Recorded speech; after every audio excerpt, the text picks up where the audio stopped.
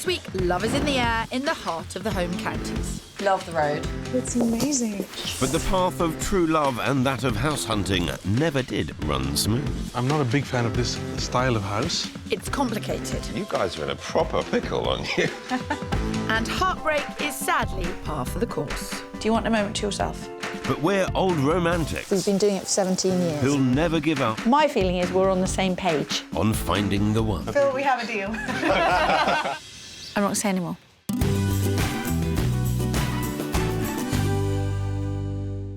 This week, we're searching across 2 counties for 2 couples, but time is of the essence. All my couple want is to be under the same roof after 2 years of living apart. And my couple are longing to leave London, but with baby number 2 on the way in 5 weeks, I'm feeling the pressure to deliver. Oh, bless midwife Phil. With royal residence, leafy commons and ever-improving transport links to London, Buckinghamshire and neighbouring Berkshire really are locations fit for a king. Or a queen, Phil.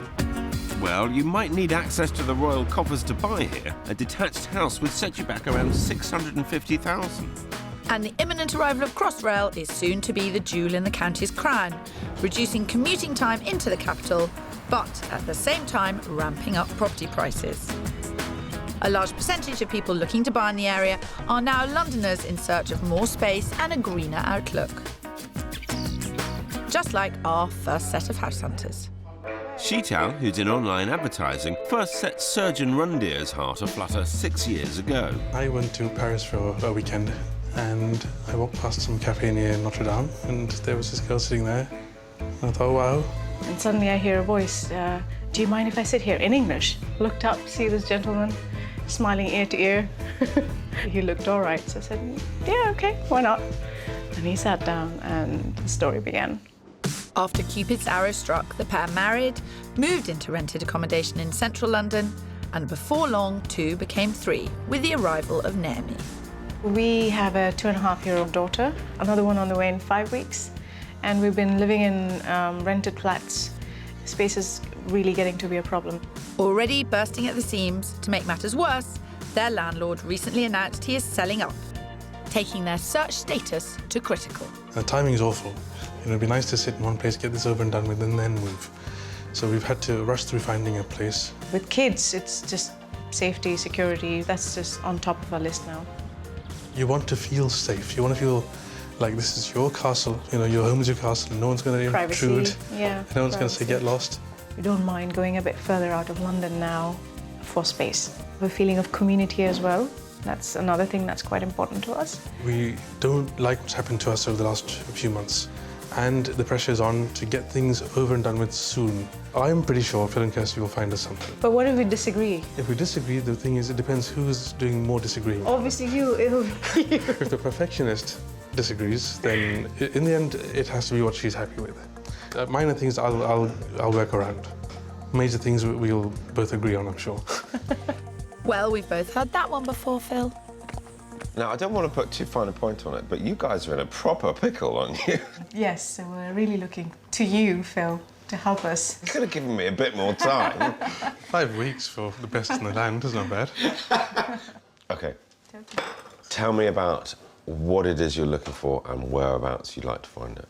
So we're looking for a 3-bedroom, detached, semi-detached, 2 bathrooms with a garden as well, in a nice, safe, family-friendly neighbourhood. Okay. Good schools. Rundhir here, he'd be looking for a place from where it's easy to drive into London. Anything to add there? I would like some water at the back of it. Some water? Yeah. Not necessarily... Anyway, bypassing that shit out, you and I are going to get along fine. Oh, wonderful. Having bided their time to buy their first home together, between savings and a mortgage, Rundhir and Sheetal have an exceptional budget of £570,000. They want 3 bedrooms, A generous-sized garden, off-road parking, and top-notch transport links.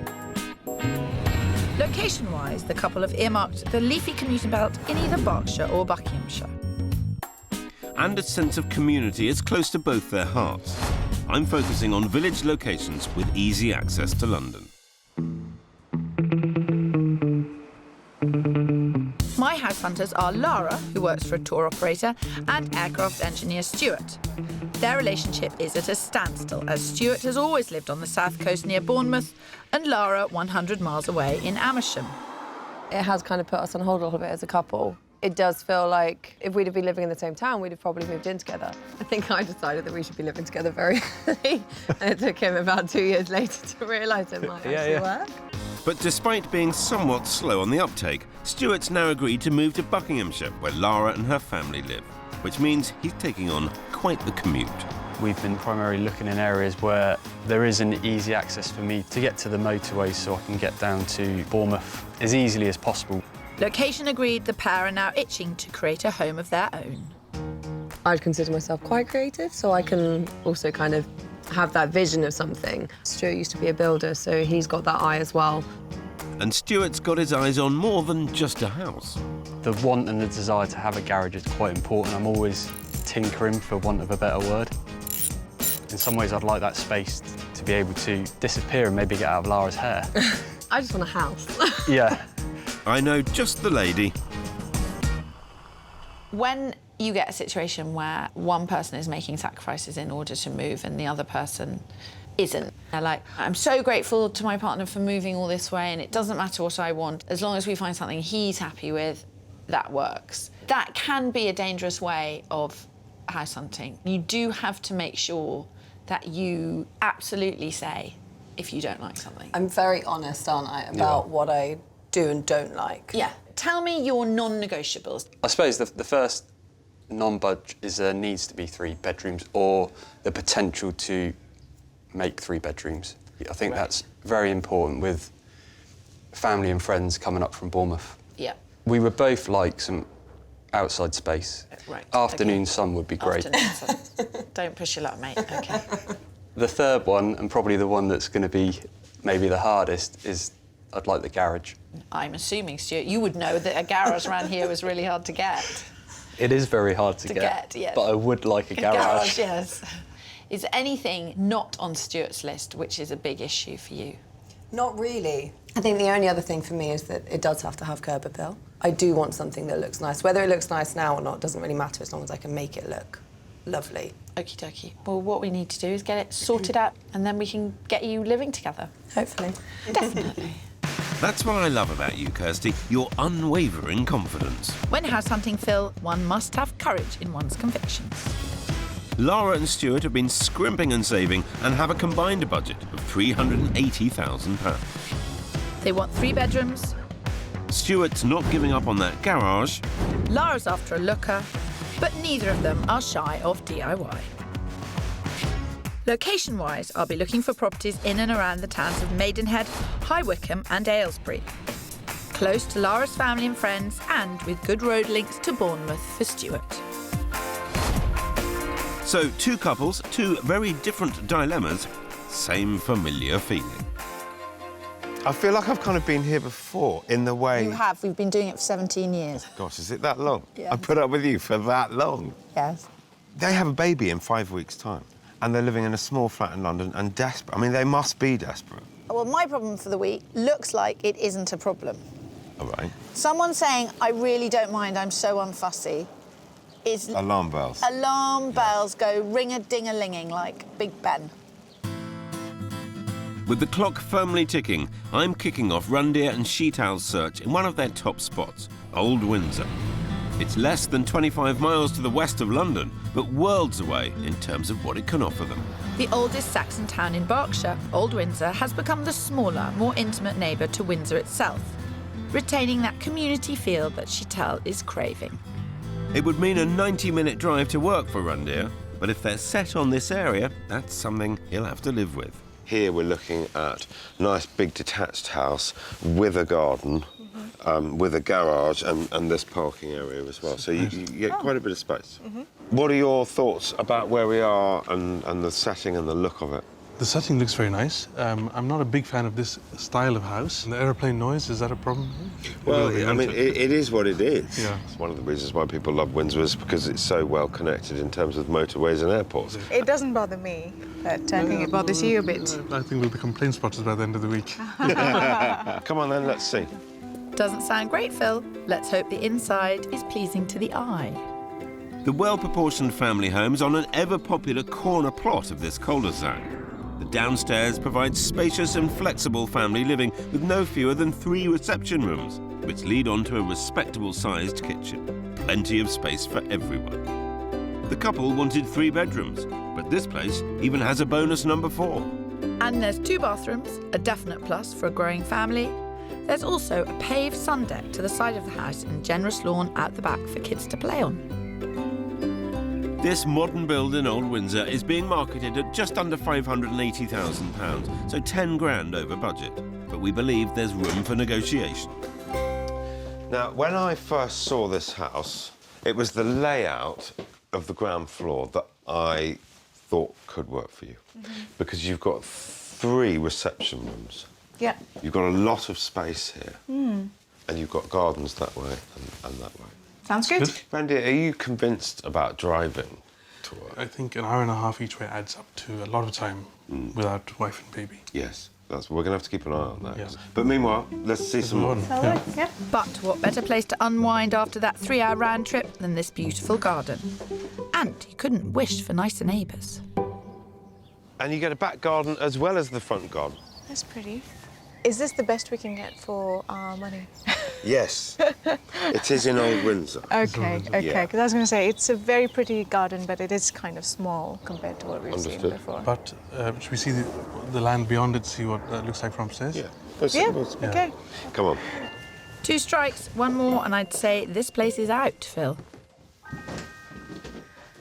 Oh, this looks like 2nd bedroom.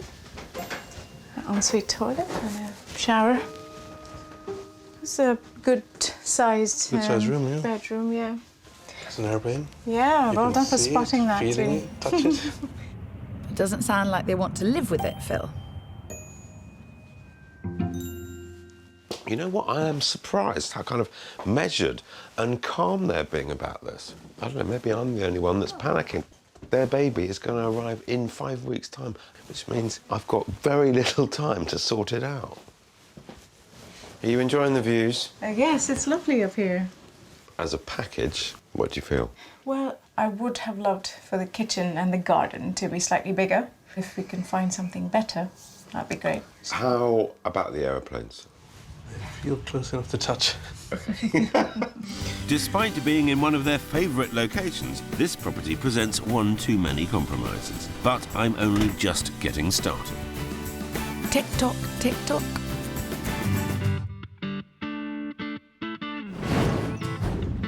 This week, I'm looking to close the 100-mile gap between lovers Laura and Stuart. And I'm with Randy and Sheetown, who are desperate to swap city living for a family home in the country. You know what this means, Phil? Bournemouth to Buckinghamshire, Berkshire and babies. Blimey. Could you have said that? It's all going on this week, all the bees. The first house I showed my couple in Old Windsor wasn't quite the escape from the city they'd been looking for. Is this the best we can get for our money? It is in Old Windsor. As for my couple, Laura and Stuart, he lives in Bournemouth and she lives 100 miles away in Buckinghamshire. He's moving up, but they need my help finding a home on a budget of £380,000. The first property we've come to view is in the charming village of Widmer End, a short hop from bustling High Wycombe and just 15 miles from the M4 for Stuart's commute. This is a top location for Laura and Stuart. He is hoping the torrential downpour doesn't dampen spirits. Now, we're not going to stand out here for long because it couldn't be a more miserable day. It's very nice. It's very nice, yeah. Let's go house hunting. Houses on this development rarely come onto the market, so if Laura and Stuart like this one, they'll need to get a shimmy on. The semi-detached contemporary home has a well-proportioned downstairs, which the couple could easily put their stamp on. The kitchen diner leads out onto a glass-sided lean-to, added by a previous owner. Upstairs doesn't have a 3rd bedroom, but there is the potential to extend out the side. And out back, there's a peach of a garden, with its very own man shed for Stuart and even a greenhouse. Who needs a garage anyway? It would take a bit of time and money to transform this house into the home they want, but with Stuart's building skills, it's totally doable. This 2-bed with potential is on for £375,000, right at the top of their budget. This house is the 2-bed. At the moment, there's vehicular access to the back of the garden, so you can make a decision whether to have a lean-to at the side of the house, a single garage or a double garage. At the moment, there's a large shed and vehicular access. First impressions? Love the road. I don't have any negatives at the moment.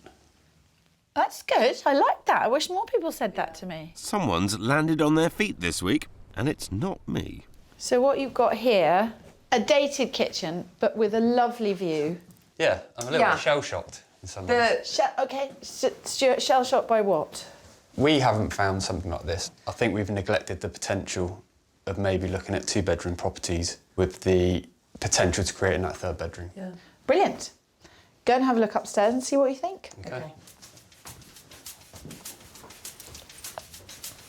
Cracking start. Yes. You're bound to have jinxed it now, Kirstles. Big. I presume this is the main bedroom. Yeah.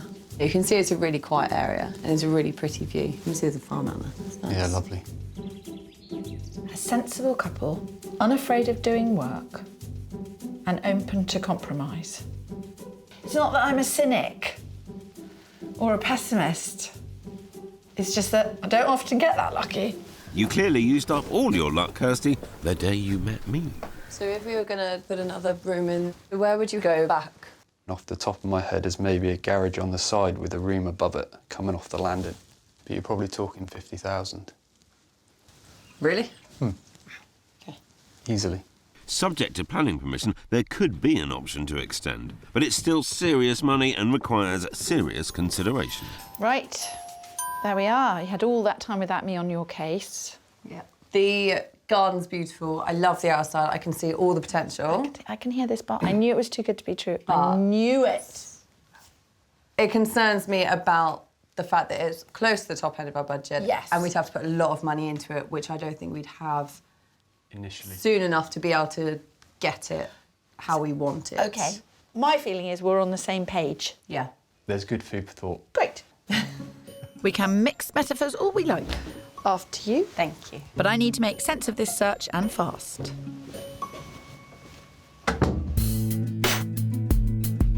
Back to my couple, Rundeer and Sheetal. Time's ticking until baby number 2 arrives, but property 1 in Old Windsor failed to tick the right boxes.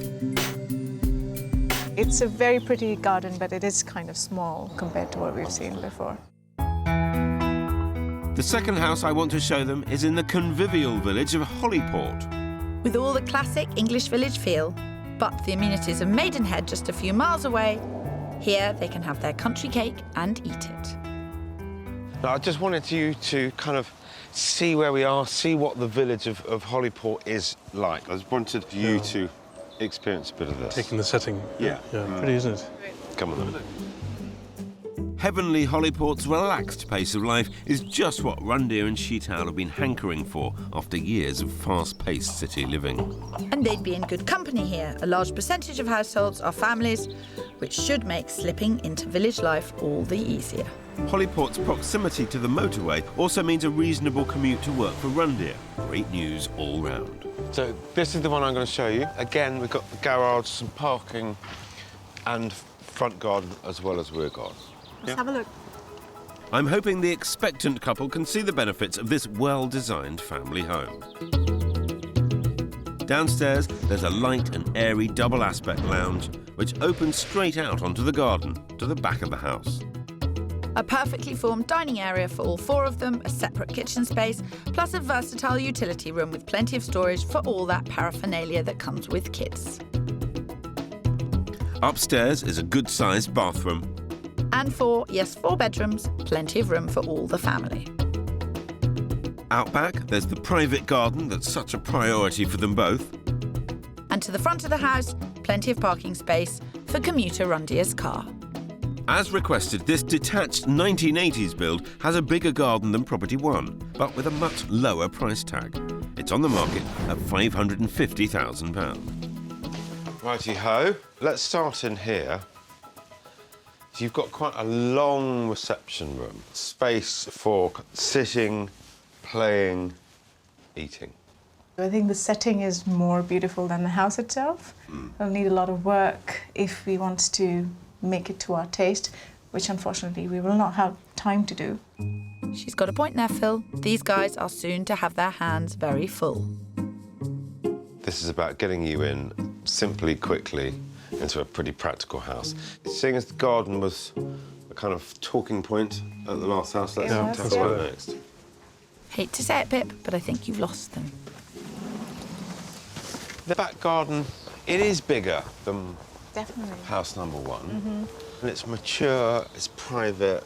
It's more in line with what I wanted in a house. You can definitely see a little playhouse in the corner, a little inflatable pool out here in the summer. Definitely something that I can imagine, yes. I thought I was losing my touch. Full marks for the garden, but it's the house they're going to have to live in. As a package, from what you've seen so far? I prefer the first house, the ground floor of the first house. I wish we could combine the ground floor of the first house combined with the garden of the second property. Often the way people say that. Sheetal, I don't want you to have to walk upstairs and traipse around all those bedrooms if it's not the right house for you. I'm happy with that. So this haven in Hollyport is lost on Sheetal and Rundeer, but the area really is a winner. I couldn't agree with you more, Phil.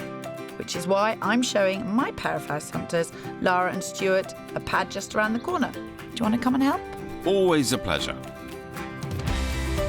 Hollyport has much to offer young couples like Stuart and Lara. There's no shortage of characterful pubs. The great outdoors really is on your doorstep. And its location would also knock half an hour off Stuart's drive to Bournemouth. Let's not stand out here in the pouring rain. It's never going to have curb appeal on a day like today. But if it looks good today, you should buy it after you. Rush in, don't get wet. Rush in. This is called house hunting in all weathers. This red brick semi delivers pretty much everything the couple have asked for. Downstairs, the open-plan living room, dining area and kitchen make this a fashionable proposition. It would also be the perfect canvas for Lara to get creative with. On a good day, the garden is the sun trap that Stuart's after. The upstairs is generously proportioned, giving the couple the 3 bedrooms they want to accommodate visiting family and friends. And to top it off, there's Stuart's first love, a garage. This Hollyport hottie is on the market for £380,000, right at the top of Stuart and Lara's budget. So, this house has no compromises. It's in pretty good nick. Yeah. Good. How about the look of the house outside? I know we hurried you through in the rain. I don't love the outside. Yeah. I had the same reaction. When I went upstairs, the bedrooms there, I think, are superb because they've got fantastic light. And there's something else about this property that might just brighten Stuart's day. So not only have you got a carport, you've also got a fantastic garage. Loads of storage. How much of a priority is garage to your house? It is quite a priority to me. I've always had a garage. Is Lara OK with that? She's come round to the idea. I think she's understood that maybe having that space is a good thing. As long as you both are aware of the restrictions that you place on the property search. Yeah. With the boys lost in man space, I want to know what Lara's thinking now that she's seen upstairs. You said when we first met that curb appeal really mattered. Yeah. How off-putting do you find the front of this house? Quite a bit, if I'm honest, and I'm surprised because there's nothing necessarily wrong with the house. I'm not expecting this is our house. I've never thought that I'd ever necessarily get that, so I'm not looking for that. But at the moment, I don't feel it's just quite right. Right. OK, thank you, Lara. You did tell her to speak her mind. When you were in the garage with Stuart, you talk about why he wanted a garage. He's always had one, and it's a fundamental part of the house that he wants. And you fell for that Codswell look, did you? Yeah, leave him alone. It's not leave him alone. I'm not anti-garages per se. I just can see that similar things could happen in a shed. Yeah. There's something not quite right about it for me. Yep. And actually for us, I don't think it's right for either of us. I agree with you. Sounds like the Hollyport property has crashed and burned. But all is not lost. And as any seasoned house hunter knows, there's always something to salvage from the wreckage. Stuart, if you had to choose between property number 1 and property number 2, which would you choose, Stuart? 1. Exactly. Yeah, 1 doesn't have a garage. But is what you want, Stuart? It is what you want. What you want. I don't quite know what you're asking. Could a shed suffice? A building with vehicle access would suffice. A building with vehicle access. So basically a garage then. This week, we're in the hotly contested home counties of Buckinghamshire and Berkshire, trying to find homes for two couples looking to take that next step. I'm trying to close the 100-mile gap between lovers Lara and Stuart, but try as I might, so far there's been little movement. At the moment, I don't feel it's just quite right. And movement is the last thing I need from my couple, Randir and his wife Sheetal, who's about to have their second child. Deep breaths, Phil. They rejected the first property in Old Windsor as the garden wasn't big enough, and also gave house number 2 a wide berth. I think the setting is more beautiful than the house itself. So for what's hopefully going to be lucky property number 3, I'm showing them a cracker of a family home in sought-after Winchmore Hill, just outside of the market town of Amersham. Nestled in the scenic Chiltern Hills, this location provides all the tranquility of village life, but within easy reach of the hustle and bustle of the city. As with the rest of Bucks, schools here are top of the class. And with low crime rates, this area really delivers on that sense of security our house hunters are craving. So the village of Winchmore Hill. And you can get a period house older than what we were looking at yesterday? I love the little walkway with flowers on either side, the little lamps, bench to sit out when we're grey and old. Watch cricket on the village green. Equidistant between Beaconsfield and Amersham. It's commuter's paradise, which is why it's popular, which is why it's expensive. Come on, let's have a look inside. This charming 1930s country-style cottage is a real find, and something this good won't stay on the market for long. The living room wouldn't look out of place in an interiors magazine, with original features and lashings of style. There's a warm and welcoming family dining room, giving the growing family plenty of space at mealtimes. This leads on to a galley kitchen, which isn't to everyone's taste, but is well equipped. And upstairs, the stylish interior continues in the bedrooms, one of which is currently being used as a study, but could easily be transformed back into the third bedroom thereafter. There's also a well-presented family bathroom. But it's out back where the house really ramps up the wow factor.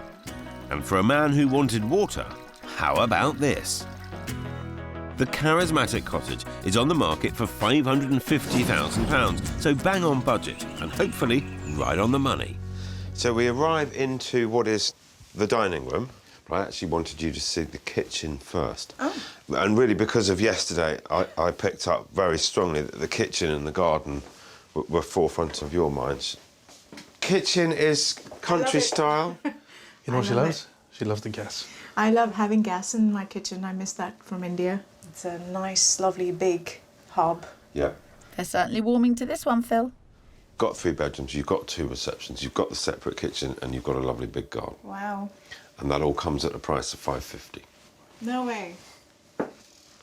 Phil, we have a deal. And I haven't even revealed the botanical dream out back. Now, it's very sweet out here. Oh my God, it's amazing. All the blossom out at this time of year, it is lovely. It's beautiful. I think you picked the right time to come here as well. Now, Randy, what did you say to me about wanting some water? It was a deal breaker if I didn't have anything. It's big enough to keep you happy, isn't it? It's manageable. This is the best we've it's seen. Nice. It's yeah. beautiful. All I need is for them to fall for upstairs too, and we'll be home in time for tea. 3 bedrooms, 1 bathroom up here. Just poke your head in there. That's a small single room nursery. Okay. This is the second room, which is also a single. So it's a bit tight, but I really want you to try and think of this house as for now. How are we doing, Randy? You're being quiet. I like the look of it. It is a bit small, but I like the look of it. You're processing it. Yeah. Yeah. Can I Have just a look. take a peek again? Ah, so the master bed here. Plenty of storage. Decent size, not the biggest.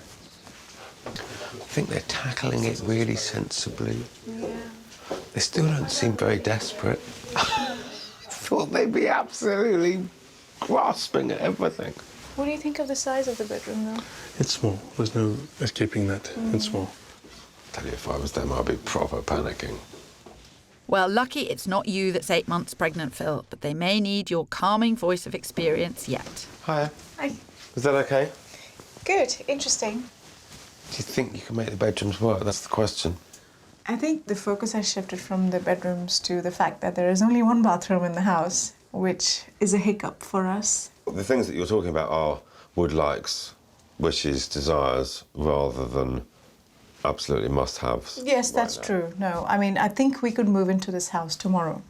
What do you think? The setting's perfect. Yeah. I think the house is a bit small, but it'll do for now. And when we need to, we can expand up. The commuting business is with the options. If the train breaks down, you have the tube, the car. It all makes sense, doesn't it? But overall, we like it. This one's definitely in the running. And Rundy is spot on about Amersham being a choice pick with London commuters looking for more mortar for their money. To bag a 3-bed house in the East London borough of Hackney would set you back an eye-watering £836,000. In fact, for every minute of train travel outside the city, you can expect to knock at least £3,000 off the price of a property. But one thing that extra cash won't buy you is a guaranteed seat on the train.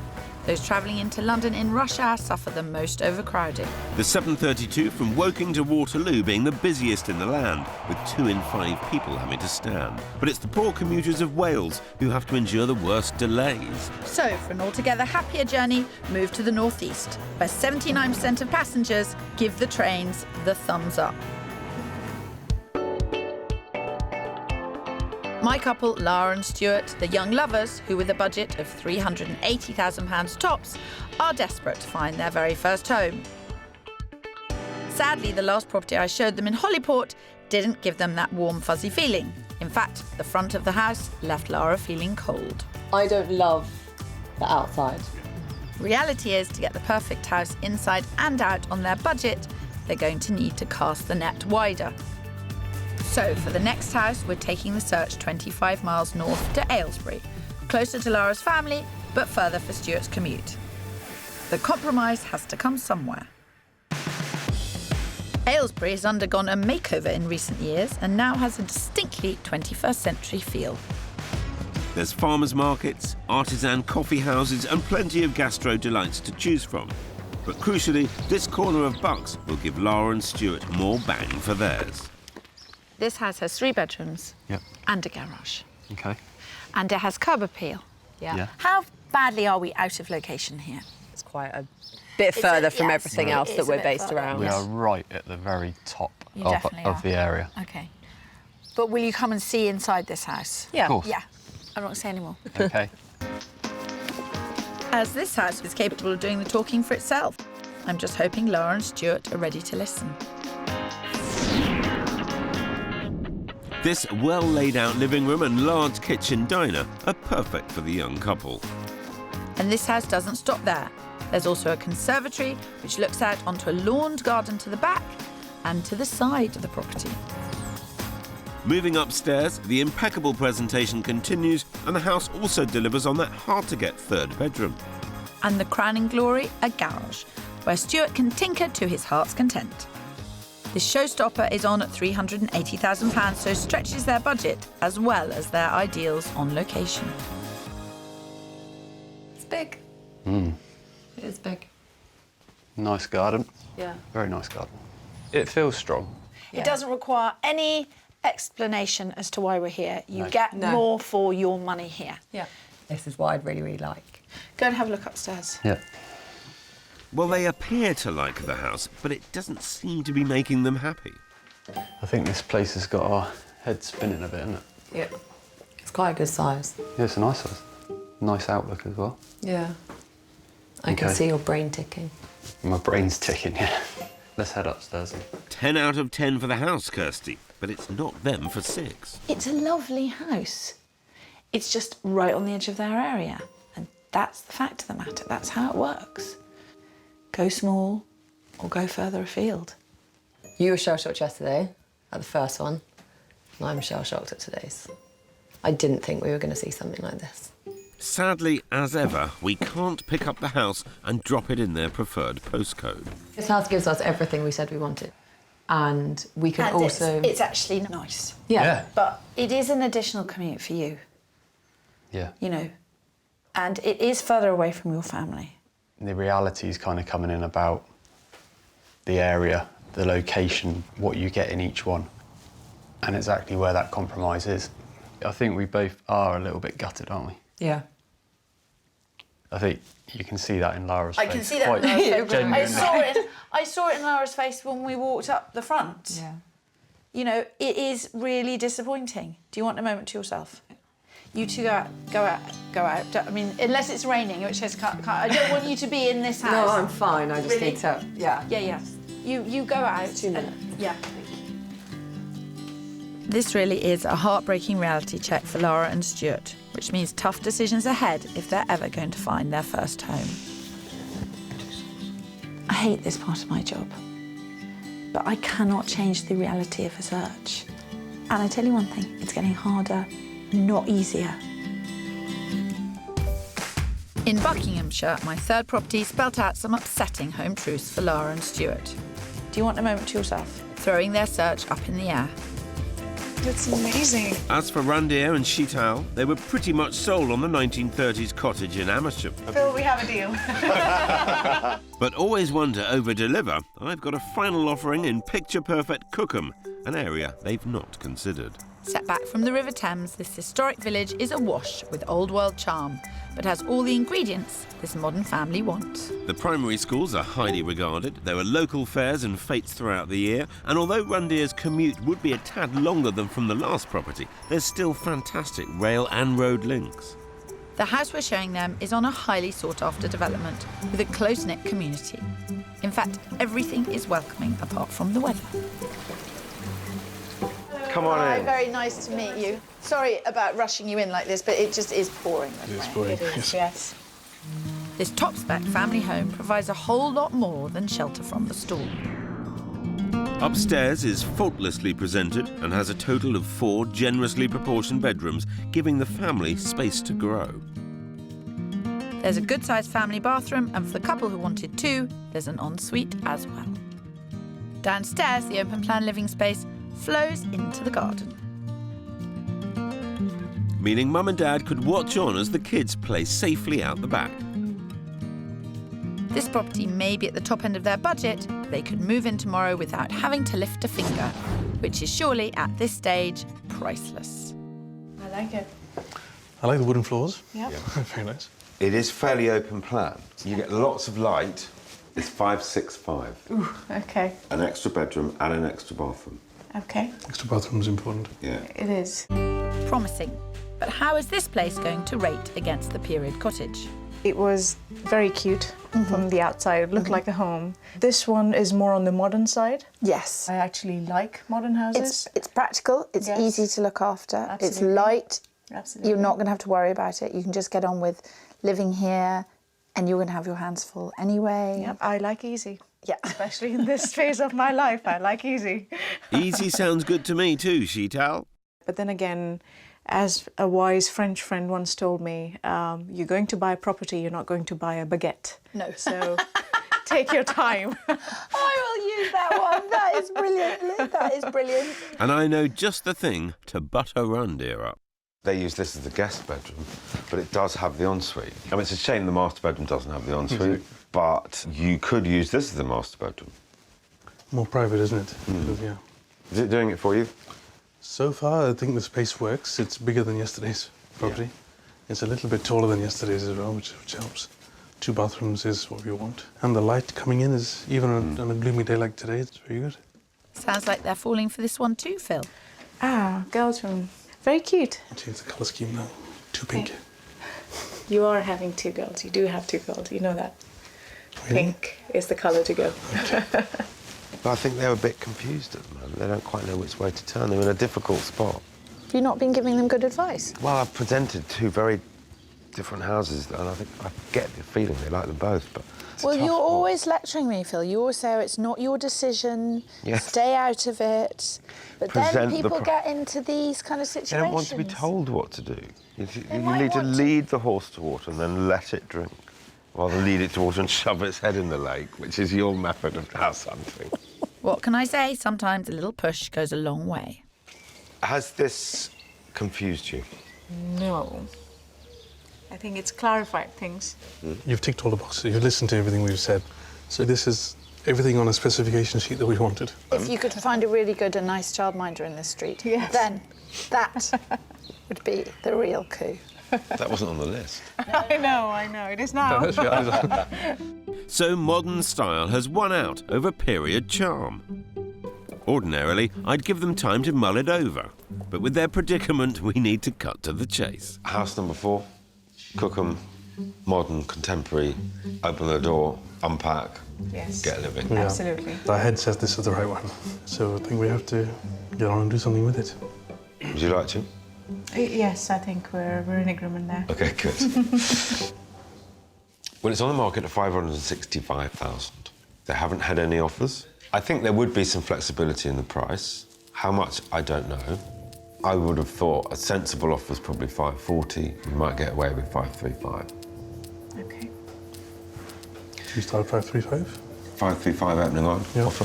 Okay. Okay, here we go.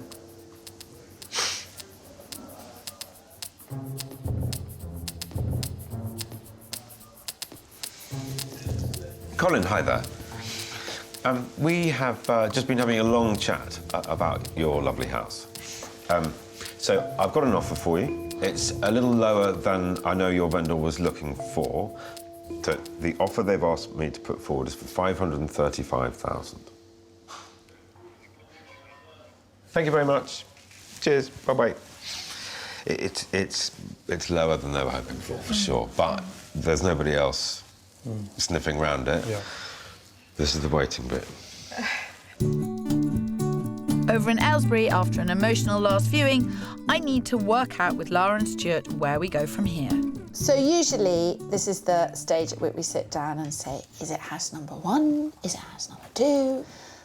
But despite all of the houses being in some way suitable for you, they aren't. What are you feeling right now? Gutted. Yeah. We were hoping that we were going to be proven wrong, but in actual fact, what we would like just doesn't exist in those areas within our budget. And I think that's why the last house was actually so emotional. Yeah. It's our perfect house. I haven't felt like that, as in leaving the property and feeling almost a little bit sick. Yeah. I mean, I'm really sorry. You are at this place where you have to sit down and rethink. We do really need to see if we can narrow what we are looking for in order to get what we both want. We've still learned a lot. Even though we haven't ended up with a house at the end of it, we'll be looking at things slightly differently now. You're going to get We're not going to stop. You will. I'm very confident. Listen, I feel like I'm sending you out on your little lonesome. We'll let you know once to find it. Yeah. Hopefully sooner rather than later as Oh, well. I hope so too. Yeah. Otherwise, there'll be a lot more wine. So Lara and Stuart's search has undergone a much-needed overhaul, but it certainly isn't over. Whereas Rundeer and Sheet Owls just might be. Colin, that was quick. What news? Right. Fine. Many thanks, Colin. We'll speak tomorrow. Cheers. Bye-bye. It is too low. They wanted more. They're looking for more. They're hoping for more. They're hoping somebody will pay them more. But it's not an outright no. You're good, Phil. I haven't done it yet. I'll have a conversation with them in the morning. Okay. And I'll be in touch. Thank you very I much. don't think I'll be able to get much sleep tonight then.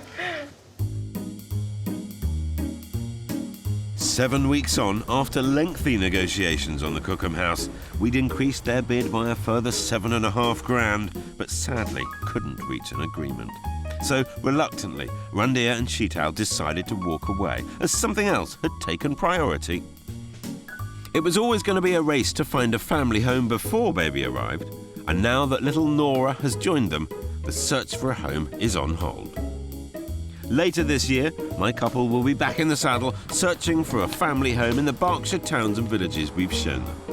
Here's hoping they bag one before their new arrival is up on her feet.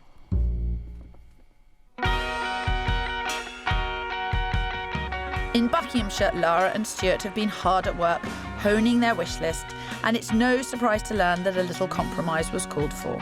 I think one of the things that we really learned was that our focus area was actually just too big. So we're looking at a much smaller area, which is really helped us narrow down the type of property that we can get within that area as well.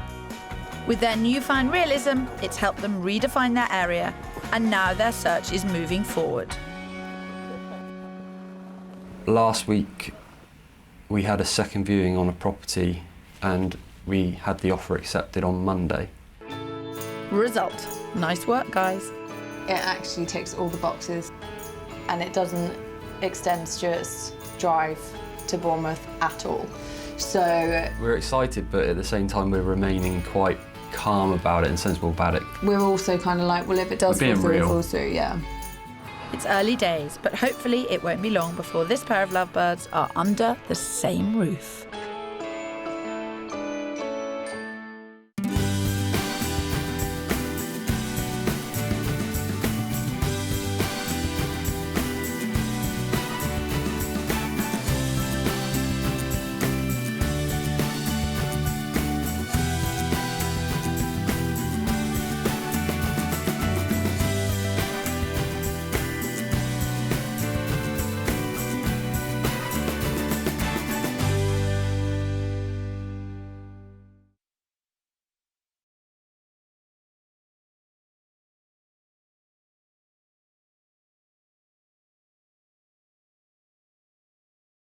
This week, the outlook seems bright. Look at the view.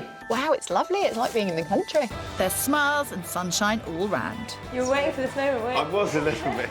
But a storm's brewing. I don't have to see it, do I? I heard that hurt. And there's clouds on the horizon. There is a problem with this house. So we've got to find that silver lining Would you mind if Kirstie came? I mean, she won't be any help. before it rains on our parade.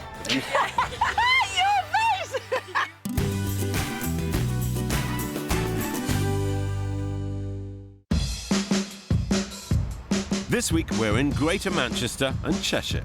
I'm with Jacinta and Marco, who want to go from good to better in budget-busting Didsbury. And I'm helping newly engaged Olivia and Amy settle back in the north after 5 years on the move.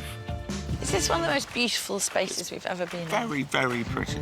It's very pretty. Just like your dress.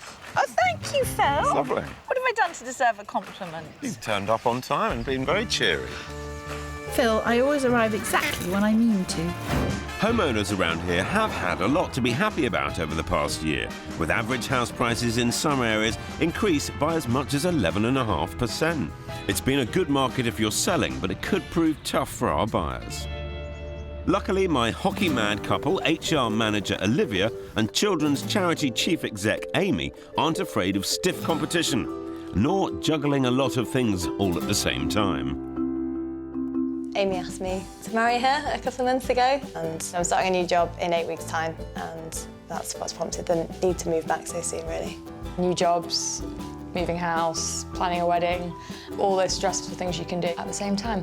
Living in St Albans, more than 3 hours south of their search area, has made finding their first home together a bit of an uphill struggle.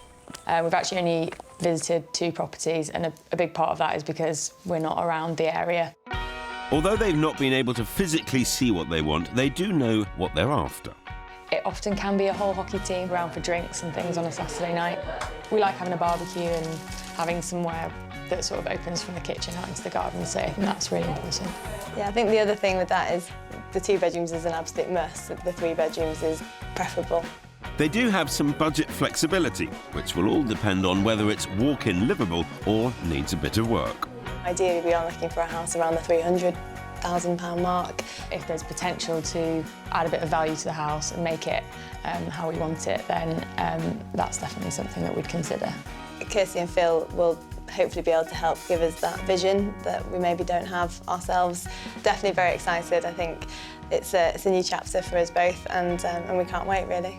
High expectations there, Phil. Yes, and it's up to me to meet them.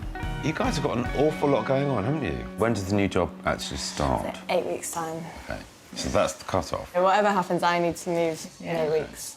Let's talk about what you're looking for. We spend a lot of time in the kitchen. Yeah. I like my cooking. We like sort of entertaining. I like to host. Yeah, So would you say kitchen is the priority? yeah. And tell me about lifestyle and things that you want around the house. Walking distance to pubs, restaurants, you know, a little bit of something going on. Community. You mentioned distances to train stations, commuting. Where are you trying to get to? So now my job's going to be based in Warrington, so ideally we'd like to be within sort of a 40-minute commute to Warrington. OK, well, that gives quite a wide patch, doesn't it? Yeah, I think so. We think so. Yeah. We think this should be easy for you, Phil. You wouldn't have called me if it was easy. You would have done it yourself. True, that's true. But the reality is, it's an incredibly popular patch, and things sell very quickly. Yeah. What are your feelings on doing work? I think I'm probably more prepared to knock a few walls down or make that space as we'd like it. I think the thing I'll need is some help with the vision of how we would do that, because I'm not sure I've got that at this point in time. Right, let's make a start. Fantastic. Good. Sounds like they think your search should be a breeze, Phil. Yes, but a breeze can turn into a storm, which may well happen if I can't fulfil their wish list. They've saved well for a deposit, and with a mortgage, their budget maximum is £325,000, although 300 is their ideal, and their top priority is sociable entertaining space with a garden. They're looking for at least 2 bedrooms, With a commute to Warrington of less than 40 minutes. and off-street parking is important too. With Olivia's parents in Lymm and her new job in Warrington, I'll be taking Olivia and Amy to the Timperley, Hollins Green and Stockton Heath areas of Greater Manchester and Cheshire. Whereas I'm scouring the affluent towns and suburbs of Didsbury, Cheadle and Chorlton, where I'm searching for new parents, Jacinta, a law tutor, and her partner Marco, an electrical engineer. They met on a bike tour in San Francisco before love conquered the geographical divide between Britain and Australia. It was easy for me to get a job in Manchester. I figured I'd move 12,000 miles from Sydney to the UK. Jacinta could move that last little 200 miles from London to Manchester. Well, that made it sound reasonable. Yeah, it sounded perfectly reasonable in my head, but it took a bit of convincing. They bought and renovated their first house 2 years ago. But with 2 additions to the family, they quickly realised the layout just wasn't right. We've got the dog, Dexter, we've got our daughter, Marilee, and we've also got an au pair. The way the house is laid out just doesn't work for us. So we want bigger rooms, particularly a big kitchen diner, and we'd like a bigger garden and to be closer to a park that we can take them to as well. Although they agree on the what, maybe not so much on the where. Jacinta is keen to stay local. West Didsbury's got lots of really nice independent shops and bars. But Marco's after even more green. I grew up with quite a bit of open space around me. Big houses, big gardens. I would like to get something like that here, but I don't think it would work for Jacinta. I think for the moment, we'll stay in the city. Yeah, we'll see. Clearly, it will take a special location to please them both. But that's not the only issue. Their budget of £660,000 may seem healthy, but it's not much more than their current home would go for. So improving on their house within a similar area is a tough task. We've had 2 houses fall through. We're very hopeful that Kirstie or Phil could find us what we want. I don't think we're super fussy. No, just a little bit fussy. Just a little bit fussy. Well, I know a woman who can cure that affliction. This is a proper grown-up move. Basically, what you want to do to your current house is go and have it go like this, and the garden to do the same accordingly. Yeah. If someone said to you, what's the one thing which is more important than anything else, what would you say? The open plan, so the whole sort of ground floor could be sort of a nice place to sort of walk around for the baby. So it's about garden, open plan living, family space is quite important. Yeah.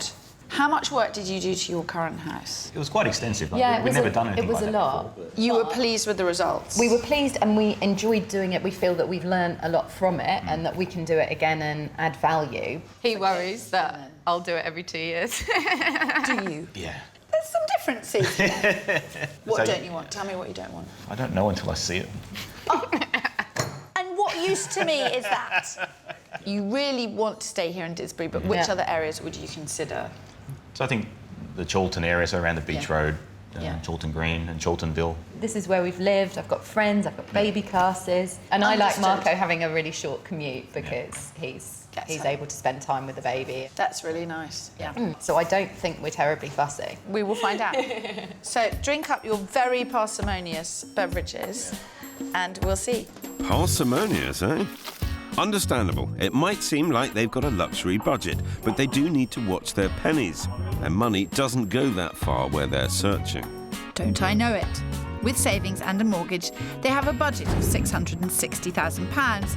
They're after a 5-bedroomed house. With a more open-plan living arrangement than they currently have. A large safe garden for baby Aralee and Dexter the dog. And Jacinta's very keen to stay local, although Marco's more flexible. Hello. What are you doing in the herb garden? I was looking for you, but I gave up and thought this was a nice spot. Yes. It was a nice spot to perch. Nice spot to sit in. Quite happy my end. Got a lovely couple. Moving up for a new job in 8 weeks' time, so a bit of pressure. I guess the concern is they've only seen 2 houses, so I kind of feel like I'm starting from scratch with them a bit. But at least they do know the area. Olivia, born and bred round here, so she knows her way around. How about you? Well, I've got similar in that they know the area because they live in the area already in a house that they like. Oh. I know. They just want slightly more lateral space and a bigger garden. How much extra are they putting in the pot on top of the value of their house? 50, 60-ish. Is that wise? I know. Well, they know what they're doing. They know the market. Yeah, I suppose so. Come on, cheer up. With Olivia and Amy, there's real time pressure. Olivia starts her new job in Warrington in 8 weeks, and they need a place to live. I'm kicking off in one of their top areas, the busy little village of Timperley. You get a quiet cul-de-sac.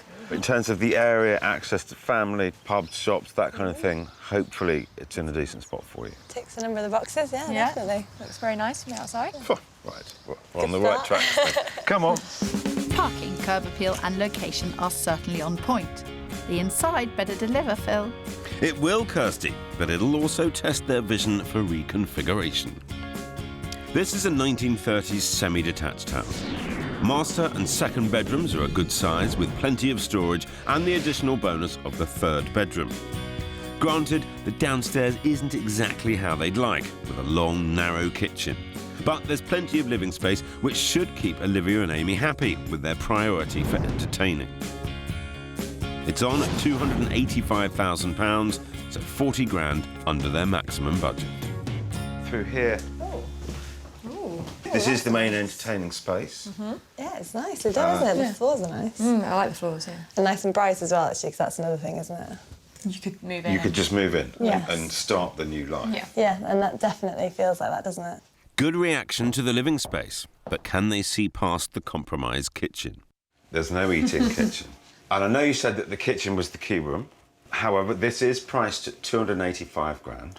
Okay. And I think there is the possibility to reconfigure the space. Okay. Either with an extension out that way, or open it up through to where the dining table is. I do think we'd be looking to go that way to try and open up this space and make the most of the garden as well, the sort of back area. Good vision, good potential, good news. I hope the headlines are as positive upstairs. Some fitted wardrobes. Yeah, it feels a bit smaller than you'd want it to be. Okay. Well, the girls have got a lot going on at the moment. Olivia starts her job in 8 weeks' time, so they're going to be moving anyway, whether I can find them a house or not. I'm guessing this is a similar sized room to that room. They almost feel like they're equal size. These 1930s houses do convert very well. You can chop and change them. And Olivia, although she said she's going to struggle to visualise changes to room layout, actually seems to see that fairly simply. So I live in hope. But do they want to live in here, Phil? Come and join me out here. Yeah, it's a good size for us. Yeah? Not too much to maintain. Yeah. But how did you get on upstairs? I think it just feels a lot smaller upstairs than we were hoping. There's things we could do downstairs to make the space work, but I think upstairs there's less room to move things around. Yeah. So. Understood entirely. Best foot forward. So it's a better bedroom setup they're after, Phil. Well, that's something my next property definitely delivers, but it remains to be seen whether they think it's better. This week we're searching the Cheshire and Mancunian markets for 2 new homes. I'm with Olivia and Amy, who have discovered that long-distance house hunting is a losing battle. And I'm with Jacinta and Marco, whose desires are miles apart in Manchester. Now they have a baby and a new dog, their current house no longer works for them. And although Marco's open to a move to the country, Jacinta is keen to stay local, which means West Didsbury. The hub of this hip area is Burton Road. which is less than a third of a mile from our first property. This house went on the market at the beginning of this year for 675. It's now down at 640. It's really the project. Some work has been done, and it's perfectly livable in every way. So you're happy to look inside? Yeah, Great. yeah, Very happy. Livable, yet also a potential project right up their street. Not to mention the mix of urban and rural, which should suit their slightly conflicting wants. There's period detail throughout, with parquet flooring, stained glass windows and fireplaces, which combine with the more modern renovations. The kitchen leads through to a formal dining room and out to the garden. It's not child-friendly at the moment, but could be with a bit of turf. There are 3 bedrooms and a family bathroom on the first floor. The master and second bedroom are both en suite. On the top floor, there are 2 more doubles and another bathroom. This place certainly fulfills a lot of their criteria. It's exactly the location Jacinta wanted. It's 20 grand under budget at £640,000. So this is your full width of the house. You can see right back to the back of the sitting room there. We've got a good-sized kitchen area at the moment with a lot of cupboards, and this, although it's done, we'd want to. Yeah, you'd probably. You'd want then to we could change redesign it. You can add value. I mean, coming through here, that is a lovely room, and you can keep it contained. Yeah, but you've got the glass. Yeah. But I mean, in terms of like the layout that we talked about, it works well because you can close it off, but it's not completely separate, so you can use it. I knew downstairs would be a winner. The stained glass window there. Yeah. But it's the upstairs layout I'm hoping will really blow their socks off. It's got a proper dormer, so it's not window. too sloped. It's exactly the layout we want for up here. Yeah. Nice view out there. Wow, it's lovely. It's like being in the country. That can be your compromise. Look out at this and imagine the sheep. So urban living for Jacinta with country views for Marco. Well done, Kirstie. Quite positive about that, really. I think that I'm going to say that they like it. You're right, Kirstie. Jacinta and Marco do seem on board with this place.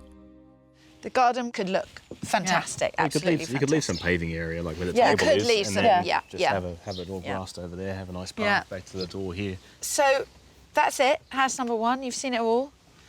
Obviously, ideally, maybe we'd have downstairs space that was a bit bigger, but it's workable space.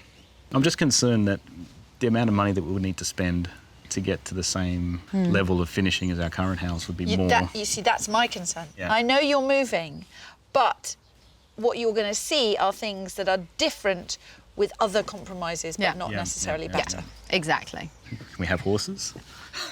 Chickens. OK, rein it in, Marco. Rein it in. Nothing throws me more than can we have horses. So let's keep this house in our mind and see how the next one compares. Sounds good. Okie dokie. Alrighty. I definitely sense a seed has been planted. After all, it's close to and bigger than their current home, but does have some compromises. For Amy and Olivia, they liked the first property, but the bedrooms didn't work for them. Feels a bit smaller than you'd want it to be. So that's what I'm looking to fix. We've moved closer to Olivia's new place of work and her parents. But I'm taking a calculated risk by going more rural than before, to the beautiful village of Hollins Green, where their money goes a lot further. Now, we're trying something a bit different. As you can see, village life, horses up and down the high street. Yeah. There's a couple of very busy pubs in the village. Okay. Post office. It's quite a bustling village, but it is a village, so it is very different from where we've come from. OK, It's very pretty. really pretty. And I reckon we're about 10 minutes from your mum and dad.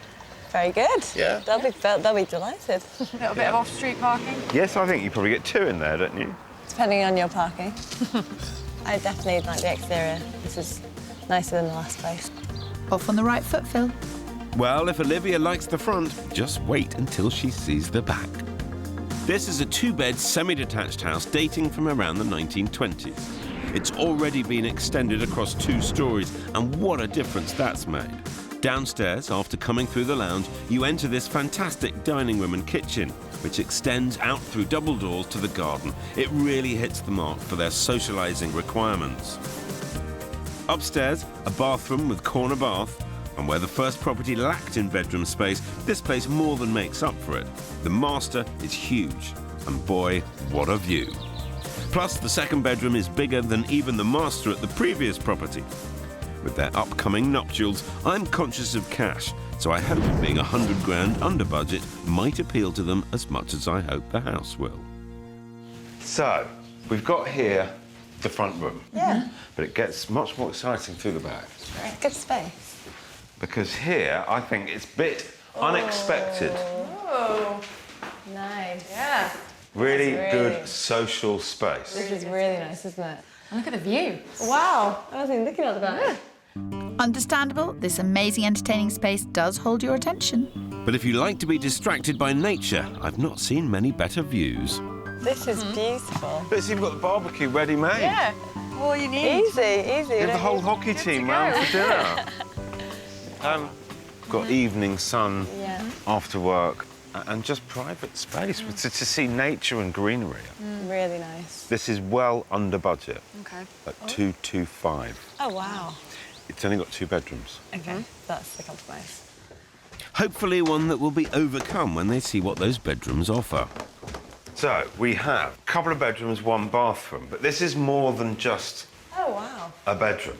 It's huge. It's massive. It's a surprise. Sleeping there is nice, isn't it? Because you'd be looking out on that view. Yeah. You had hoped for 3 bedrooms. We had. So how do you feel about the prospect of 2 bedrooms? This feels like it works. Yeah, it could work. Because we don't need 3 bedrooms for the anyone moment. in particular. It's more just the amount of space that we're looking for, I think, that's driven us to say that's what we prefer. They certainly don't seem fazed by the so-called compromise. Oh, this is a good size as well. It is, isn't it? You're miles away I'm really from the far wall. away from the wall, aren't I? Yeah. But that's a sign in itself, isn't it? Yeah. You'd easily get a double bed in there. Well, happy faces all round. Oh, this is nice. That's all right, isn't it? We really are very delighted with it. Not surprising, seeing as it's 100 grand under budget. It's a very sunny outlook indeed. So what do you reckon? Could it work?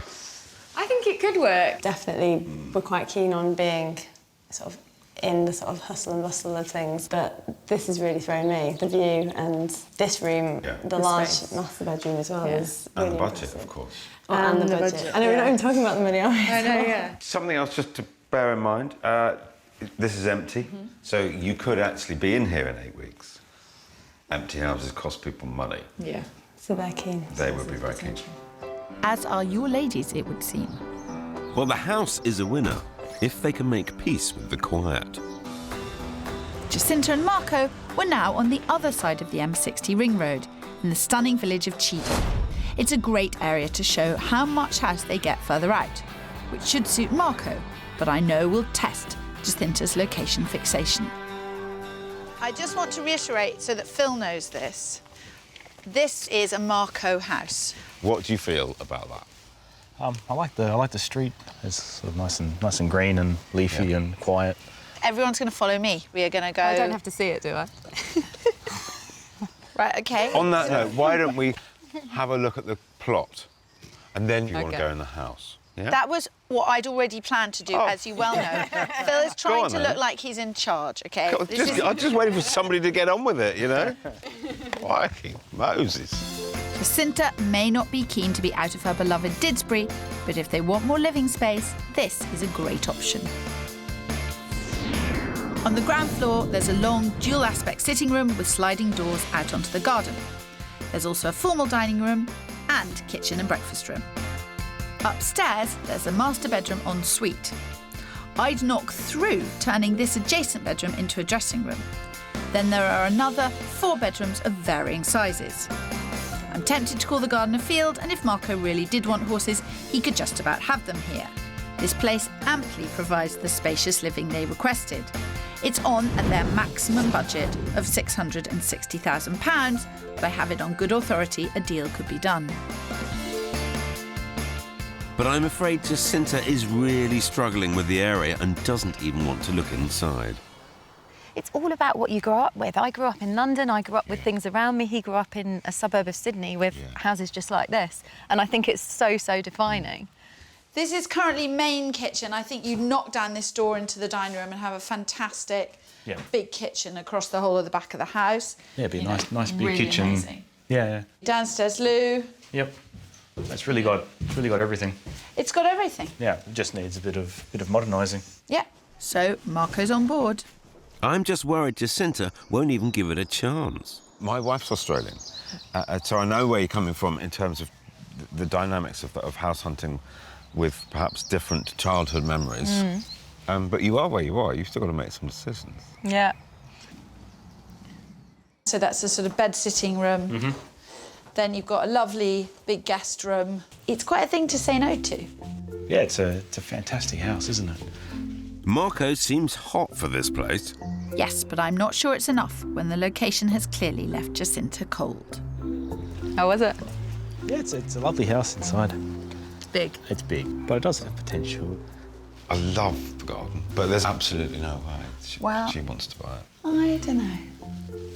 I think this house is incredibly seductive. I appreciate the differences that we have in our searches, but... Because it's a lovely house, yeah. isn't it? It ain't over until... I'm not saying it.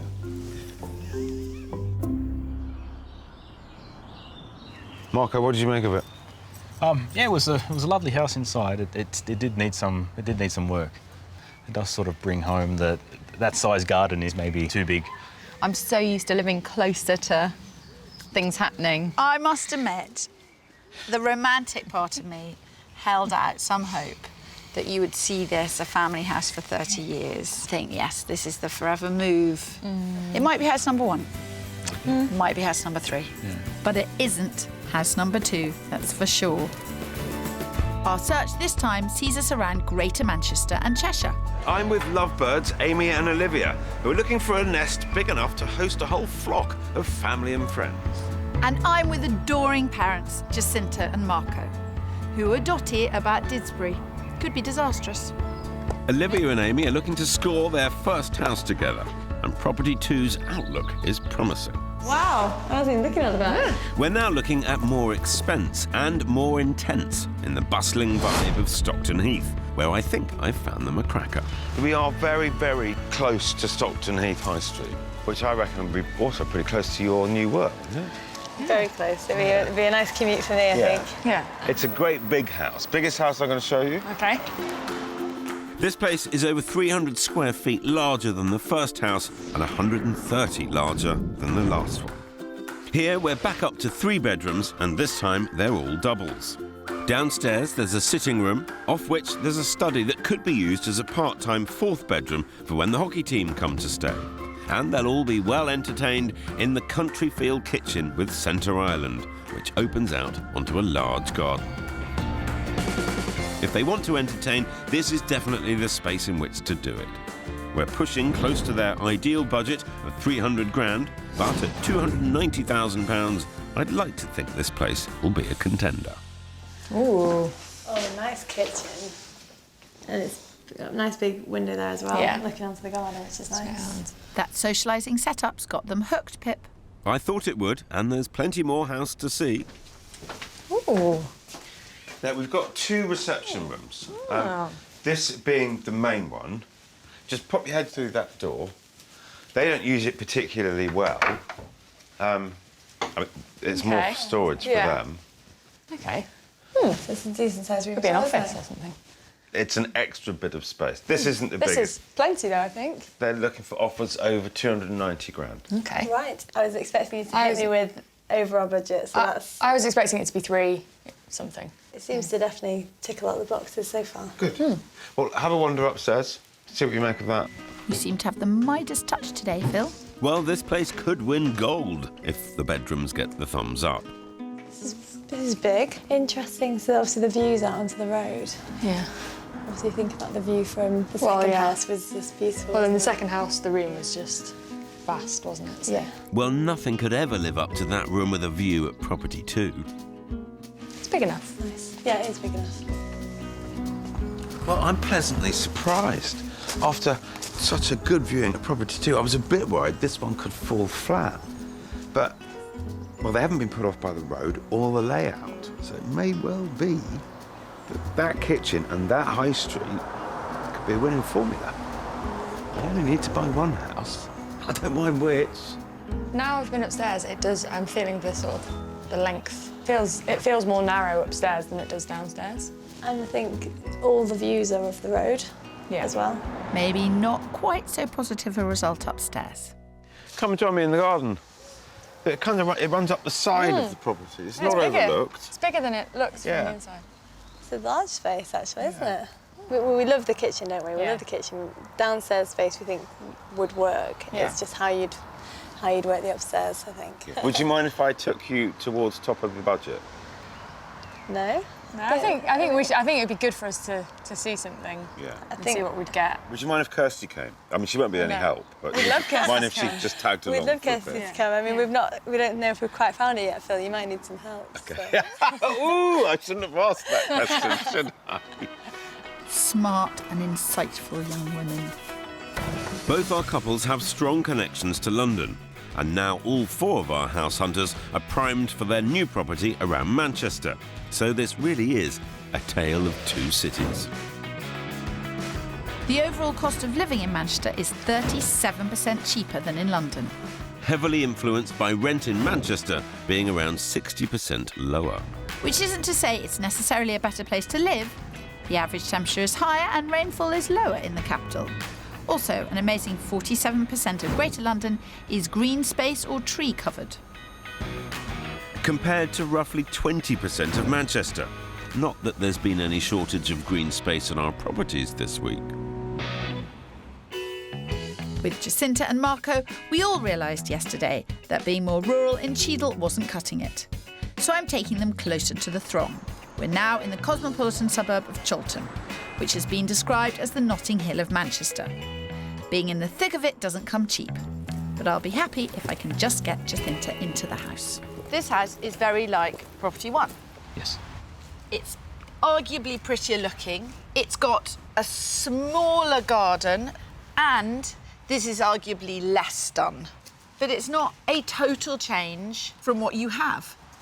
So after all that me rabbiting on, should we go in? Let's go have a look. Okay. Yeah. This is a 100-year-old 5-bed semi, split across 3 floors and a basement, which Marco could use for his storage needs. The ground floor has a living room and a sitting room, which I'd advise knocking through into the kitchen diner, which could give them the open-plan living space thereafter. On the first floor, we've got 3 doubles, 1 with an ensuite, then on the top floor, another 2 doubles and another bathroom. Balancing their differing needs hasn't been easy, and part project houses which fulfil their criteria within budget are few and far between. But with this at £650,000, 10 grand below maximum, I think I've found a contender.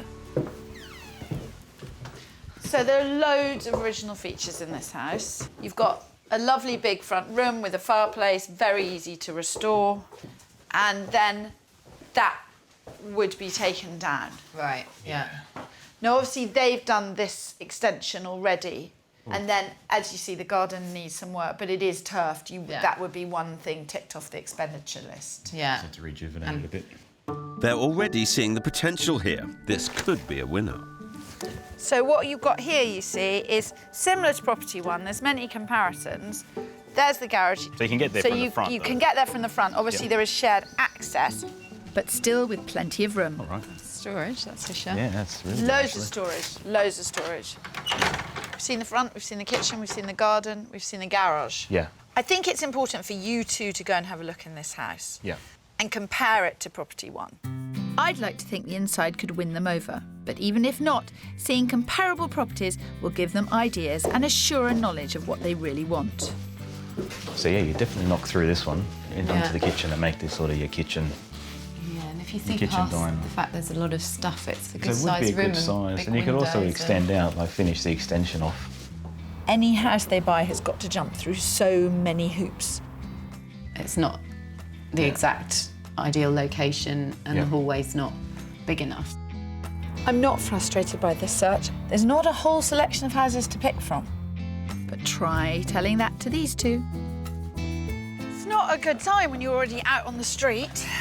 So that's a no then. Yeah. Did it make you feel more positive towards property one? We definitely both, I think, prefer property one, don't we? Yeah. And I've realised I don't like steps, and it's not about the pram. I prefer a flat entrance, which I didn't know before. Do not add another thing to the list. So I've exhausted every avenue possible, but there's still one in the running for Jacinta and Marco.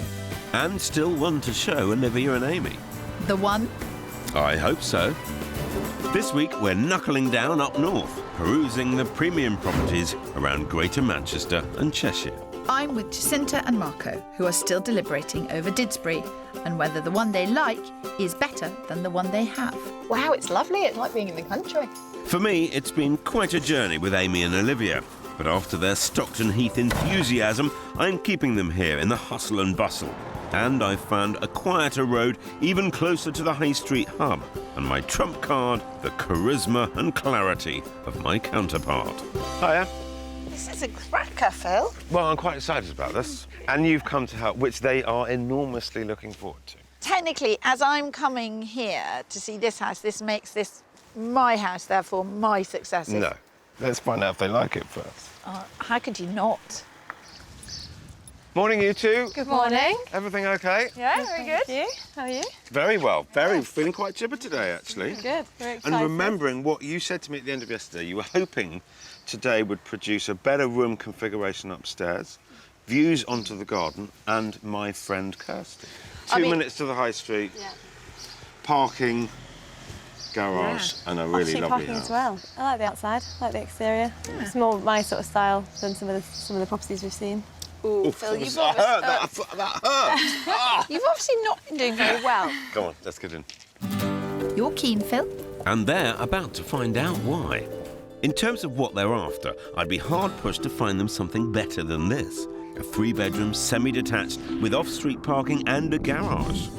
Upstairs, we've got 2 well-proportioned double rooms, a 3rd small bedroom, and a bathroom with bath and shower. Downstairs, the open-plan lounge into dining kitchen and out onto raised decking makes the socialising space feel huge. Then there are steps down to a well-maintained garden. I hope it'll suit Amy and Olivia's tastes. It's Edwardian style, but the interior is very clean, crisp and contemporary. It's stretching beyond their ideal of 300 grand, and although I think 315,000 is a bit overpriced, it's still 10k below their maximum. Oh, wow. Oh, yeah. It's the fact that it's open. Yeah. Really light. And that's what you guys said way back at the beginning, and what I had struggled to find was some genuine open space in the kitchen. You were waiting for this moment, weren't you? I was a little bit, yes. I was very pleased to find this late in the day. I disapprove, as Phil knows, of pulling rabbits out of hats. There is a problem with this house. It's been on the market 10 weeks, and the reason it's been on the market so long is because it's on at 315,000. Right, okay. Which it shouldn't be. Lots of people have been to see it. Yeah. It hasn't suited everyone because of this layout. It's a party house. Yeah, that's what we wanted, Kirstie. Yes, I know. Well, let's keep this positive party going. Now onto the decking, nice barbecue and table and chairs. Yeah. It is a big garden. It is a big garden. Now, who was it that was concerned about, you know, downstairs being fine but upstairs being not so good? That was me. I am going to hopefully put paid to those fears. Olivia said she's not that good at seeing potential, but if anyone can get past that, it's Ms. Allsopp. You've got lovely light bathroom. Say that this is your room, big bed, overlooking the garden, but you make it quite delicate. Yeah. And then you have all your clothes in the dressing room. Mad theory? Not a mad theory at all, no, because as I walked into here, I was thinking you would just want a double bed in here. Got the great garage, store your bikes and what have you. Yeah, all sports kit. Nice private place to sit. And I don't think the garden would be too difficult to manage. I think we could grow into this. It's got the flow, we can see ourselves living there and just sort of having people around and things, and the location is amazing. Yeah. But you better see what Olivia thinks. Yeah, OK. Very positive, but I can't get too carried away before Amy sees upstairs. Yeah, really spacious. So, this could be the master. This isn't the biggest bedroom, OK. but it's got the nicest view and it's more peaceful. Yeah. very nice out here. It's lovely, isn't it? Quite fine, this house. You just got to get it for the right price. Yes. Are you seeing much kind of love and passion in their eyes about the house, though? I think this ticks all the boxes in all the right ways. So this is the box room. It's a proper little square box, isn't it? This could be dressing room, wardrobe, dressing table, mirror, that sort of thing. Ah, Kirstie's vision shining through. Pretty confident about this, aren't you, Phil? I'm feeling quite smiley. Quite smiley. Hi. Hello. Hi. Happy? It's not as well as we were expecting. Maybe a little bit too open plan. Is this some kind of joke? Have you, have you set that up? Your face! Ah! Look, he's got all red. Oh, that's made my day. Sorry, Phil. I couldn't resist. Joking aside, is it somewhere you could see yourselves? Yeah, I think so. We definitely can. We could move in tomorrow, which we need to do. Yes. And we could sort of make this our home. Did you hear that? I did. I knew that. It was just we were having a bit of fun. By the skin of my teeth. So, much to my relief, we do have the right house. Now, it's about getting the right deal. It's on the market for 315,000. It feels to me that it's slightly ambitious, but there are more viewings. I know there was 2 at the weekend. One of those is coming back for a second viewing. My gut feel is 300 or anything less would be a great buy. Would you be happy to go in at 290? That sounds good. Okay. We'll go for 290 then. Fine. You okay? It's actually feeling very real now, isn't it? That's the general idea.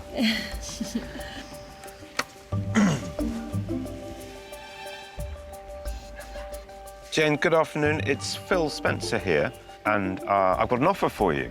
They do very much love the property. The offer that I've got for you is 290,000.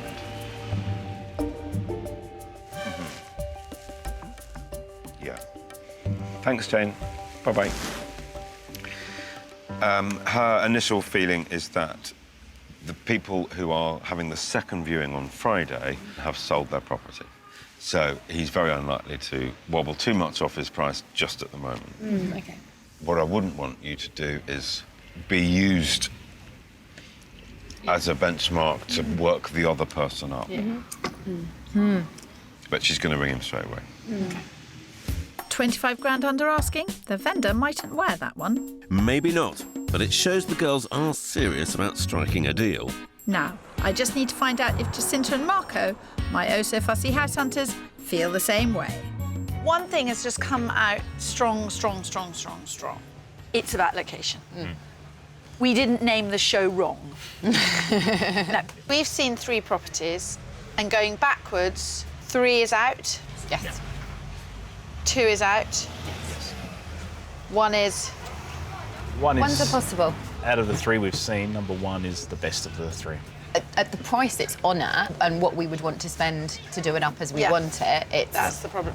You should get in touch with the agent and say, we are interested in that property, we've got to look at other things.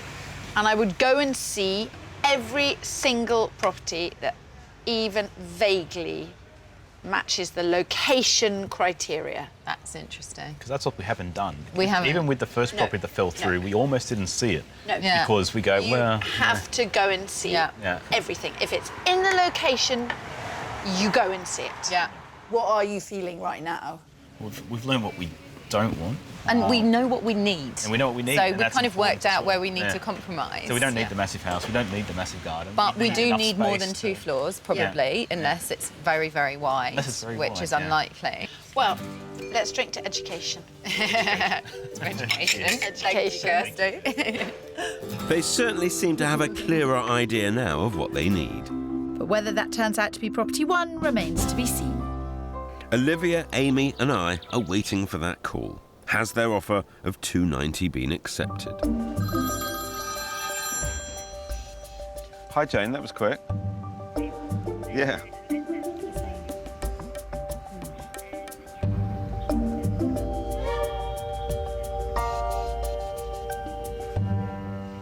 Okay. Perfectly understood. Let us have a conversation. Okay. Cheers. Bye-bye. That's a no. He's always rented that property for 4 years without any hassle at all, and if he doesn't get the right money, it'll rent tomorrow. He's in a strong position, so it doesn't feel like there's any benefit to us in going in any higher, but Yeah. I think we need to think more carefully about it. Feels sensible. Let's leave it. Okay. And we'll talk again Monday morning. That sounds good. Thank you very much. Yeah. 6 weeks later, back with Jacinta and Marco, and although they ended up ruling out Property 1, they have found a place in Didsbury. The one we've offered on is a complete renovation project, so we would do everything and redesign it, and this is Fingers crossed. one that might actually turn into something. Yeah. Fantastic news. And no real surprise that to fulfil their criteria, they're having to build upon a blank canvas.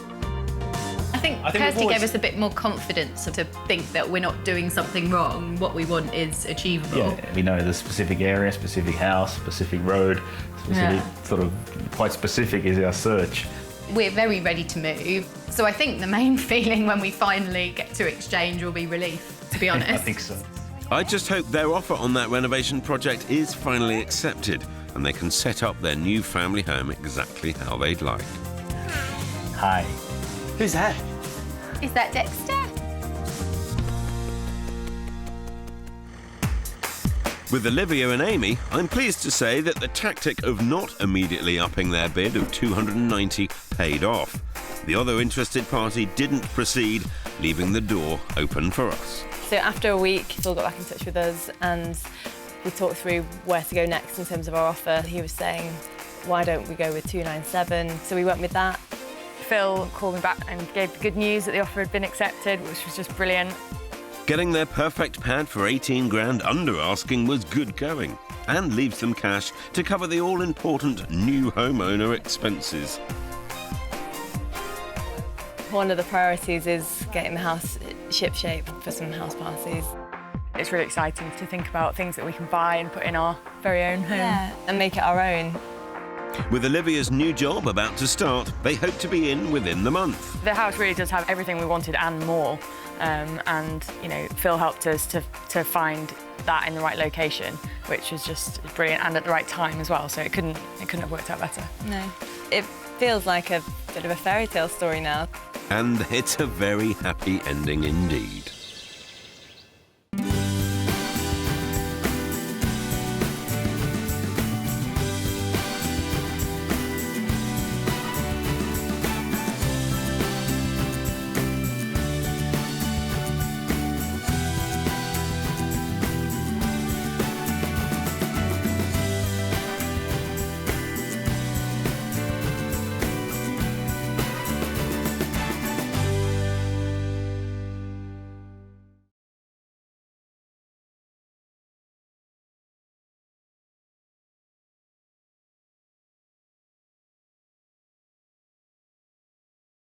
This week in the Northwest, it's all about that feeling.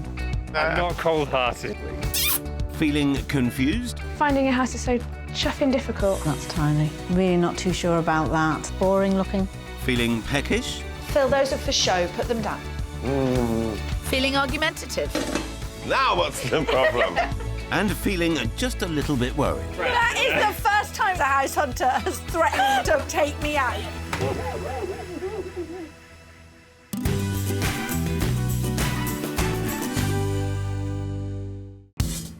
This week, we're property shopping in Warrington and Liverpool. My house hunter is competing with couples looking for a family home. My house hunters are a couple looking for a family home. You better stay off my patch. Whoever finds it first.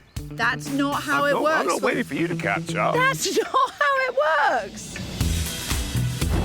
Liverpool, a city of culture with a sunny disposition and a property market that encompasses everything from seaside views to inner city style and more listed buildings than anywhere outside London.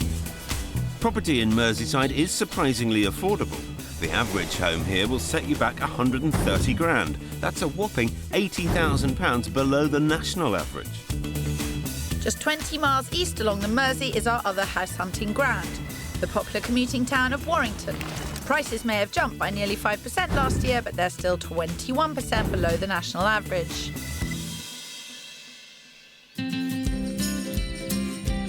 And it's Warrington where we find our first set of house hunters. Childhood sweethearts, civil engineer Andy White and his wife Jen, a physiotherapist. At just 24, this pair are on a mission to buy their first home together.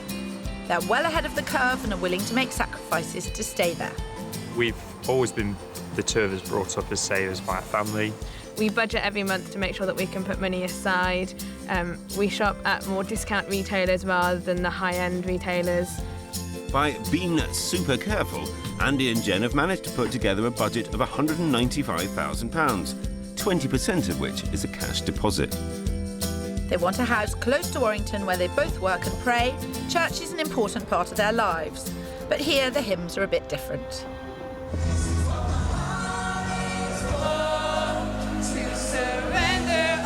On vocals, Jen. And safely behind the desk, Andy.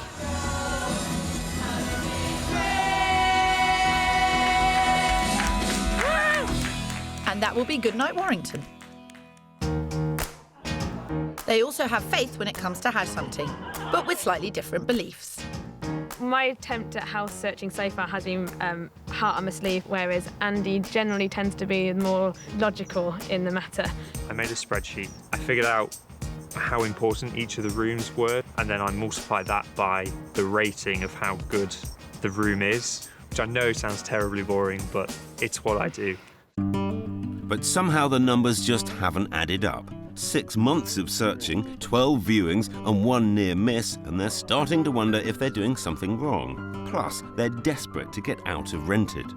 We've got engaged, we've got married, we want to settle down, we want to have children, and for us to be able to have the children and the dogs, we have to have a house. One practical, one emotional. What Andy and Jen need is a guiding light, and I'm happy to illuminate their path through this difficult market.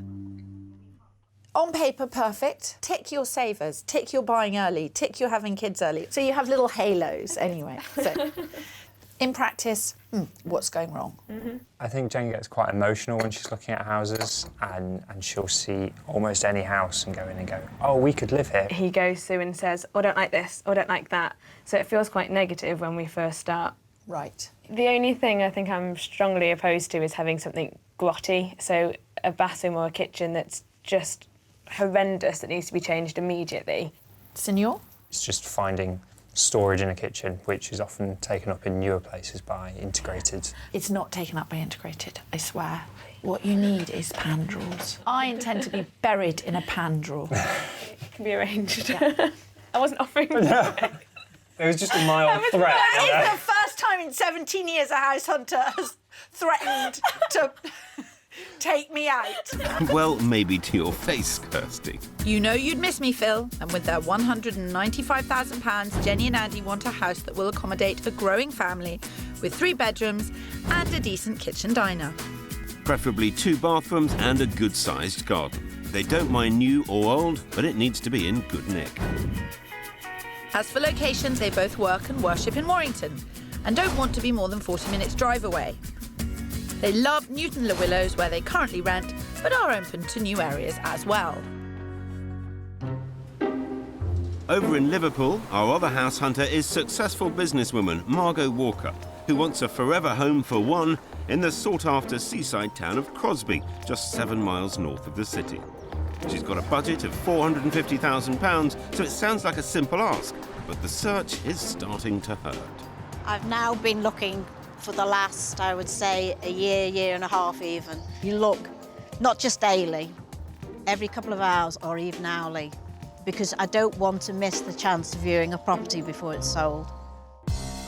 Intent on downsizing, Margot sold her sprawling 4-bed family home 2 years ago, moved into a rented flat in Crosby and put everything in storage. Since then, she's viewed 30 properties, but nothing has met her very exacting set of requirements. Wherever I buy, that will be my last move. So I have to make sure that I'm 100% when I walk in, that's the house for me, for my life. No pressure there then, Phil. Although Margot is buying on her own, she's not alone. Her daughter lives down the road and her partner of 10 years, Ian, is close by in Manchester. If I get a new house and it's still the summer, then we can get barbecuing again, can't we? Margot's Crosby born and bred, so she has an active social life and often drafts friends in to help with her search. Cheers! Cheers! But at the end of the day, it's her decision, and that's proving tough. Daunting, I suppose, is probably the word as well, because it's the first time that it's just been me to decide. Don't worry, Margot, my ear is here for bending, and the advice comes free. It's fraught with difficulties trying to downsize. Yeah. Let's talk the wish list then. So, OK. location? Crosby, Blundell Sands. You said 3 or 4 bedrooms? Yeah. I've got to have a house with a garage. South-facing garden, definitely. I like sort of a kitchen cum diner. Okay. And I'd like that overlooking the garden. There's a lot of criteria in a fairly small patch. Well, I'm hoping with your help and advice and guidance, you'll be able to say to me, well, that's what you can get at the end of it. I can certainly help. I hope so. So your tenancy runs up in another couple of months? About 6 weeks. So we need to have at least found you something. Yeah. You're over it. I need a house. I get the feeling that perfection is the minimum requirement. With her £450,000, Margot wants a house that's not too big or too small. With at least 3 bedrooms, impressive kitchen diner for entertaining, south-facing garden, plus a garage for storage. As for location, Margot has her heart set on staying in her hometown of Crosby, close to family and an easy reach of Liverpool for work. If we're not going to be left out in the cold, Phil, we need to stay focused. What you got going on this week then? Parties, bit of shopping, that kind of stuff? True childhood sweethearts. They're 24. They met 8 years ago. They're married. They've been saving like crazy. So they're just, you know, perfect. I'm worried.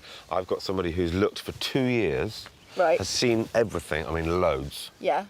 has a massive long list. She's lived in Crosby 17 years. She knows exactly where she wants, knows exactly what she wants, but she hasn't found it in 2 years. Run, Phil. Run like the wind. Phil. Get the ferry, cross the Mersey and be away with you.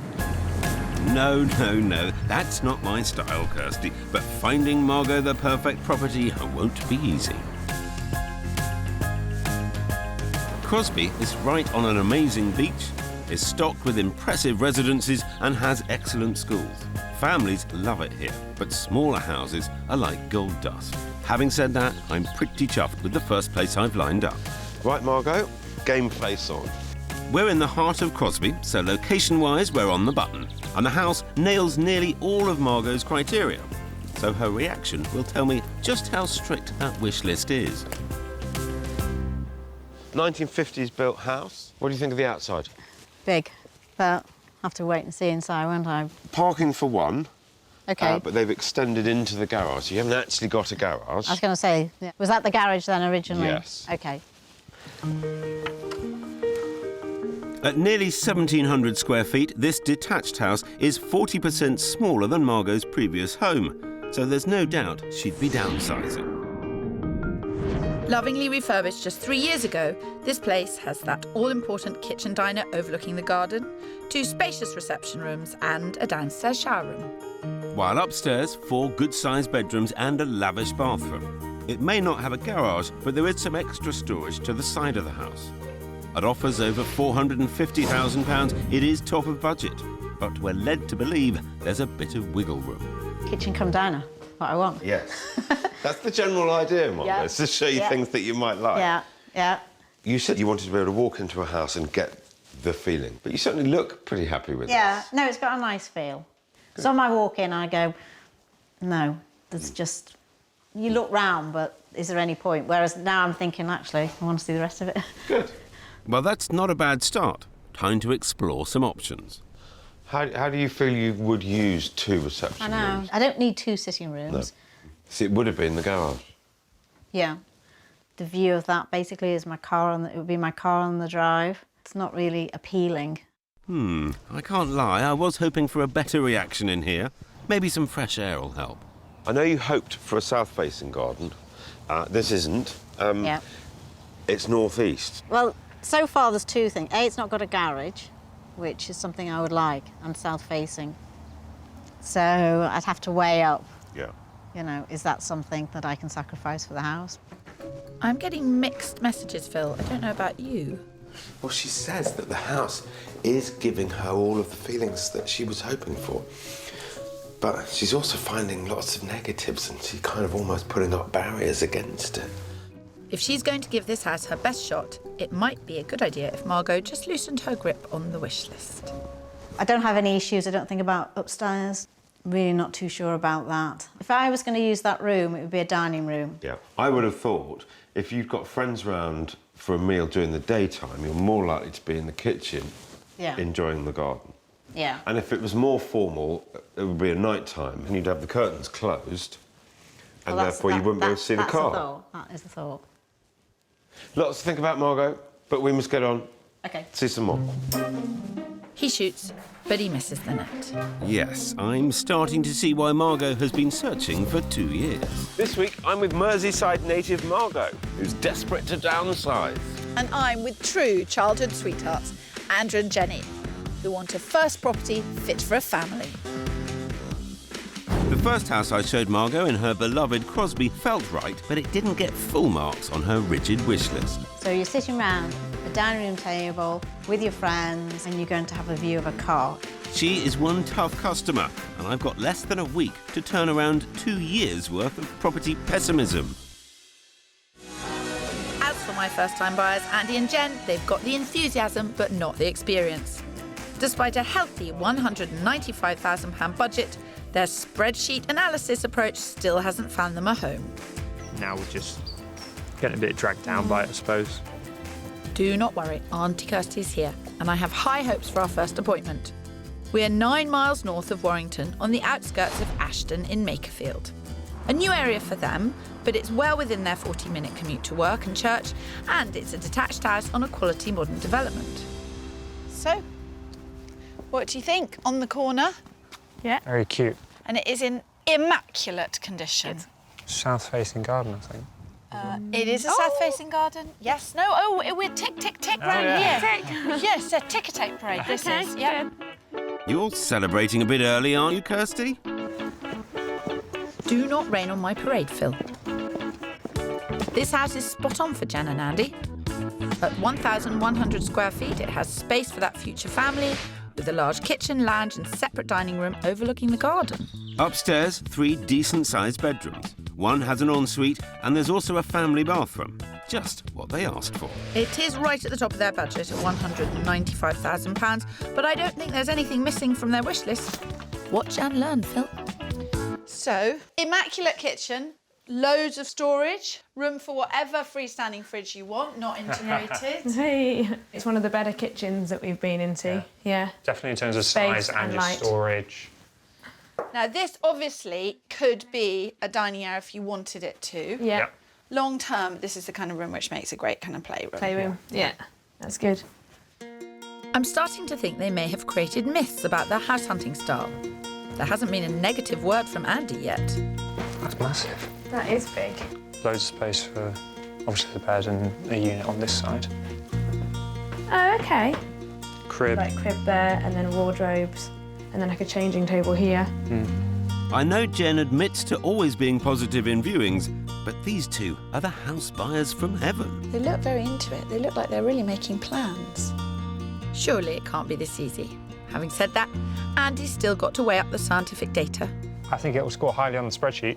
It's like something out of that film, The Truman Show. I mean, I've never seen so many immaculately kept houses. Yeah, really like the house. What I don't know is the area, so I just need to research the location, but it's beautiful.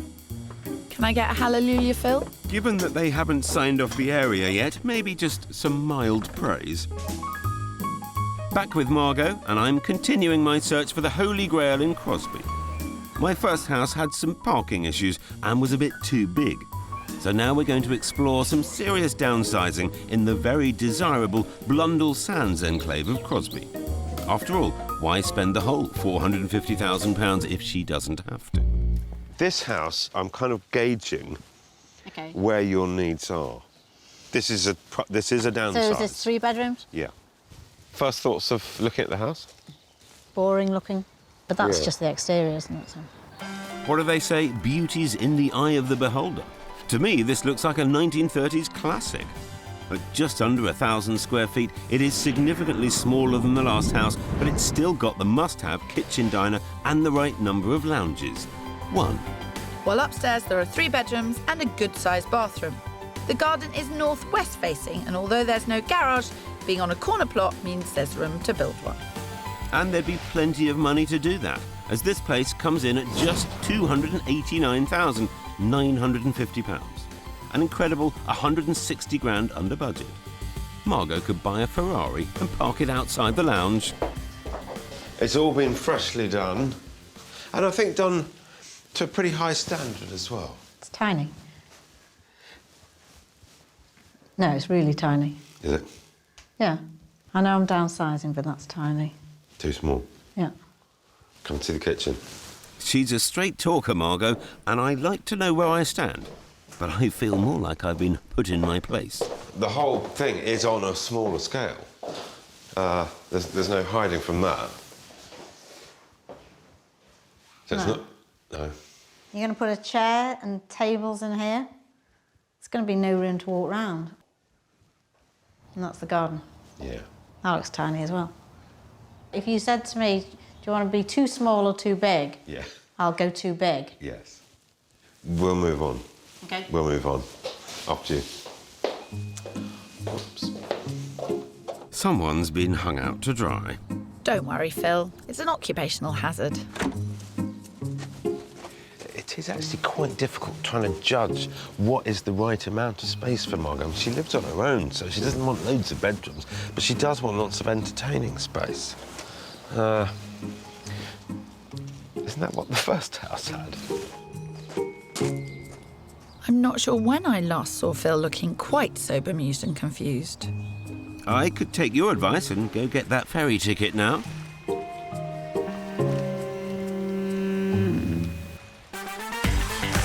Everyone wants value for money when it comes to buying a home, and Liverpool tops the list of most affordable hotspots on the up in England and Wales. In some parts of the city, house prices have increased 41% in the last year. But the average property still costs just £120,000. Nearby Manchester has also seen price hikes of 32% in some postcodes in the last 3 years. But if you know where to look, you can buy a family home for less than 100 grand. Leeds is also on the affordability list. In some areas, you can still bag a family home for £125,000. You've got to love a bargain. Back in Warrington with first-time buyers Andy and Jen, and although the first house we showed them got the emotional and analytical thumbs up, the location was unfamiliar. So for our next property, we're playing it safe in Newton-le-Willows, an area they love and where they currently rent. As it turns out, I didn't take the ferry option. Instead, I came here to soak up the joy. It's a grown-up's house. Yeah. It's really a gorgeous family house. We could stand out here all afternoon talking about it. This is probably the nicest looking house externally that we've seen, actually, I would say. We could just stand here and encourage you to buy it without you seeing inside. That would be... We've never done that before. That would be a first. We might be good, but I'm not sure we're quite that good, Kirstie. This really is a beautifully presented family house that's been extended to maximise the social areas. There's a dual-aspect lounge, dining room and conservatory that opens up onto a lovely enclosed garden. The kitchen isn't huge, but it does have a separate utility with downstairs loo. Upstairs, there are 3 good-sized bedrooms and 2 further bathrooms. At 1,367 square feet, it's bigger than the last house, but the current layout is less flexible. It's being marketed at offers over £170,000, but it's expected to reach nearer the 180 mark. Oh my word, it's huge. Wow. Yeah. Wow is the word. What do you make of the kind of style? Perfect. Modern, simple, clean. This house has only been on market 12 days. Okay. Right. And it's already had 3 offers. And it goes to sealed bids tomorrow. It's a tough call for a pair of cautious first-time buyers, but if they do want to bid on it, I'm here to hold their hands. Wow. So this is the dreamy space. This is the space that would be very difficult to to replicate anywhere else. Yeah, it's just a bit overwhelming. I know, it's being in the room with Phil Spencer. Yeah, a lot of people feel overwhelming. that way. Overwhelming. Well, why are you overwhelmed? It's just so different to the other house, and it's bigger, but it doesn't feel like it flows as nicely. Why don't I take Jen off to have another look at downstairs and layout Okay. and stuff, as that's my specialist topic. So. Specialist topic? You two can go upstairs and pad around upstairs. You don't mind about where we go. Let's head out here, Andy. He was giving you that look and doing that. Why are you feeling overwhelmed? Which sometimes makes people burst into tears. It's like I don't know if I'm I was overwhelmed. like, right, let's get Phil out of here. And there was me coming over here for a bit of love. So how's this stacking up? If I'm just looking at it from a statistical point of view, very, very good. It's just, I don't know, it's not quite getting the feeling. See, just you're yet. not just No. statistics. I- There is a heart in there. I'm not cold-hearted. There is something. Yeah, I'm on the fence a little bit at the moment, so... If you stay there too long, it'll hurt, but... Yes. But if you jump the wrong way, it'll hurt even more. The current layout is worrying Jen. But luckily, I have a solution to open up the kitchen and utility room. That could come down. And it's not a hugely expensive job. Okay. I want this one more because it's a Newton. Yeah. It's just different. It's a bit more dated.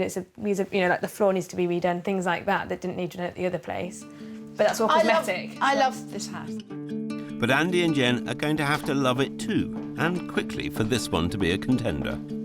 It's just confusing because this ticks all the boxes on the spreadsheet, but it's the heart feeling. Yeah, not ticking that box at the moment. The spreadsheet system can only take you so far, and at the end of the day, people buy with their heart.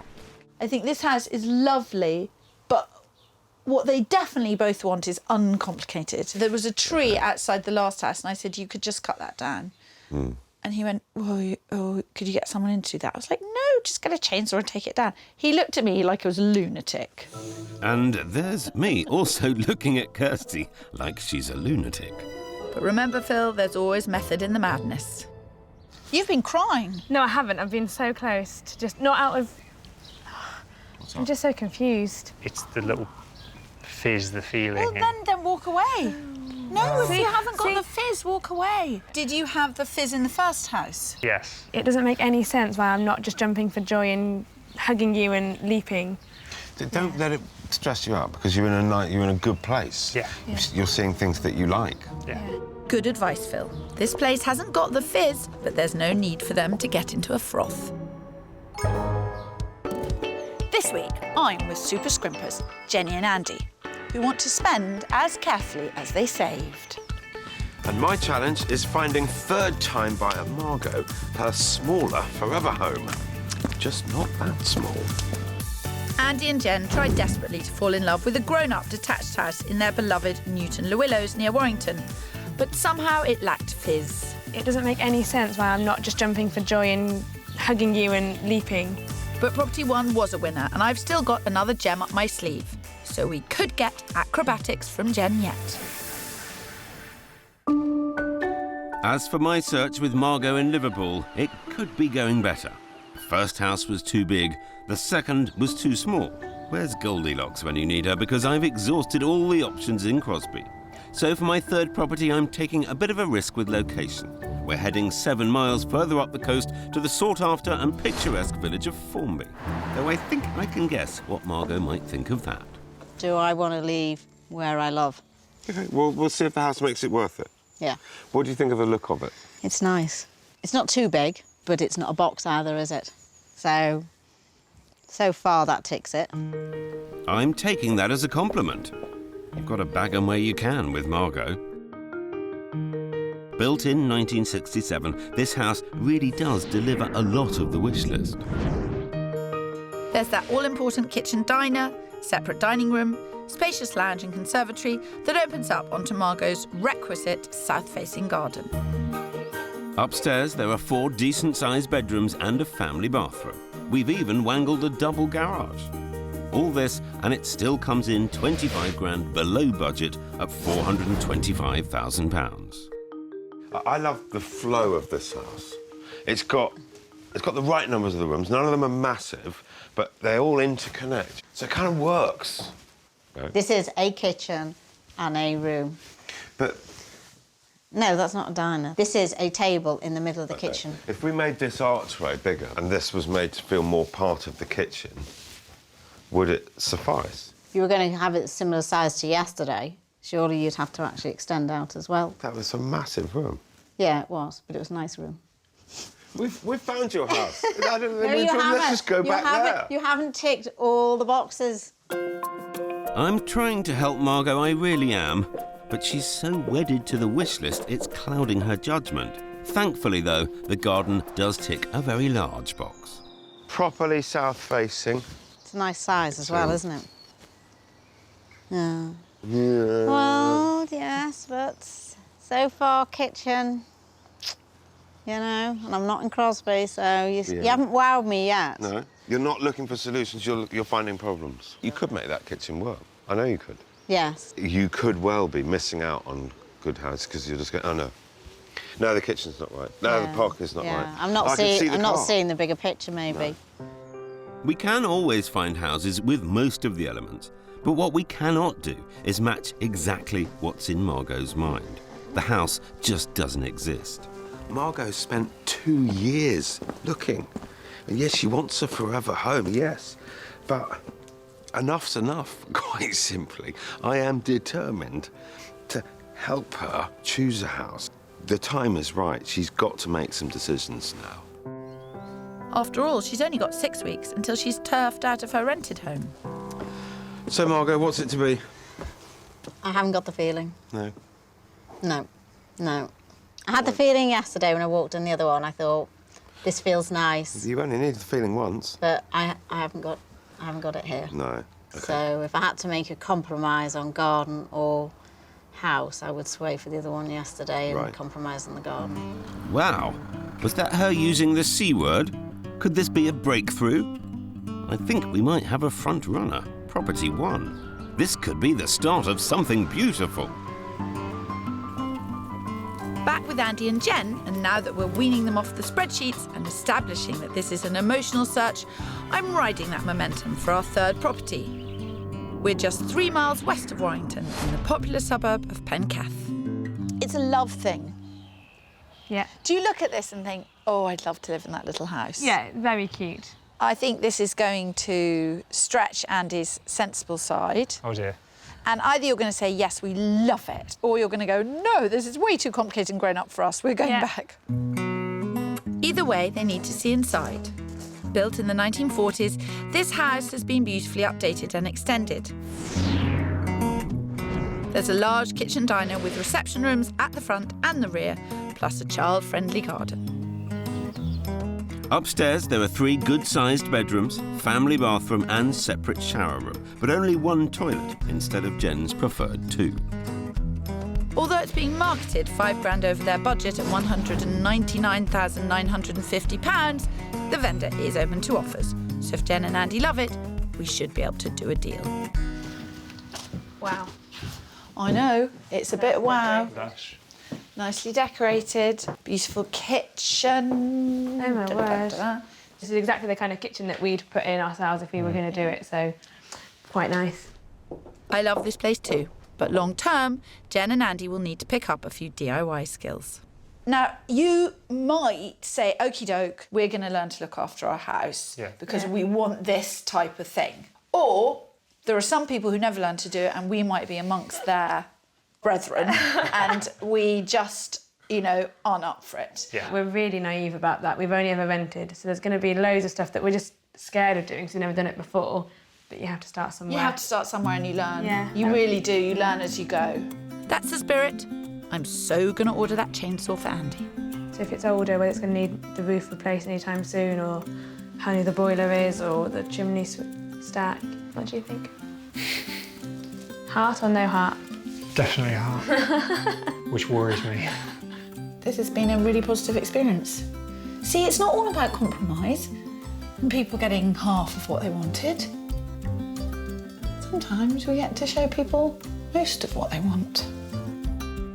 The only thing is that there's no second toilet. I don't know. This is why finding a house is so shuffing difficult. Yeah.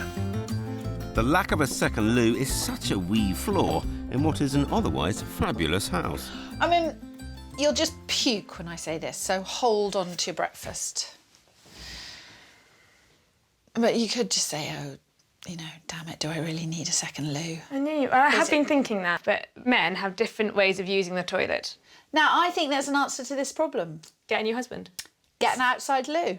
So just build a brick just wall. say he has to go outside unless the temperature drops below -10 degrees. Could we put it in the downstairs cupboard or not, or is that just ridiculous? I think we could give it a cracking good try.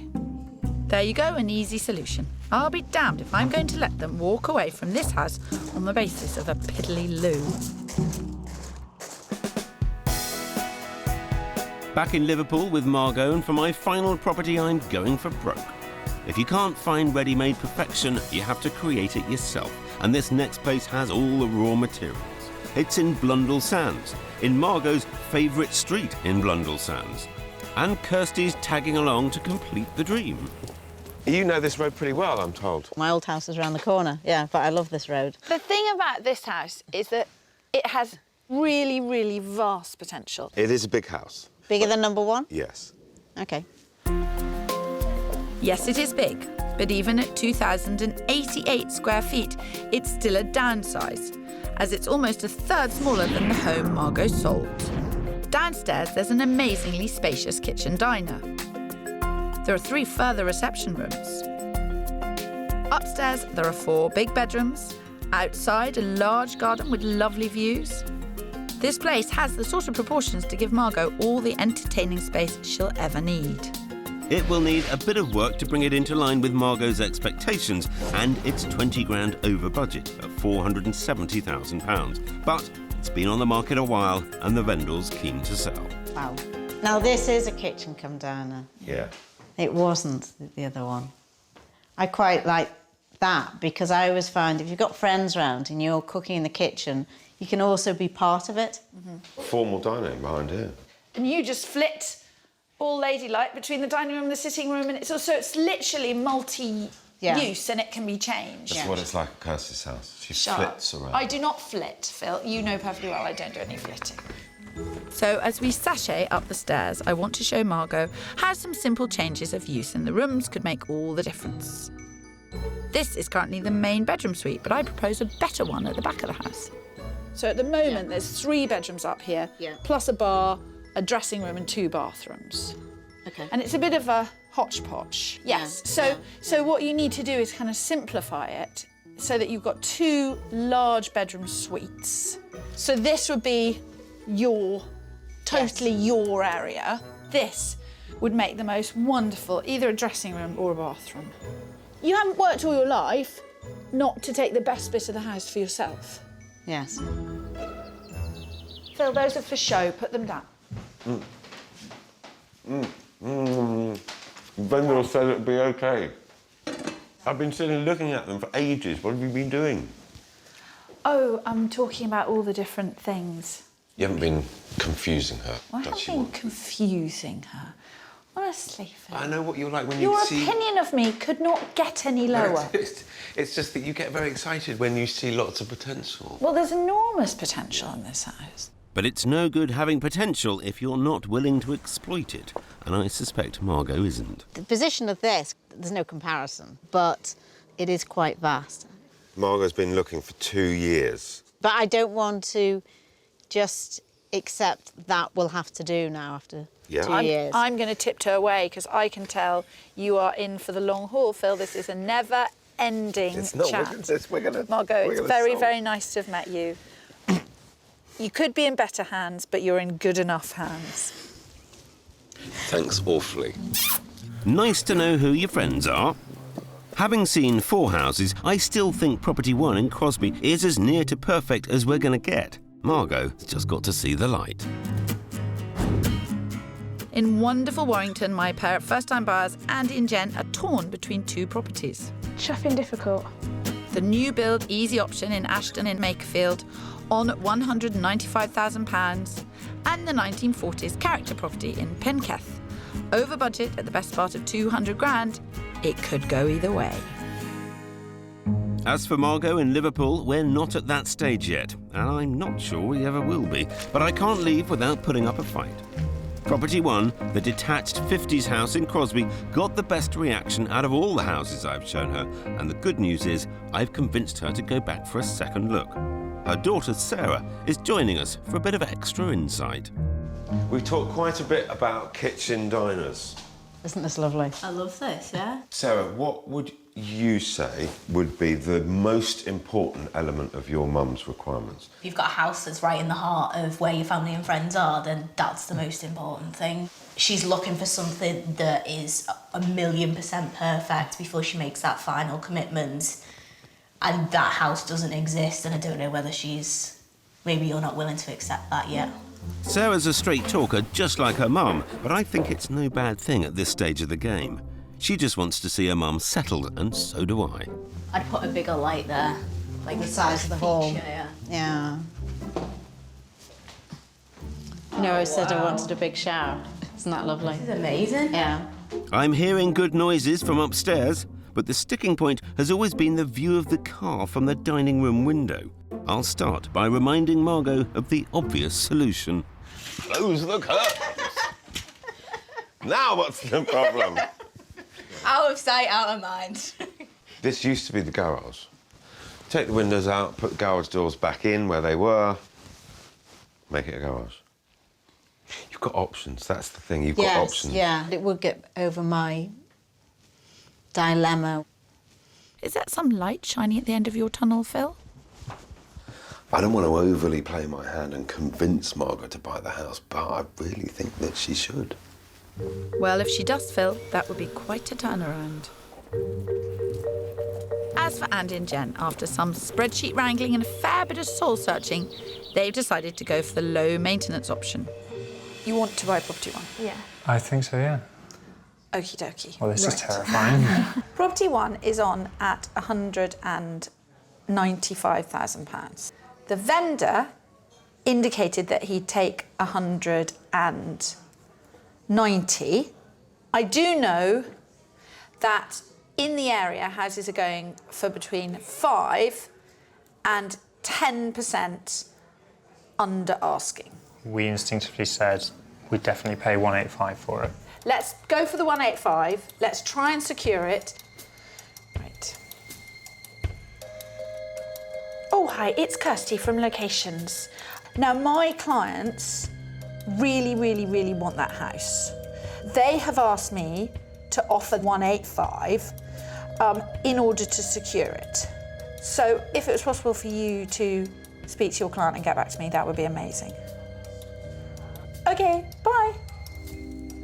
All we can do is wait and keep everything crossed.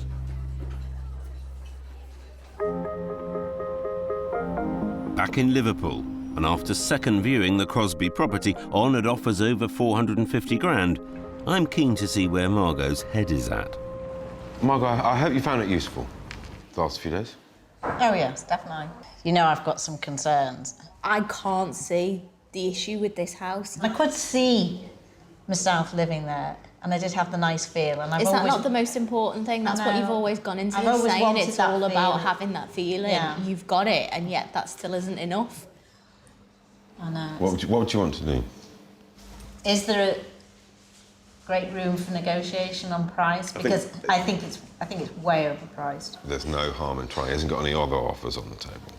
Is there any way the agent would say to the vendor to just keep a hold on it for 24 hours to think about it? Would they do that? Because I don't want to put myself in a situation where they get an offer and it's sold. That's your risk. You're not prepared to make an offer, but you don't want someone else to have it. You're like a psychotic ex-girlfriend. Like... Do you have a commitment problem? Well, obviously. Yeah. We're just going round in circles, so I've made a decision. It's a bit unorthodox, and Margot doesn't know I'm making this call, but needs must. Sam, hi, it's Phil Spencer. I've got just a kind of scenario I'd like to put to you. Margot, at the moment, is undecided what she wants to do. Could I ask that you approach your vendor and ask, if he had an offer of 430,000, is that something that he would contemplate accepting? Yeah, it's not an offer, and I don't even know whether she'd offer it or pay it. But I just want to keep this going because I do believe it's the right house for her. It's not what I'd normally do, but this isn't a normal house hunt. Let's see if it makes any difference. As for Andy and Jen, it's been a nervous wait, but news of their offer of £185,000 is coming in. Right. Molly, hi. It doesn't matter what his situation is, it isn't worth 190. Okie doke. Thank you, Molly. Thanks very much. Okay, bye. If you wake up tomorrow morning and you want to pay 190 for it, he'll take 190. That's fine. You've got that option. We don't want to want to overpay. Thank you, though, genuinely. Yes. Not at all. Really, thank you. You're going to end up at that house. It's a slow process. That's okay. I actually need to learn patience, so it'll help me to learn patience. Yeah, thank you. Thank you, thank you, thank you, thank you, thank you. Okay, let's just do cheers to... Cheers. Here is to 185. Yes. Yes. Hey. And I'm with them 100% for the rest of the journey. Back with Margot, and I've fessed up about my phone call. All is fine. Now, the important news from the agent about my theoretical offer. Okay. Yeah. You've done well, Sam. I very much appreciate your help. Okay, thanks. Bye. He would take it off the market today and do the deal at 435. So if I did 430, would he still, if I made a formal offer, would he still... He wouldn't accept it today. If you want to get it sorted today, you have an opportunity to do that at 435. I think it's serious food for thought. Yeah. It is. Should we leave it there for now? Yeah. I feel like you're so close to just saying, like, yeah. Don't know. I've done everything I can, short of actually buying the house for her. It's in Margot's hands now.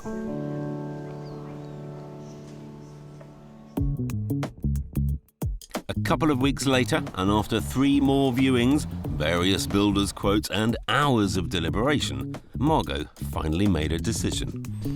I've decided I'll put an offer in, which was accepted. And we managed to get it for her at 430 grand. And that should have been the end of her house hunting journey. But with Margot, there's always a but. I did like the house, but I kept thinking there's something not right. But I couldn't explain what it was. In true Margot style, she decided to go and see a totally different property, a doer-upper in Crosby. And it immediately turned her head and heart. I had that feeling, and I just knew that was the house. I just knew that was the house. So Margot pulled out of House 1 and immediately offered and had her bid accepted on the doer-upper in Crosby. And maybe because I'd seen house number 1 and liked some of the features, maybe I had the vision in this house. I'm over the moon for her and delighted such a long search has finally come to an end. I am definitely not changing my mind about this house.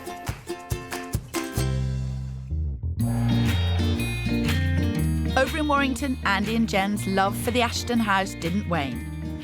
After some Allsopp counsel, they decided to submit another offer. So we upped our offer by around £2,000, up to 187. It was a well-calculated bid, 8 grand under the asking price. Yeah, we stuck to our guns and the vendor came back to us the same day and accepted it, which was brilliant. I did literally jump up into the air and kind of, well, half swore, half screamed a little bit with how excited we were. Our duo should be in within weeks, and they're forging ahead with plans to fill their 3-bed family home. I think we'd really like to start thinking about having a dog sooner rather than later, and then probably within the next 18 months or so thinking about starting a family. And that's one big tick box for me. Yeah, that's another big step. Well, whether it's muddy paws or the patter of tiny feet, their new home has bags of space to accommodate either option.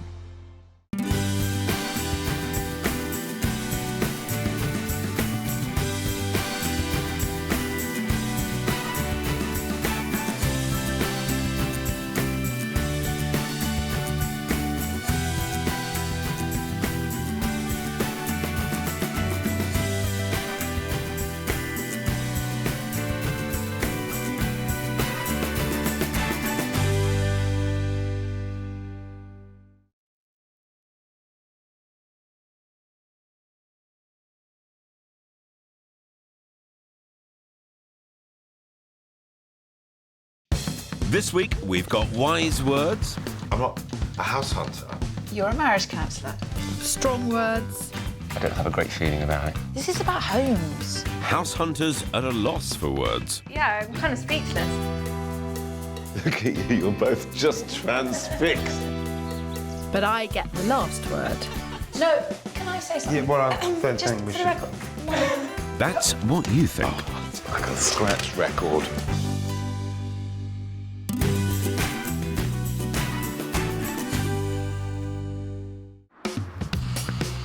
This week, we're taking the plunge into the buoyant Bath market. And we're hoping that the city's restorative powers will revive two lagging house hunts. I think I should try going with Bath.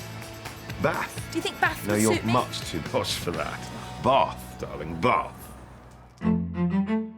Bathed in the beauty of sunny Somerset, Bath is awash with historical properties. But that's not all that's kept the market here at boiling point. A growing tech industry and relocating Londoners have helped the area's house prices rise by over 45% in the last 10 years. That's almost double the national average. It's a tough market for anyone considering taking the plunge, and it's up to us to make sure they don't get rinsed. First into the deep end are 25-year-old first-time buyers Laura, an environmental consultant, and her boyfriend Phil, who is a town planner in Bristol. But he wasn't exactly a smash when they first met. It wasn't exactly love at first sight, I think. We kind of... Thanks. But it wasn't. It was sort of little things that started happening, like Phil sort of pushed me out of the whitewater rafting boat. Saved his... And then tried to drown me a little bit.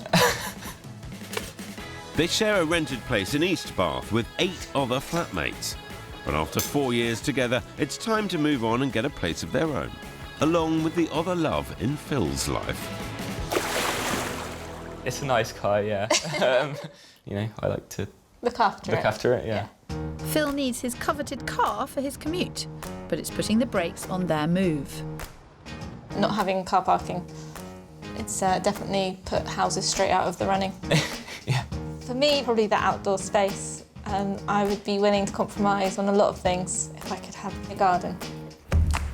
So deal breakers from both parties. But as for location, well, Phil hates his commute to Bristol from East Bath, so getting to the other side of the city is a must. You're so miserable sometimes after a commute that it'll be much better for both of us living on the west. So it sounds like compromises are possible on this house hunt, and that might be for the best. In all honesty, we are totally clueless about the property market, and we're completely on our own, aren't we, really? I think we've learned a lot since we've started looking. Clueless, maybe not. This is like, yeah, what's it? Therapy. We like to think of it more as couple counselling, though others may disagree. It's recently come to my attention that some people regard this bit as sort of torture. I have no idea why. So, Phil, is there some difference between what the two of you like? I think we both understand now there's going to be a lot of compromise. Yeah, I think our priorities vary slightly, and that's the snagging point. I think that it is always difficult buying a first home together. In fact, have I ever bought a house with someone else? Technically, no. So I'm not sure I could do it. So what would you say are the things which are really important to you? A garden, or at least some form of outdoor space. And then I'd like a house over a flat, ideally, and 2 bedrooms. Right. Phil? Mine would be location. I think 2-bed as well is quite important. Very important, actually. You've got to have growing space. You never know what might happen. This is the bit where Phil ducks under the table and goes red behind his ears. Well, no, I meant the other Phil, actually. Oh, right. Phil. Like, you're not allowed to ask about children. One thing at a time. One thing at a time. Yeah. Right, OK, well, I think that's it. We should get on with it. Drink up. They're on their own with babies, though. Laura and the other Phil have a budget of £270,000 and want 2 bedrooms in a house rather than a flat. Laura would like some kind of outdoor space. Phil would like off-street parking for his beloved car. We'll be looking at the West Bath areas of Newbridge and Southdown, and then out to Keynsham, places where Phil's commute to Bristol is shorter and Laura can get public transport into central Bath. Our next house hunters this week are downsizers Kerry, a podiatrist, and Dave, a retired supply chain manager, who've been married for more than 40 years. They're unhappily renting in the Cotswold town of Bradford-upon-Avon, and finding somewhere to buy for a fresh start isn't proving easy.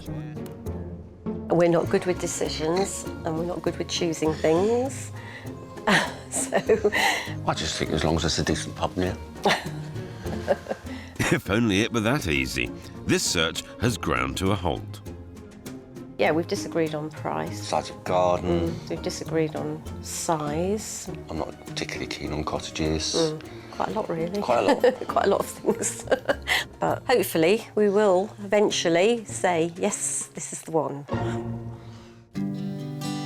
Last year they sold their much-loved and laboured-over family home, a renovated but expensive-to-run barn in Hertfordshire, to free up cash for their retirement and to be nearer their kids and 3 grandchildren. But it was a decision they've still not come to terms with. The house meant a lot to us. It was a place where our kids spent a lot of their growing up time. It meant everything. It really did. It meant a lot to us. It did mean a lot to we us. have both struggled With leaving it. with leaving it. Kerry would love a simple move into a country cottage, ready for the grandkids to come and stay. But Dave isn't ready for the quiet life just yet. I think I've got one more You've project got one in more me project in you. before I get too old. Yeah, maybe. I worry what would happen when you'd built it and then you'd want to build another one. No, I wouldn't. It'll be the last. I believe you, Dave, but does Kerry? So these two need a wise head to bring them together and help them move on. Sounds like a case for Phil, our Phil. I've got to start by asking, because I know a bit about your situation. What am I here to do? Right. We've definitely lost our way. Partly, I think, because we struggled leaving the house, and I think for quite a few months the homesickness was quite difficult to deal with. It's like you're in mourning, I suppose. Stupid analogy, but... You sold it to be closer to your children. Yes. And to downsize. To downsize. It was an expensive place to run. And when you're not working, you're on a pension, you have to be realistic, you know. So you've done all the right things, but now you've got to move forward. Yeah. Exactly. And that's what we haven't been doing. I'm going to be really honest, I'm not entirely sure what I'm looking for here. I feel like I'm looking for 2 houses. So it's either ultra-modern or I mean, I'm very much period and character. You know, I read all the design magazines, I look at these houses and really contemporary, and I think, wow, she's more a cottagey girl, I think. Yeah. Moving in that I quite like that direction. sort of cosy cottage kind of look. Neither of you are going to get your dream house. Oh, no, absolutely. I think that's... I know, we know that. I think we know that. But you've got to have a dream, Yes. otherwise you don't start, do you? People... But you've got to have the same dream. Yes. And I think I'll have a job making that dream come true. Despite Kerry and Dave having 600 grand in cash for a new place, plus any work it might need. They want at least 3 bedrooms for when family come to stay, and something rural with character. They both want a garden, but can't agree on whether they want to renovate. As for location, their kids are spread across Oxford, Devon and the New Forest. So Bath and the surrounding areas of Somerset and Wiltshire are a good central location. So 2 couples, but not quite seeing eye to eye. Sound familiar, Phil? So, I think this is one of those, you know, so often looks easy but it's difficult type of search. Yeah. This is one that looks difficult, so I've high hopes that that might mean it's... It's my turn for an easy one, but I'm not going to get one either. Really? No, I've got quite a severe case of a couple who cannot agree on what it is they're looking for, and they've abandoned their own house search because it was too stressful amongst the 2 of them. So it's almost like I'm not a house hunter. You're a marriage counsellor. What is it we do for a living? How did we get involved in this? We're masochists, Phil. It's the only answer. For lovebirds Laura and Phil's first property, we've come to pricey West Bath, the area that is top of their wish list, so they should know the compromises that have to be made here. Like parking. Aside from the parking issue, how does this location strike you? It's perfect. Yeah, it generally is. Yeah. The only thing is the parking, but we can, you know. Wow, this is a really good start. I will blaze over it. Wow, did you hear that? OK, let's get in. Phil's already compromising. It looks like our therapy is working. This is a Victorian period conversion. It's got a spacious sitting room and kitchen breakfast room to the front of the property. And a master and smaller double bedroom to the rear. For Laura, there's access to a section of garden. It's being marketed at £260,000, 10 grand under budget. This is the smallest room. Right. Big. It's still pretty big. Still pretty big, isn't Yeah. it? And look at that. I know, it's nice view. It's amazing. That's really exciting. OK, let's see the rest of the flat, I think. I mean, this is a really, really, really big bedroom. Yeah. Oh, yeah. Definitely probably the biggest we've seen so far. Yeah. Way to go. Yes, yes, yes. OK, moving on. It's a bit early for a victory dance, Kirstles. And here we have the rather generous kitchen. I It's like really it. nice. Yeah. So, positive feel. Definitely. I feel really positive about it. It's not in that sort of state when you can't do anything to it. Yeah. But it's not at the same point something that you have to invest a lot in. Straight away. Which is just what you want, isn't it? Yeah. There's some question over which bit of garden would be theirs. That would have to be looked into if they decided to buy this place. Oh, that's a great space, isn't it? Perfect. It's perfect. See, I would get the family over for the weekend with the strimmer and destroy all of this. Yeah. What's been very clear is that Phil and Laura may be young, but they're very sensible. They've got the right can-do attitude. And you know what? I don't see that often enough these days. Top marks from Allsopp. Let's hope they don't do anything to spoil it. So, you've seen the lot. How do you feel now?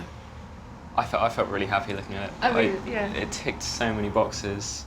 The garden was a surprise for me because I wasn't thinking it would be that much of a pull. But after looking at it and seeing the space and what you can do with it, it really excited me. I'm impressed already by Phil's enthusiasm and willingness to compromise. That's Phil's for you. Always happy to help. Let's see if it lasts, shall we? This week I'm refereeing Kerry and Dave, who have different hopes for their next home. And I'm with first-time buyers Phil and Laura. I'm just hoping I can keep them happy. My young couple loved the first property I showed them, a 2-bedroom flat in West Bath. And to my surprise, Phil's already thinking about compromise over the parking for his beloved motor. It is a good location. Yeah. The only thing is the parking, but we can, you know. Wow, this is a really good start. I will blaze over it. Wow, did you hear that? And can Kerry and Dave get over selling their beloved barn and find a place for the building project for Dave and simple village life for Kerry? Well, I might have just cracked it with my very first property. Talk about tempting fate, Phil. We're 6 miles from Bath in the small village of Carlingcott. Its semi-rural Somerset setting is ideally positioned for visiting their various offspring across the southwest. This is, well, it's called the Chapel Barn. Given that you sold a barn, I thought this would be as good a place to start as any. First impressions are good. Good. Let's see what happens inside. Before I came along, these two were struggling to agree on what they want. I'm hoping that will change here. This 19th century chapel has been a house for less than 40 years. Upstairs there's a landing which leads to 3 bedrooms. Perfect for family coming to stay. Downstairs there are 4 reception rooms and even an annex with a kitchenette and a loo. And for Dave there's a coach house offering a great potential project. The current asking price for Chapel Barn is £525,000, which would leave 75 grand for Dave to tackle the coach house. It has a really impressive hallway. You have the fire light, it would be warm and cosy, and yet it's quite big. Yes. Different. Definitely different. Well, fire or not, I've had warmer endorsements. I'm praying the kitchen might meet more approval. Oh, this is nice. Probably a little bit on the small side. Yeah. I would have liked something a bit more open. We're not going to be able to do very much You wouldn't be able to knock the walls down. Not with that external wall. You're looking at the garden. Let's deal with that next. It's not going too well for you, Phil. I'm presuming the garden is heavenly. Ah, now, about the garden. Those windows obviously look straight onto this garden. Yes. They're not main living rooms, and the owners here tell me they have scarcely ever seen their neighbours through any of those windows. I don't have a great feeling about it. We're a bit overlooked. The garden. The garden is a big negative, yeah. Bit awkward. I do have one last ace up my sleeve, though. The old coach house in the grounds that could be a great project for Dave. This would be something that you could get excited about out here, and it would add value to the house. It would. And oh, no question. Yeah, I've got quite a lot of positives about the house. My concern is the garden. Yeah, no question. I'm not sure I can live with being that overlooked. And Terry? Yeah, I feel much the same. Garden's too overlooked. I'm a bit small.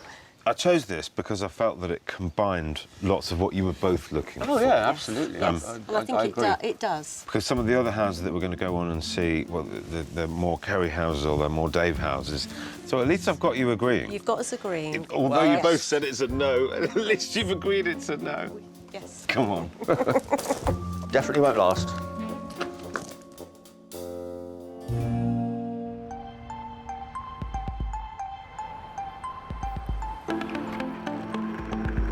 Back in Bath, I'm letting my Phil tag along for Laura and her Phil's second property. We've now come to the vibrant community of South Down. It's a little further out than the first place in pricey Newbridge, but it's a similar commute for Phil, and there's better parking. And one of Laura's top wishes, it's a house rather than a flat. That's a gorgeous house as well. It is a gorgeous house, really yes. pretty. Now, this house has been completely refurbished.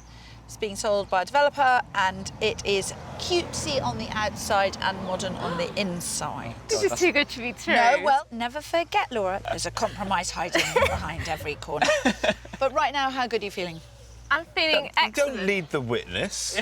How good are you feeling? She might not be feeling good. Hang on. No, she's feeling good. I can see a house. Phil, your house hunters might not feel good. My house hunters feel very good. Yeah.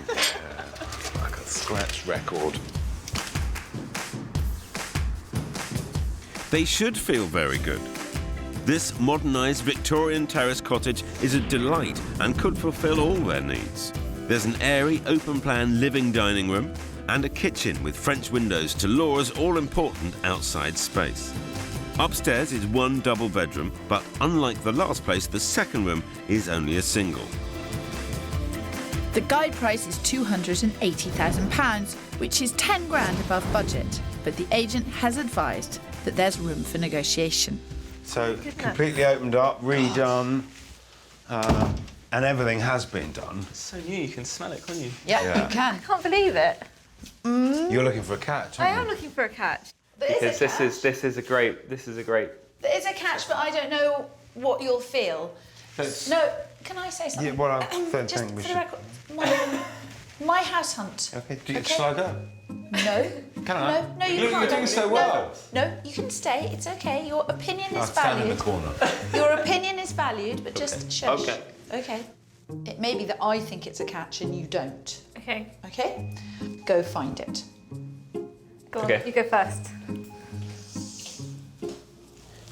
I forget how sort of helpful and everything you are. You really care about these people. You guide them round. No, but the thing about it assist them. The thing about it is, it's not for me to judge that it is a catch. You're right. Just a catch. So there's a second bedroom, at least. Yeah. But it is a small second bedroom. I do think you can make this room work. I think It's just we got to work out how. I don't think we need to think about that. I think it's a bigger deal for you than for me. Because I would just be like, yeah, let's buy it and let's make it work. Because I love it. They seem very upbeat and, genuinely almost surprised at themselves and their own reactions to both the houses. You pulled it out the bag. Well, I like to try, You Phil. do try. I do try. I know, you're very trying. More ways than one. Ha, ha, ha, ha. How'd you get on? I love it. I do love it. Phil's got concerns about the second bedroom. That is the catch, that's the rub. But you're getting a house on a street where you can park the car, you can catch a bus into town, and you can do some gardening. Yeah. It's so difficult, isn't it? Listen, I'm thrilled that we're ending day one with 2 maybes, which is what it seems like. Definitely if it wasn't for that second room, I would have said put the offer in now on that house. I think it's something we have to go home. We have to have a chat about it. Yeah. Both properties, because they're both, both great properties. Yeah. You're making it look like this job's easy. It's not. It's extremely difficult. Yes, but 2 maybes don't make a yes, Phil. I think this search still has a way to go.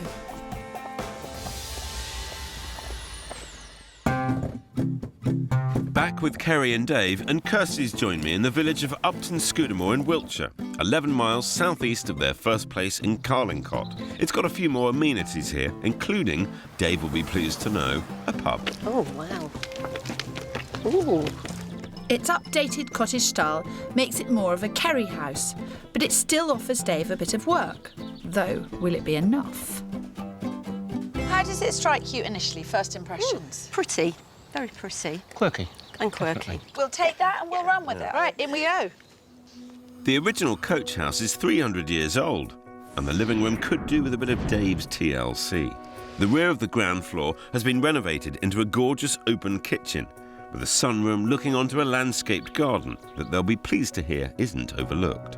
Upstairs, the very large and stylish master bedroom and bathroom have both had an upgrade. And at over 2,800 square feet, it's got more space than the last place. This 5-bedroom property is £599,000, so right at the top of their budget. But the vendors are looking for a quick sale, so we think there could be a deal, leaving funds for Dave's work. Beautiful kitchen. It's a lovely kitchen, isn't it? It's beautiful. It's a good start. It's a good start. I've already seen something I don't particularly like, but could be altered. Go on. It was just the front view of the converted garage. Yes, It's dire. It's dire. This is why this house works so well, because you get to be here and completely ignore what you have to do to that bit of the house while it's going on. Good try, Kirstie, but I think Dave wants something bigger to get his hammer into. And I don't think Kerry wants him to get it out at all. Oh, my goodness. Goodness, This is rather a joy. Isn't it? This is lovely. Phil was concerned that you had had work going on around you for years. Yes. And you didn't want another project. No, I don't. I don't think I do, but if I saw the right projects and it wasn't too much work. Might this house give you the opportunity to do that? I think it might, yes. So this could be the ideal-sized project for Kerry, as well as giving her a home to replace the one they gave up when they downsized to be closer to their family. I know you both said that was quite difficult, selling up. You know, she's lost her kind of nest, her home. I think she's getting better.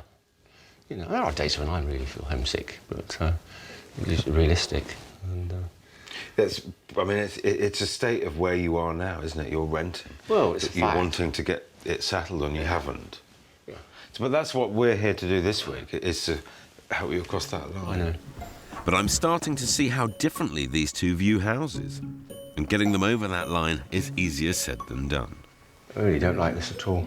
Where, just... I don't know, I'd have to rearrange this completely somehow. It just doesn't feel right like that. Something would have to change. Dave clearly would want to do a lot more work here than I anticipated. But given their budget and the top-end asking price, that's just not realistic. So I'm afraid my search isn't over yet. This week, I'm with Laura and Phil, who are torn between 2 Royal Bath beauties, and they haven't even seen what I've got next. But on my search, retirees Kerry and Dave have yet to find one that works for them both. But it seems I'm on easy street at the moment after lovebirds Laura and Phil liked the first floor flat in West Bath. I feel really positive about it. And love the terrace house in South Down. If it wasn't for that second room, I would have said put the offer in now. Kerry and Dave still aren't agreeing, other than to tell me what they don't like. I'm not sure I can live with being that overlooked. Yeah, I feel much the same. I've avoided anything that needs a lot of work so far, but at the risk of upsetting Kerry, I'm now taking them to Cologne, 19 miles north, with stunning countryside to enjoy in their future retirement. I make no bones about it. I have chosen this specifically as a Dave house. It's full of opportunity and potential, but it would mean continuing to rent whilst you did the project. Oh, yeah. It looks like there could be a lot of opportunity here. Kerry, does that fill you with horror? A bit. A bit, but I can, you know, I know that potential's there. Well, that's promising. The square footage of this place is smaller than the last two, but it feels spacious. Yes, it needs a lot of work, but currently it's got 4 bedrooms, a generous kitchen and dining room, and a large living room, looking onto the huge garden and stunning views beyond. That view is one of the reasons the price is $560,000. That won't leave Kerry and Dave much money for doing work, but perhaps a deal could be done. This room, oh wow, is what it's all about. Wow. Oh wow, what can you say? Smile. Gosh. That is the Box Valley, that is a south-facing view across it, and I genuinely don't think it gets any better anywhere in the country. Unbelievable. Is it too much of a project? Be honest. No, I wouldn't rule it out. Not for you. No. Kerry? If I didn't have to live here, it would be fine. If we're renting. Look at you, you're both just transfixed by that. You can't put a price on a view like that. Why don't you have a wander? Help yourself. Right. Well, this is going to get interesting, because while it's not a complicated project, it is quite a big project, and that is not what Kerry had in mind for this house search at all. I chose it as a Dave house, but Kerry is very taken, understandably, by that. So he might be able to bring her around. Exciting. Wow. But with only 40 grand to spare from their budget, Dave needs to think about how he keeps this manageable. A lot of potential. In terms of location, in terms of size, it's got the potential. I can almost hear the cogs whirring in Dave's head. Wait until he sees the other treat for him in that huge garden. And then here we have Dave's house. It just gets better and better. How about that? Dave, you're looking quite inspired and kind of excited. Yeah, I think so. I've already seen enough that makes me feel, you know, it's not that big a project. Kerry, be honest. I'm excited, but I'm also apprehensive, scared. The house is not the romantic vision that I had, but if it's made contemporary, I think I could like that. I brought you here. I've nominated it as a Dave house. Yeah. If you keep it simple, no one's getting overexcited, no one's spending too much money, and you're in quite simply, it's a Dave and Kerry house. Yeah. I get where you're coming from, yeah, I understand that. Well handled, Phil. It's a real skill to stop one partner getting carried away at the expense of the other. Years of practice, Kirstie. So, should we go and see another property? Love to. Yes? Yeah, I think we should, while we're together. Renovating this place could push its value over the magic million mark, but according to industry research, certain improvements add more value than others. A popular choice is a new kitchen, adding an average of 5.8% in value. Up next is an extra bathroom, adding 6.1%. Or cash in on your attic. Loft conversions can add an average of 7.1% to your selling value. But remember, for any renovation, costs can easily mount up, so a contingency fund is a must-have. Back in Bath, first-time buyers Phil and Laura are still struggling for a place that suits both of them. Laura loved the last place, a house with a garden, but for Phil, the small second bedroom was an issue. So my next property will offer much more space, eventually. It's in Keynsham, 9 miles out of the city and much handier for Phil's commute. So, what we have here, in case you hadn't already guessed, is a new build. Yes, it's a dreaded new build, but with a bit of imagination, the guys should be able to see how this will be the place for space. I'm pretty sure that it'll be a plus point for Phil, but I'm not so sure about Laura. Oh, look at Laura's face. I Not think a happy bunny. This would be for Phil. Ooh dear, because the thing is, that's not the only compromise. No garden. You guessed it. Yeah. But I think, that said, Okay. this has a lot to offer. Now, there's not much to see at the moment, but the top floor flat we think will interest them will have 2 double bedrooms and a light and airy living space, similar to these in the neighbouring development. At 800 square feet, it's bigger than property 1 and will have the mod cons of property 2. It's not on the market yet, but due on at £270,000, so exactly on budget. And there's plenty of parking planned for Phil, but no garden for Laura.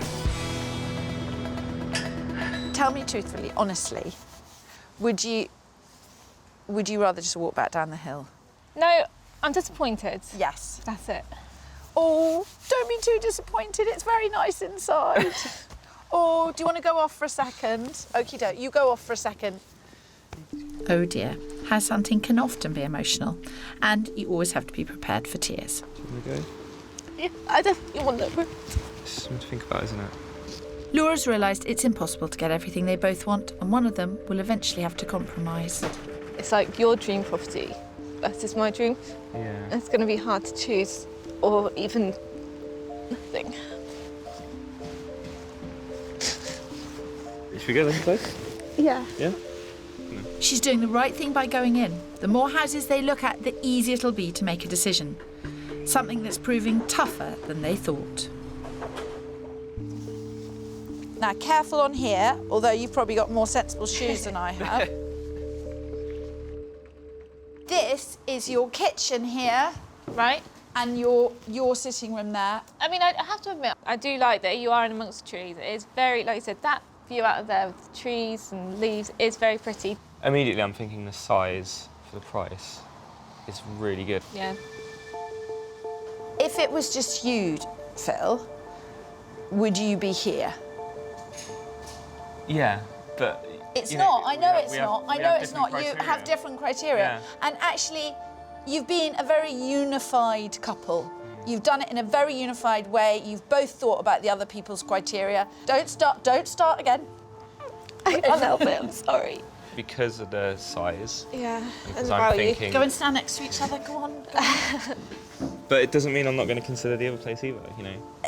There's a lot to think about, okay? There is a lot to think about. Should we have a look around? Okay. I think we should Yeah, have a look you around. have a look Yeah. around. I'll go, you have a look around, okay? Do you want to have a look at outside again? I hate that kind of thing. But it is a reminder of how much emotion there is in finding the right home. This is about homes. The tears came from the fact that Laura doesn't like this flat, and she knew that Phil did, and she didn't want to deprive him of something he really liked. Those tears come from a place of love, and I really appreciate that. And I'm just going to give them a little bit of space.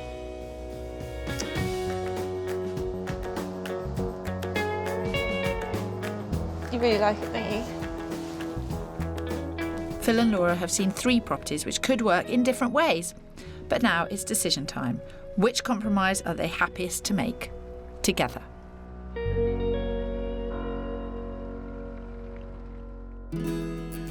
Back to Kerry and Dave, and it looks like compromise is on the cards, after Kerry surprisingly liked a definite Dave house. But before she agrees to living through another of Dave's projects, I want to show her what I hope is her dream house. We've come to the Cotswolds conservation village of Monkton Farley in West Wiltshire, just 7 miles from Bath, and it's perfect for putting down roots. It is the quintessential English village. Church, pub, shop, manor house, village fete, lots to get involved in, and it is absolutely beautiful. It's beautiful. And your budget would enable you to buy that. Wow. I'm really excited to get inside and have a look. It looks very my kind of house. Come on, then. And indeed it is. It's the English country cottage Kerry said she was looking for. Inside, it's a blend of period charm and modern design. Downstairs, there's a cosy sitting room, a snug, and a bright kitchen opening onto the garden. Upstairs, there are 3 good-sized bedrooms. Given the setting, it's hardly surprising that it's at the top end of their budget, at 600k. But we understand the vendor may accept less. As you can see, it's kind of... It's cosy, cottagey. It is cosy and cottagey. Feels a bit small for me. Size. Size, yeah. Right. Compact. Compact. OK. It's certainly smaller than the project bungalow, and I suspect that's what Kerry's comparing it to. I'm not sure. I don't think it'd be enough, the kitchen. Do you? No. It may be the dream country cottage, but it seems it's not Kerry's dream anymore. But it's funny how things turn out, because at the start, Kerry described this kind of classic Cotswolds cutesy cottage that was going to be her ideal. But in actual fact, she was far more animated and excited whilst in the bungalow that was a project that was really Dave's project, which is fine. I mean, they only need to buy one house. And I think I might have found it. So, is Kerry absolutely sure this isn't the place she wants? It is what I described, and it is kind of what I thought I wanted, but having looked at it, I'm not so sure now that that's where I want to be, in a small cottage, so I think I need more space. Mm-hmm. So. This is at the 600,000. Yeah. So that tells us, if you want something that's done, and this is too small, if it was any bigger, it would be 700,000. Exactly. So perhaps the project is an affordable way to go about getting what you want. Yes. Yes. I think so. So does it make sense tomorrow to go back to the bungalow and just really get under the skin of that and figure out what it would cost you to get it to the state that you wanted it to be in? It does. Yeah, definitely. Kerry and Dave are finally agreeing. Have they got beyond their beloved barn?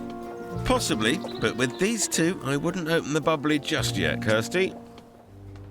Dave and Kerry have surprisingly agreed they both like the fixer-upper with a stunning view in the Cotswolds. But before they go any further, they want to know just exactly how big a project it'd be. Lee, you in here somewhere? So, after a quick trip back and a quote from a local builder on how much for a basic refit to modernise the property... Some in the region of about 65-ish. Sounds good. Just what we were thinking, wasn't it? Yeah. It looks like Kerry's on board if Dave can keep his ambitions in check. So the issues really would be whether we can do this up and make it worse. Yeah. The money compared to houses It's in the budget. the village that are already done up. Yeah. It all boils down to what the cost is and the price, etc. We'll have to stretch the budget. But 65 grand for building work on top of the 560 price would push the cost beyond their 600 budget. So we need to have a sit down and see what the guys can afford to bid. I'm just glad I found something they both like. So what would you like to do about it? We are very, very interested. We have a budget. We don't really want to go much above that. As you said at the beginning, the idea of this exercise, as in selling your house, was to downsize and to put some cash in the bank. Yes.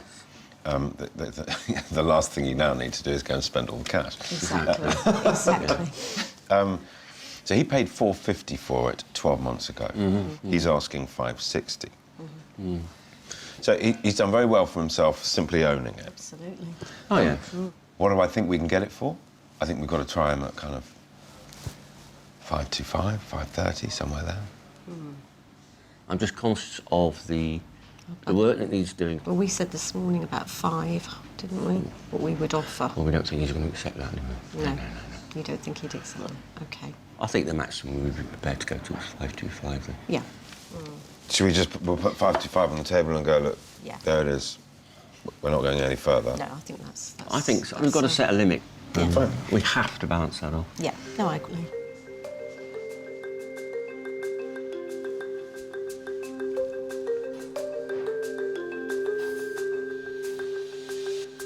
Chris, good afternoon to you. Phil Spencer here. I do have an offer for you. It's a completely cash offer, 100% cash, and this isn't us trying to negotiate. They've got a price of $525,000. Terrific. Good luck. Thank you, Chris. Cheers. Bye.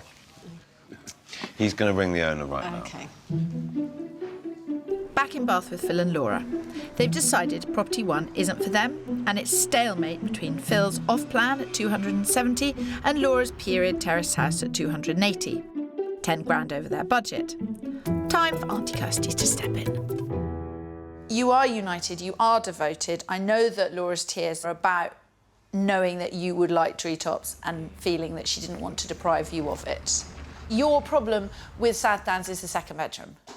Yeah. So one's got mediocre parking and outside space, one's got great parking, great commute, no outside space. It's tough. Yeah. If you're looking for price to solve this problem, which I know Laura is, I don't think it's going to do it for you.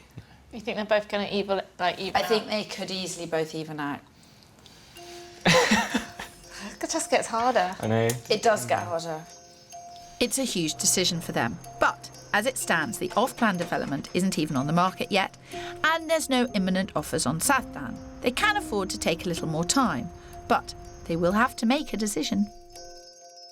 So we found nothing at all on our own, and then there's 2 great properties, Yeah. and we can't now decide. And we can't decide what we want to do. I feel really sorry for you, and I find it very difficult to get up and leave at this point. But I am at the end of the telephone, and now you two have, you have to decide. I really hope that we get one, and I think it's just between me and you. Which one? Choosing. Yeah. This is to making the right decision. Making the right decision. Thanks for your help. Pleasure. It's been an absolute joy. Laura and Phil are so united, it's sweet. But I can't help them any further until they decide on a property. And I can't tell which way this is going to go. However, I've got Kerry and Dave to go from disagreements galore to one definite offer. $525,000 is on the table for the fixer-upper in Cologne. Hi, Chris.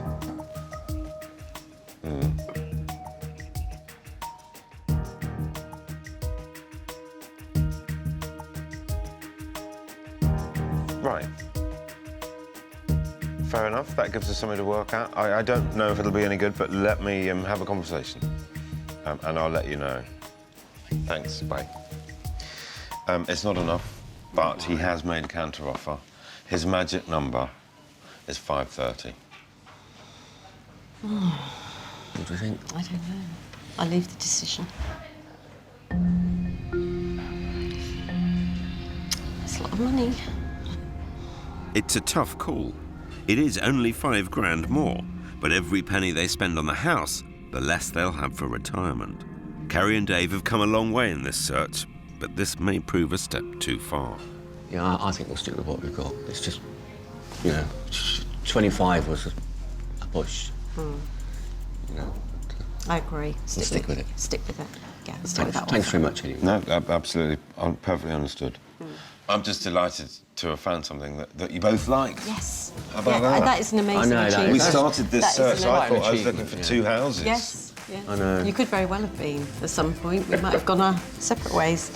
So I'm really, really pleased to have found something If that this both works out, it would be amazing. Yeah. So our offer of $525,000 stays on the table, and we'll see what the next few days bring. But 8 weeks later, and Kerry and Dave just couldn't get the house in Cologne at the right price, and have decided to walk away. Nevertheless, their search continues. We went along to the auction last week. Yeah, first auction we've ever been to. Very interesting, but unfortunately we were outbid. We sometimes have a look at land, don't we? Still not out of the bounds of possibility that we'd buy a plot and do a self-build. So it seems their search is progressing. And there have been a couple of other developments too, in the shape of new twin grandchildren, Alexander and Xavier. I'm in love at the moment, totally in love. I'm besotted. But Dave's kept them fully focused on the house hunt. I still don't want to compromise. It has to be a house we can fall in love with and pamper it. And now they've agreed on what they're after, I'm hoping it won't take them too long. With Laura and Phil, they did finally make a decision between the off-plan flat and the period conversion. It's difficult. Obviously, my favourite place was the flat in Cambridgeshire. But it wasn't in Bath, no outdoor space. I came to terms with that, and we put an offer in on the South Down Road property at 260. After offering 20 grand below asking, they did something the Bath market didn't. Took a break. We came back from holiday and the property had been sold. I was gutted that we lost it because I did think it was perfect. But our search did at least show them the type of home they want. And now they know there's no stopping them. Primarily, we're still looking in Bath.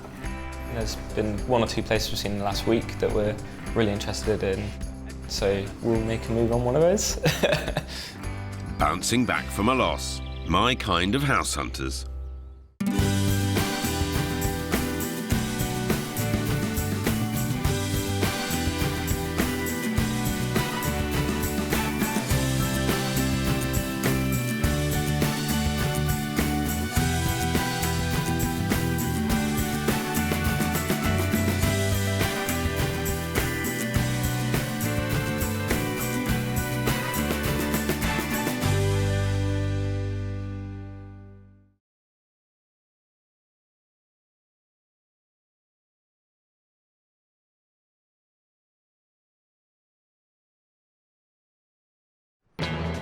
This week, we're catching up with 2 sets of house hunters who were searching in a wild, wild west of a property market. At every turn, it's sort of gradually got more complicated. We were faced with the good. That's absolutely amazing. And the bad. I'm not sure about that, Phil. At high noon, we were all guns blazing. If I put a gun to your head, would you buy it? Yes! But now I'm back to see if, in the end, they happily rode off into the sunset. To pick this up for 136 grand was the deal of the century.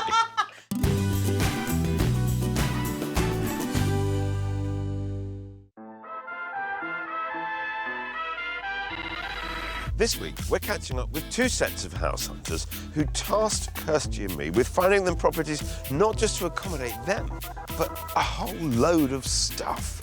From vehicles and spare parts to music and sound equipment. It proved quite a space mission, so I'm keen to find out where our cadets eventually landed. In 2014, I was in the West Midlands searching for a home in Wolverhampton. With its vibrant city living, cosmopolitan culture, and the average house price at just over £102,000, 75 grand below the then national average, it was no wonder our first set of house hunters wanted to buy in the affordable spot. Professional vocalist Misha Bryan Where do we go? and drummer and music teacher Darren Ashford had been making music together for the past 2 years. We met on a gig. And I was like, you can't go out with people who are in your band, Misha. That doesn't work. Don't do it. But she did do it, and it worked. And now they're leaving behind the bright lights of London to set up home together in Misha's hometown of Wolverhampton. And while they house hunt to save money, they're camping out at Darren's mum's house in Oxfordshire, 2 hours away. Everything I own right now is in storage. And Darren is commuting to work back in London, something he hopes to change by building his own studio. It'd be nice to have a base, you know, and just work. I'd really like to work from home. This will be the couple's first house together, and they're keen to find a place that suits both their needs. Something that they've struggled to do despite viewing over 70 properties in just 5 months. We're not that picky, are we? Well, that might be a matter of opinion, as their huge list of criteria doesn't quite match their 130 grand budget. We don't like mid-terraces. 3 bedrooms. I couldn't compromise on coming in straight off the street. Can't have that. Bathroom upstairs. It'd be good after a gig, come back and soak my feet in the bath. That'd be brilliant. Yeah. A garage or somewhere for Darren's studio. Also, I have a lot of stuff too, so I kind of need a bit more space. We're not terribly difficult to please. I don't think we are anyway. Well, I'll be the judge of that. Wish me luck, Kirstie. I'm going in. You've seen 70 properties, so you've been very active. What's been the matter? Some were really bad. I think as we went along with our search, we refined our criteria. I'm absolutely confident that I can show you everything that's on your list.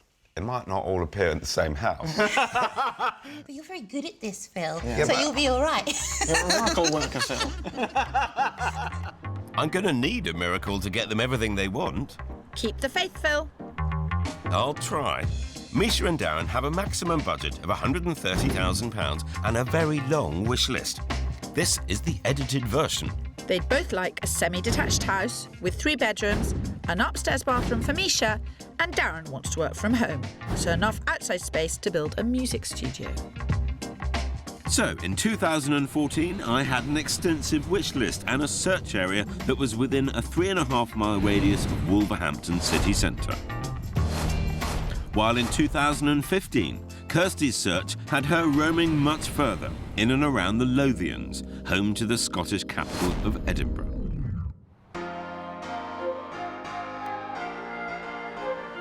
With its dramatic countryside, miles of unspoilt coastline, and one of the most beautiful cities in the world, this part of Scotland boasts history, beauty, and culture.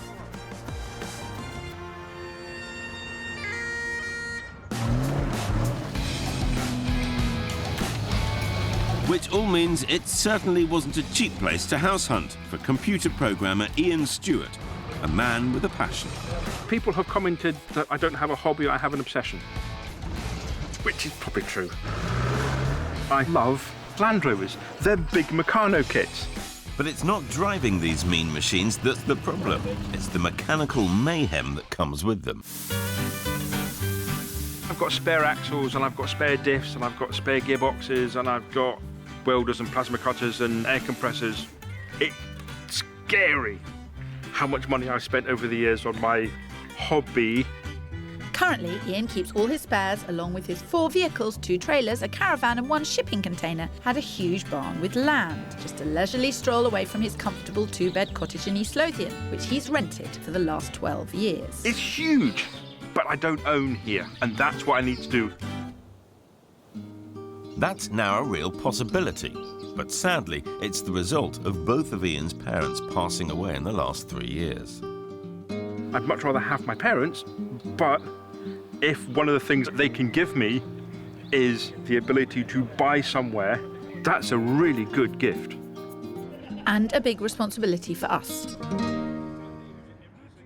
With his parents' money and a small mortgage, Ian has a total budget of 245 grand to try and find a suitable house and barn as near to each other as possible. So my number 1 criteria is my workshop. My house unfortunately sits at the bottom of my list. I have to be able to put all of my stuff somewhere. This search is a first for us and will be far from straightforward. Much as I love classic Land Rovers, if we're not careful, we could spend a lifetime roving the Lothian countryside trying to find the ideal property for man and motor. So, Ian, how many bedrooms? Well, I use 1. That in itself is not a big ask. 4 vehicles plus space for an additional 2. A place where you can elevate a vehicle. Yep. I don't fit under vehicles anymore. We all have that problem. And you've got to get to work every day in Edinburgh. You are realistic. It's the land that needs to come with it. Well, let's hope we can avoid a curbside breakdown with this very particular and very vehicular set of requirements. With his £245,000, Ian wants a large workshop with plenty of parking. The house must have at least 1 bedroom, a decent kitchen diner, and ideally be on the same plot. He wouldn't rule out doing work on the property, but this must be reflected in the price. Ian also works in Edinburgh, so would ideally like a 45-minute commute. We're kicking off Misha and Darren's West Midlands search to house all their stuff just south of Wolverhampton in Lanesfield. With their long wish list, I need to sort the must-haves from the would likes. And I'm hoping this house will help me work out where, or in fact, if they're willing to compromise. This is the house. It's quite cute. Access round the side. Come on in. So far, so good on the outside. Let's hope their enthusiasm lasts, because this house has a lot to offer them. The current owner has spent a great deal of money on the inside, so the finish is top of its game. There's an extended dining kitchen and a huge garden out the back, with more than enough room for Darren to build his studio, allowing him to work from home. There may only be 2 bedrooms, but they're both good-sized doubles and there is potential to extend. And as requested by Miss Misha, the upstairs bathroom for soaking her toes after a gig. And at offers over £110,000, it's a healthy 20 grand under their budget. Now, this is one of the biggest kitchen diners that I saw on the whole search. Yeah, it looks good. Yeah, I like it. I like it. Coming into the kitchen, it feels really nice and open. Ah, she may not be trouble after all, Phil. But of course you haven't told her everything. The compromise, if there is one for here, is that it's a 2-bedroom house. It would have been nice if it was a 3. Because, we do have a lot of stuff. We need quite a bit of space. Space, Phil, quick, show them some space. Loads of room for a drum studio. How big do you anticipate the studio being? Double garage size. So you need a decent garden, but it's not going to compromise the garden. Yeah, absolutely, yeah. Well, someone said the C word. Shame it wasn't them. Let's move on before we get even wetter. Don't want your hair to run. Blue hair beats no hair, Spencer. I saw that coming. Well, Darren seems happy about the garden and the potential for his studio. Ah. But Misha's still struggling with the number of bedrooms. Would have been nice to have the other room, probably, so that this one could be, I can have my yoga mat here and leave my guitar there and da-da-da. But that's the compromise, isn't it? Yeah, it's one of those things. He said compromise, Phil. It's catching. I hope it's incurably contagious. How are they dealing with the fact that it's only got 2 bedrooms? I don't know. But I'm going to have to be a bit careful because Misha is so up and so positive. She can't be like that all the time. This is nice. Yeah, it's good. It's big. I like it. Yeah. I don't know, Phil. She's convincing me. Yeah, we like this. Yeah. Hi. Hello. How'd you get on upstairs? We got on well, Yes, didn't we? it was good, yeah. It feels nice. Obviously, the rooms are spacious, but is there enough room, because it's a 2-bed, for all our stuff? But other than that, we really like it. Good start, yeah. A good start. It is, yeah. But they're not saying you're finished yet, Phil. Well, let's just call this the warm-up act. I only hope the headliner's still to come. And up in Scotland, it's tricky terrain for Kirstie on her search for Ian's elusive cottage workshop combo, ideally in East Lothian. It hasn't been easy. We've contacted auction sites, councils, local farmers, the UK Land Directory and land and property agents. 142 in total. But the good news is our efforts have been rewarded with some rather impressive finds. And the first is just 15 minutes away from Ian's current home, so I'm hoping for a unanimous vote. We're taking a bit of a risk with 2 separate plots, and one of them is a rental, but that's to keep him in this area. A cottage in the pretty village of East Linton and a barn 6 miles away, near the bonny seaside town of North Berwick. As the barn is the most important to Ian, that's where we're kicking off. Does it say pilot custard? It does indeed. Right, pilot custard. Out you get. So. This is amazing. This amazing barn is the best part of 700 square feet, basically one massive room.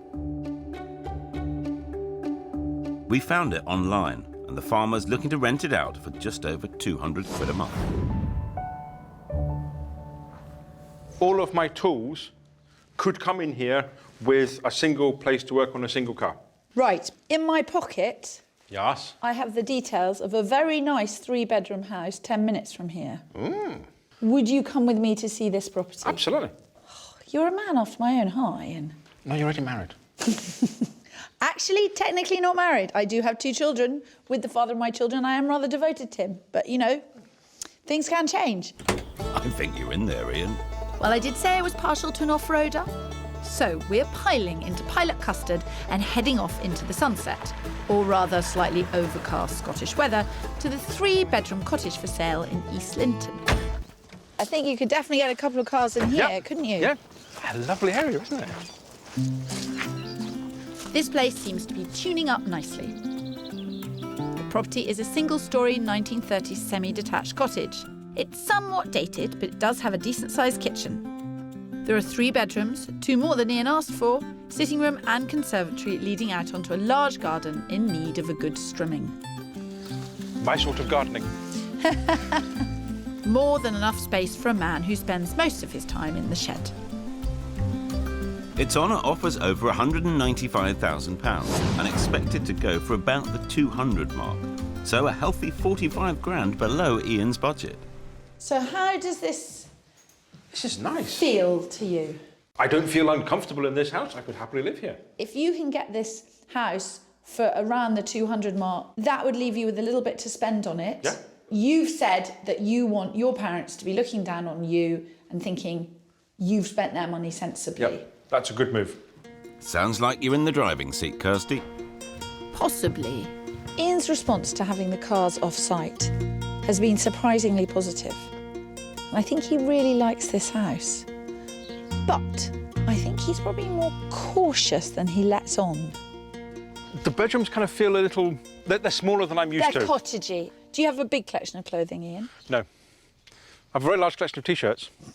Out of 10, how do you rate this? Probably a 6 or a 7. If everything you find is not as interesting, I would be interested in that, definitely. There's a whiff of caution, but I can't fault his logic.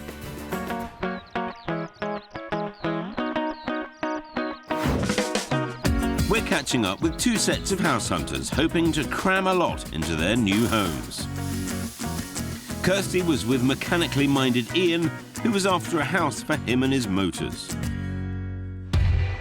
And my pair, singer Misha and drummer Darren, had musical kit and caboodle to house in their first home together.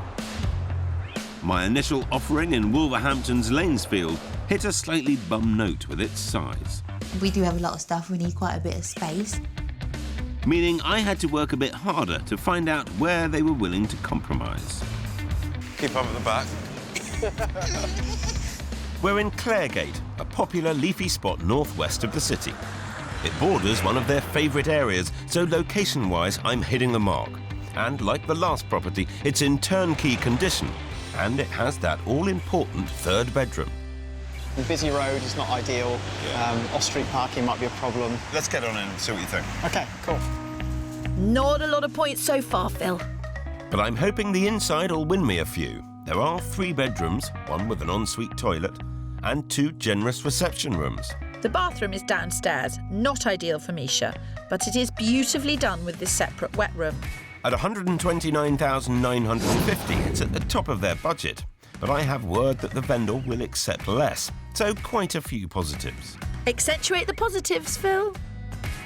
Now, I don't want to dwell on the negatives. But what's that then? Well, I know you weren't quite enamoured with the idea of coming straight into your living room. However, there was a second reception there.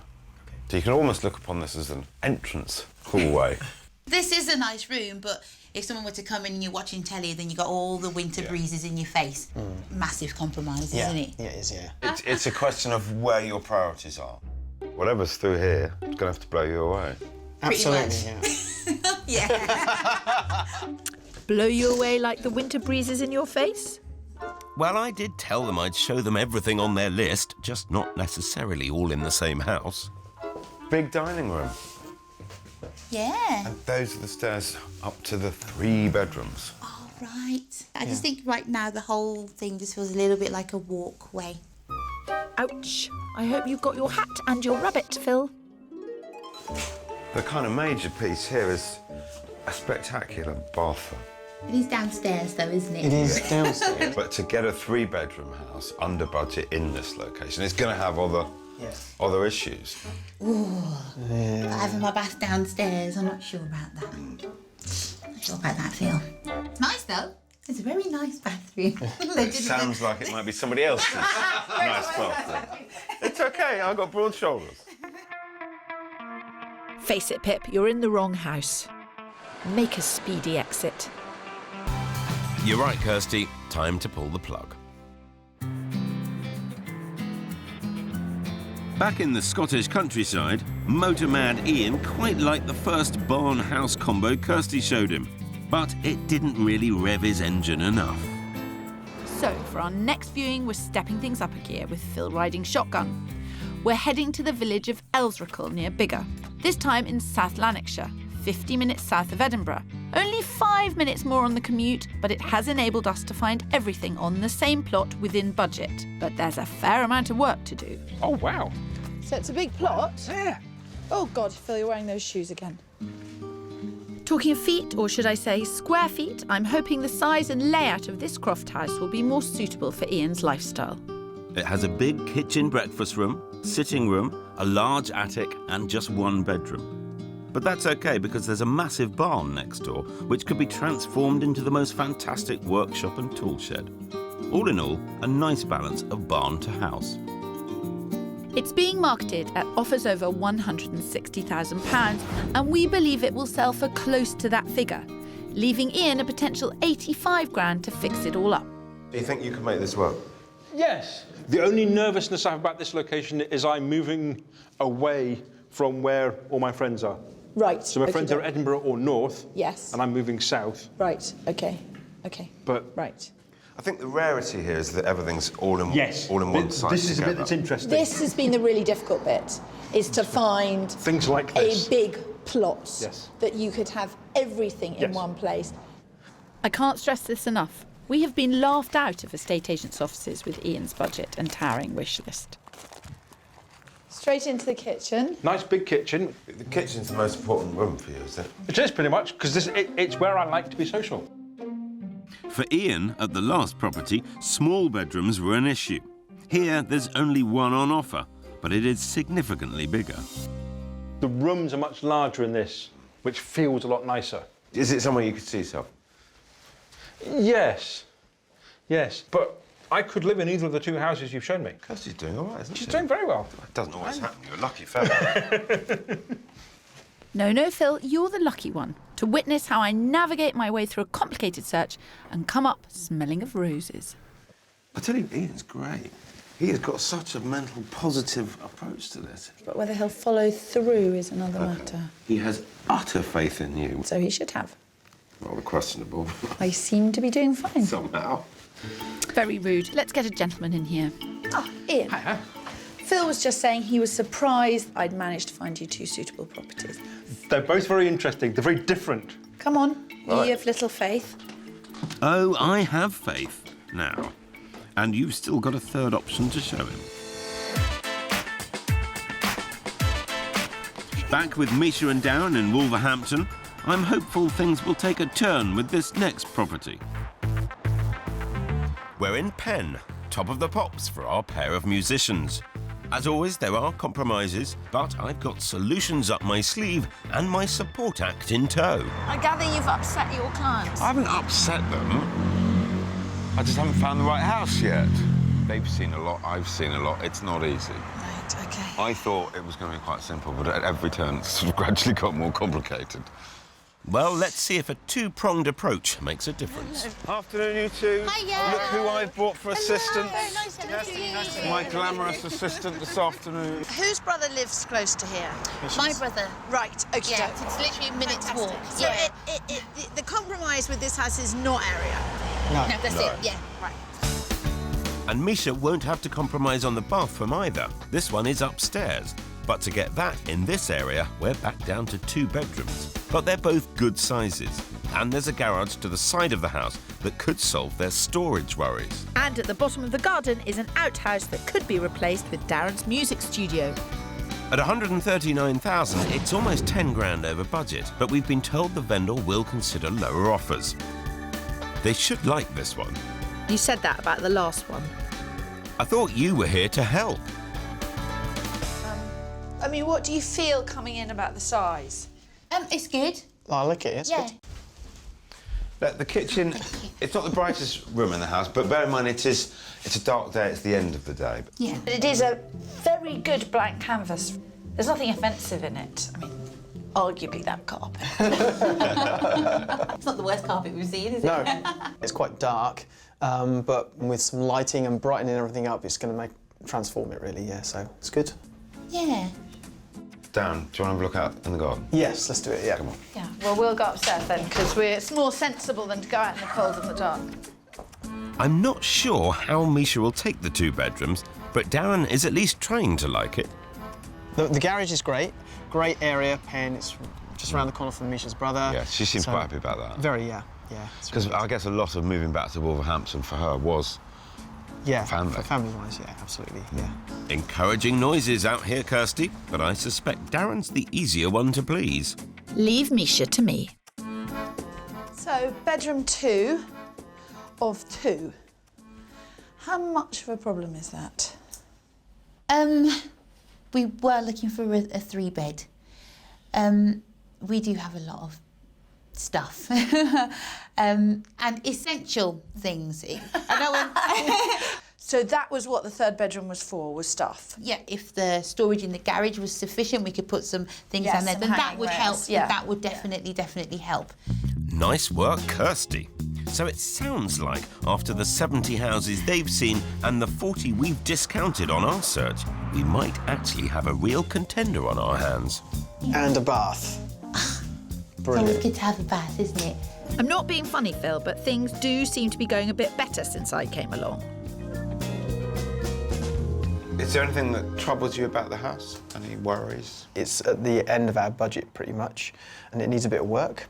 I don't think it needs any work that you can't do yourselves, No. apart from building the studio at the end of the garden. Yeah. It's not complicated. I can do No. that as well, yeah. OK, time to cut to the chase. I suppose if I put a gun to your head and said, you've got to say now, yes or no, what do you think it would be? Yes. Yeah. I'm going to remember that trick. Next time I'm struggling, if I put a gun to your head, would you buy it? Yes, of course. Anything you say.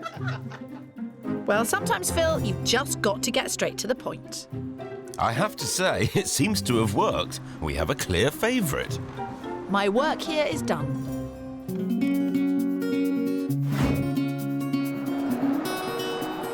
This week, we're back with 2 sets of house hunters, yearning to buy homes to accommodate their passions in life.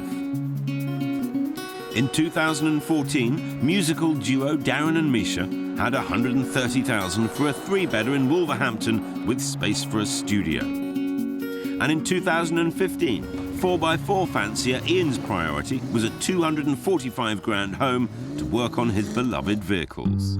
So even though we gained traction on the last property in Allsopp, the location didn't drive Ian wild. I'm moving away from where all my friends are. But I'm hoping my last property package will get him all jacked up. And for my final house-workshop combination, we're heading east towards the Berkshire coast and the historic village of Coldingham. We're just over an hour from Edinburgh, about 15 minutes more than Ian would prefer, but I think it's worth it. This is interesting, yes. It is interesting. In fact, it's a fantastic 2-storey workshop, around 1,200 square feet with boarded space upstairs and a large yard. Another private sale website find. It's on the market for just 70 grand. And literally, around the corner, there's a lovely 3-bed house for sale. In itself, it's more than enough to keep man and motor happy, but there are other possibilities, which I'm keen to run past Ian. This could be a remarkable place just for the cars. Absolutely. And with parts. a house across the road. Yes. On the other hand, you could invest a bit of money in making the most glorious flat upstairs, and you now could I see do where you're coming from. something else with the money. And that doesn't mean buy a load more tools. It could pay for the refurb upstairs and buy Ian a nice 1-bed flat in Edinburgh, which he could rent out or use a couple of nights a week so he gets to see his friends. Wow. You could actually make something quite nice up here. Really nice. If this was London, this would be worth 4 million quid. That's absolutely amazing. And the joy is not yet over. Round the corner, just 50 steps away, depending on how big your steps are, is the house, which I might add only came on the market this morning. This is much closer than what I've currently got, which is really nice. This stone cottage is very smart, and at 1,200 square feet, there's more than enough space for Ian. There's a fabulous contemporary kitchen diner, first floor sitting room, 3 bedrooms, and a sunny rear garden. Everything is immaculate. It's on the market at £185,000, but for a quick sale, they would accept £176,000, meaning Ian could just about stretch to both workshop and house. This is a nice kitchen. It's a lovely kitchen. And perfect for the self-proclaimed non-house person. Ian has the option to spend 0% of his time on the house and 100% fiddling with axles or whatever he does in that workshop. So what you've got up here is this sitting room, which is incredibly light. Yes, again, this is a nice room. Are you feeling this is all very well, but it's too far? My gut is still going, this is too far, but this is a really nice house. I want to look around a bit more of it because it does draw me. Go, go, go. The prettiness Be my does draw me. guest. Be my guest. And although property 2 in Elsrickle is a great option, the one here is arguably the more financially responsible package. If Ian's circumstances change, it gives him much more flexibility. He could always sell one and keep the other.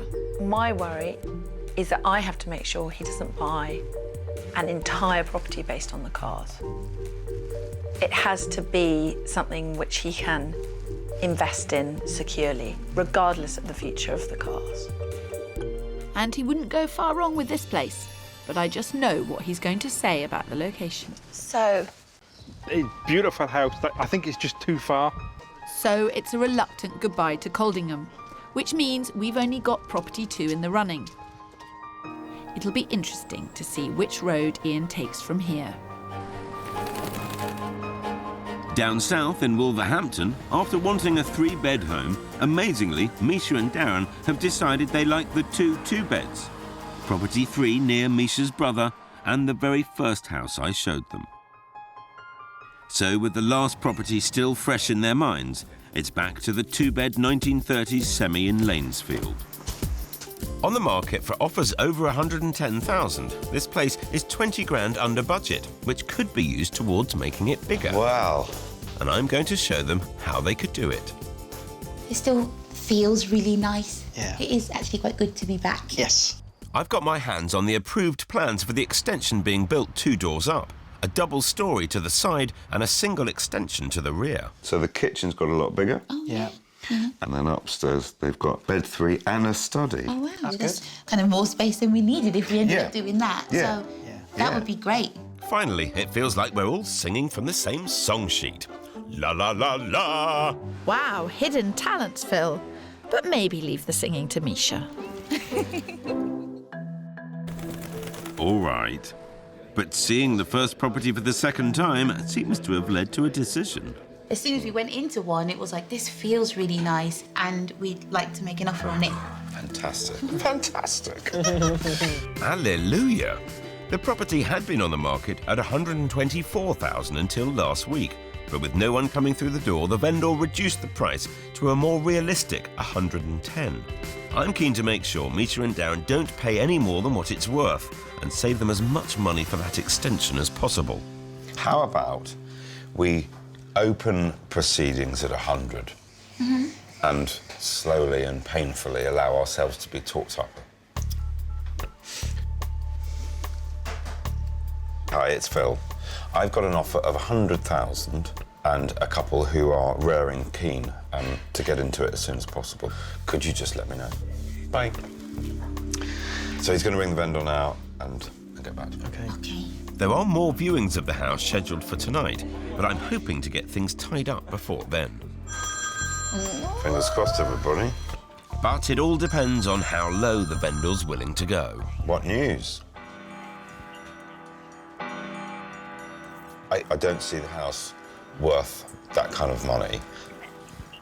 Our opening offer of 100 grand has been rejected. The vendor was expecting his asking price. He wants 110.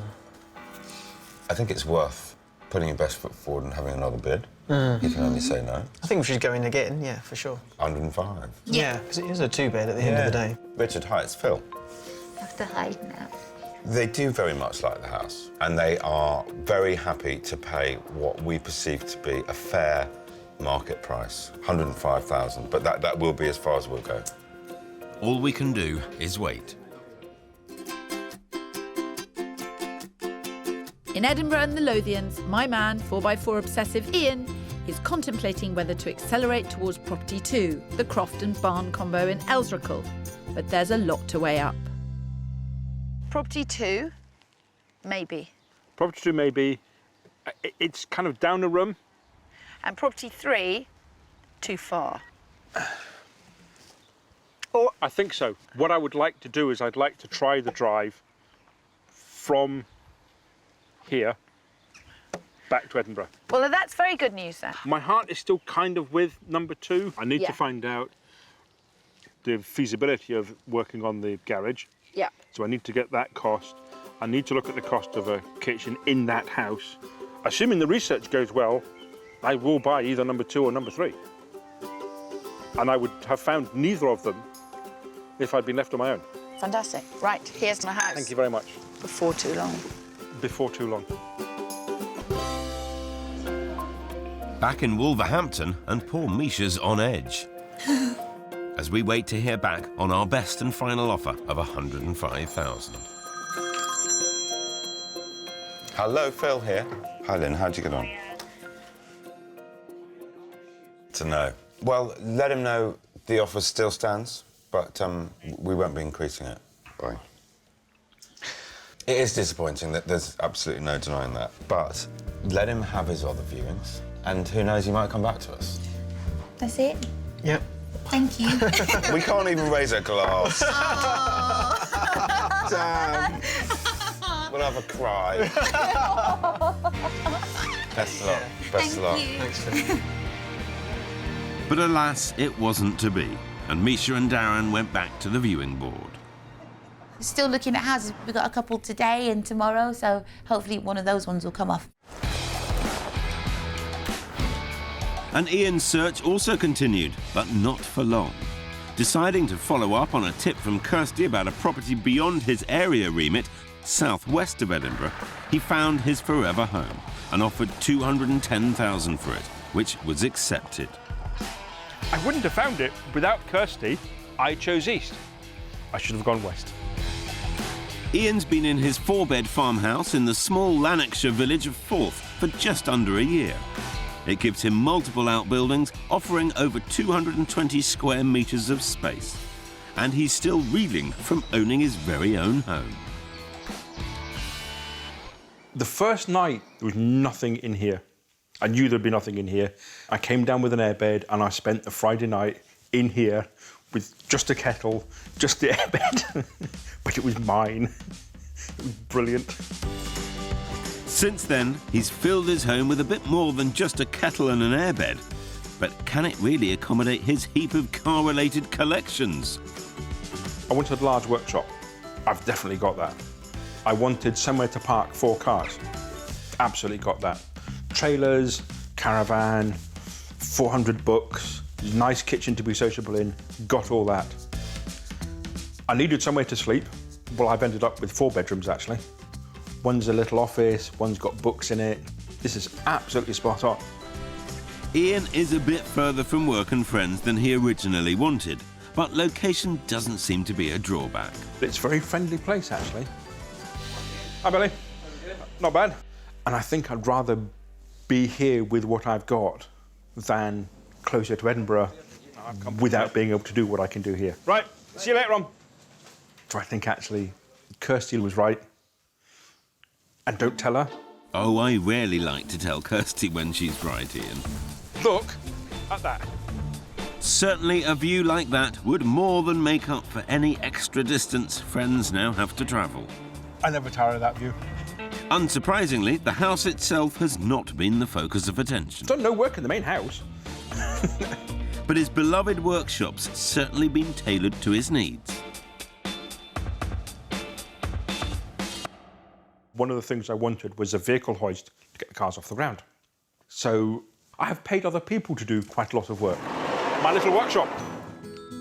The 80 square metres of old byre floor was dug out and concreted.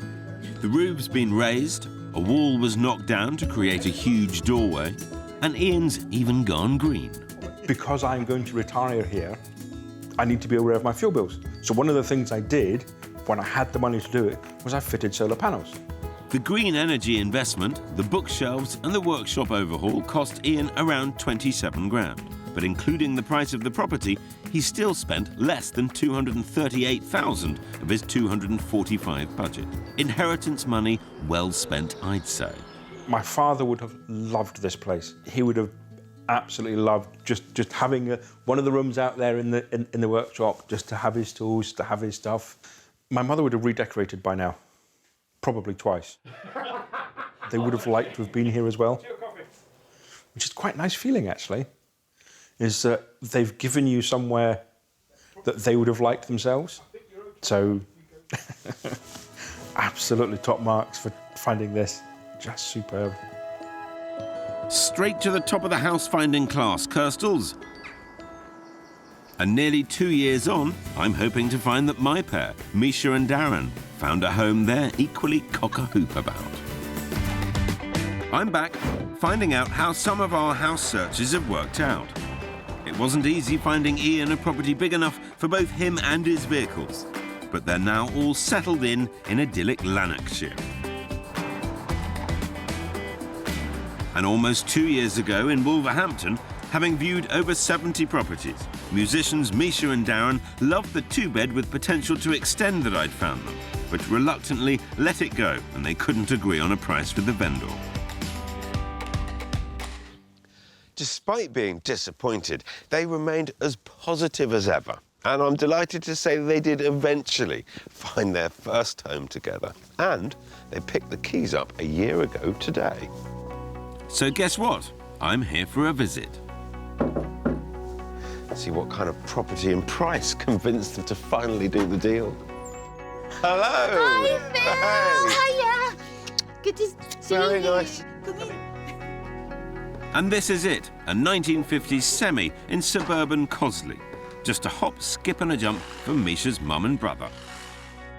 It has the 3 bedrooms Misha desperately wanted, an upstairs bathroom for foot soaking, and they even have 2 living rooms. It's positively palatial. This is the back. Oh, it's a huge room. Really big room. That's so much bigger than I was expecting. It's quite handy, you know, because practice songs in the corner. Darren warms up for his gigs just there on the pad. Yeah, we can eat dinner there. It's really nice, actually, to have the space. It's kind of defined. Yeah. It's good. And it's lovely and light. It's fantastic. What's that? That's the garden. It's like a municipal park. It's vast. It's pretty big. Darren's got to mow it. I definitely spy space for Darren's all-important music studio, something the pair haven't got round to just yet. And no wonder, they needed to totally overhaul the space first. I was going to say, why did you choose this house after all of the, whatever it was, 70-something that you saw? But maybe that answers my question. One of the reasons why, yeah, It absolutely, helps. yeah. But the biggest surprise for me is that this house has been a massive project, not an option the pair had previously considered. The decor in the house was a little bit dated, from the 60s. OK, properly dated. But that didn't put us off the vision that we had. Like, some of the carpets were like threadbare, and my mum was like, "That one's from 1973." She was really like specific with it. The couple paid 136 grand for this huge house, over their 130,000 budget, and had very little spare cash to get professionals in to do any work. So every inch has been transformed by them, except the electrics and plastering, safety first. And what changed in your mindset? Because it wasn't as though taking on a project was kind of part of the game plan. I think because we had seen so many houses, we could see, you know, the potential of this one, and we thought, well, you know, let's go for it, and we've ended up with a fantastic house. They certainly have. But while Misha and Darren absolutely gutted the place, they needed to live at Misha's mum's down the road for nearly 10 months. It must have taken a lot of work. Yeah, it was pretty tough. Yeah, Darren's been really good. He's bought like all the power tools that it was just an excuse, really. Yeah. All their hard work has really paid off. Having spent a maximum of $15,000 on the whole renovation, the house has recently been valued at 175 grand. That's almost a 25 grand profit, and it all looks fantastic. Very impressed with your kitchen, Darren. Yeah, it's lovely, isn't it? You haven't skimmed. No, we are the ultimate bargain hunters, though. We shopped around and got the cheapest price. And have you actually enjoyed the process of the build? It's not for everybody, but I've enjoyed it very much. Would you do it again? Yes.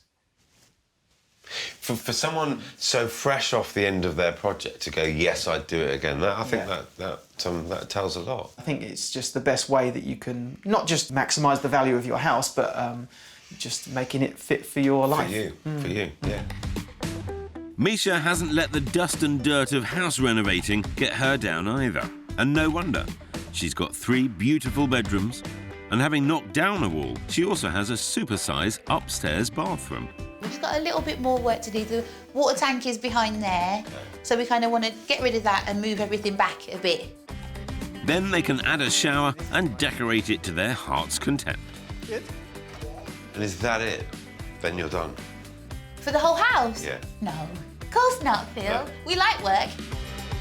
There's no stopping them. The pair have plans to knock into the eaves and make the 3rd bedroom even bigger. From what I've seen, to pick this up for 136 grand was the deal of the century. I think it was, yeah. Misha and Darren have clearly worked as a great team. But this move was never just about the 2 of them. And what's it been like moving back to Mum and brother here? Yeah, it's really nice, actually. Mum just shows up, and I love that. These 2 have beautifully and so thriftily transformed this place. And they're determined to keep going until the house is utterly perfect for them. It's an absolute treat to come back here today and see that you've completely nailed it. 100%. Thank you. But you've made it brilliant. We put a lot of hard work into it, and it's really paid off. It has. Well done, both of you. Thank you very much. Many congratulations. Great to see. There's no doubt that in this property they now have everything they wanted, and perhaps a little bit more. Well, it's just excellent that Darren and Misha did eventually find somewhere to call home after about 75 viewings. But they've also been really gung-ho about transforming it and making it suit themselves. Look at that. Ian, too, got a fantastic place for him and his Land Rovers. Seconds from his kitchen table to his workshop. That was what it was all about for him. So I guess it does prove that sometimes good things come to those who carry on searching.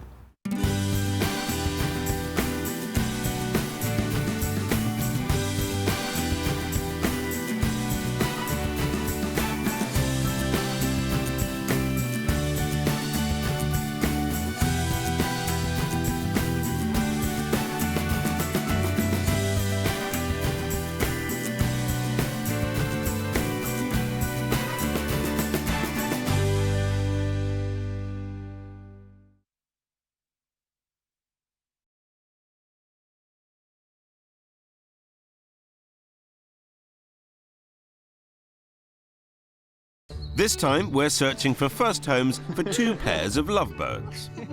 We're going to need to fight negativity. The garden is just such a letdown. That seems to be causing problems. Have you noticed I'm being very quiet and philosophical?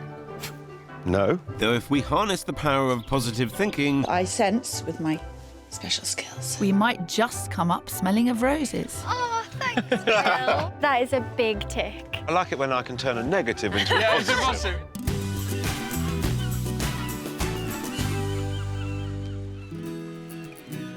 This week, we're scouring the south coast from Southampton to the New Forest and further afield for 2 sets of buyers who are thinking big. But while the view is beautiful, are there enough houses on the horizon? Doesn't look like many to me. I know. It could be in short order. our search this time takes us flying over the ancient hunting ground of the New Forest and in the bustling international port city of Southampton.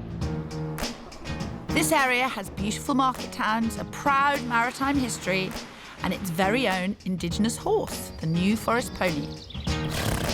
which means the houses only last a couple of days on the market before being snapped up. House prices in Southampton have galloped up by 7% over the past year, but they've leapt by 12% in some areas of the New Forest. The word from local estate agents is the market is strong, with buyers rushing to purchase in the area. With busy lifestyles and a market that's moving this fast, Come on, Val. it's no wonder long-term sweethearts Georgie and Will are having trouble finding a place they can finally be together. Although we haven't lived with each other an extended period, we do know each other's sort of bad habits and good habits. And good habits. So I think hopefully there won't be any shocks, surprises. Yeah, hopefully. But they have an extra issue. Construction manager Will is having to work abroad in Belgium during the week, leaving Georgie, who lives in the New Forest with her mum, to set up viewings for when he's home. I live out of a bag most weeks, and it is hard, isn't it, because we don't see each other, and it does mean we have quite a limited amount of time at weekends. It is really frustrating, I think, because the ones that we want to go and see do get snapped up really quickly. Georgie will show me a house that's come up, and then within 2 or 3 days it's already been sold. The couple, who grew up in the countryside, still love to spend time there.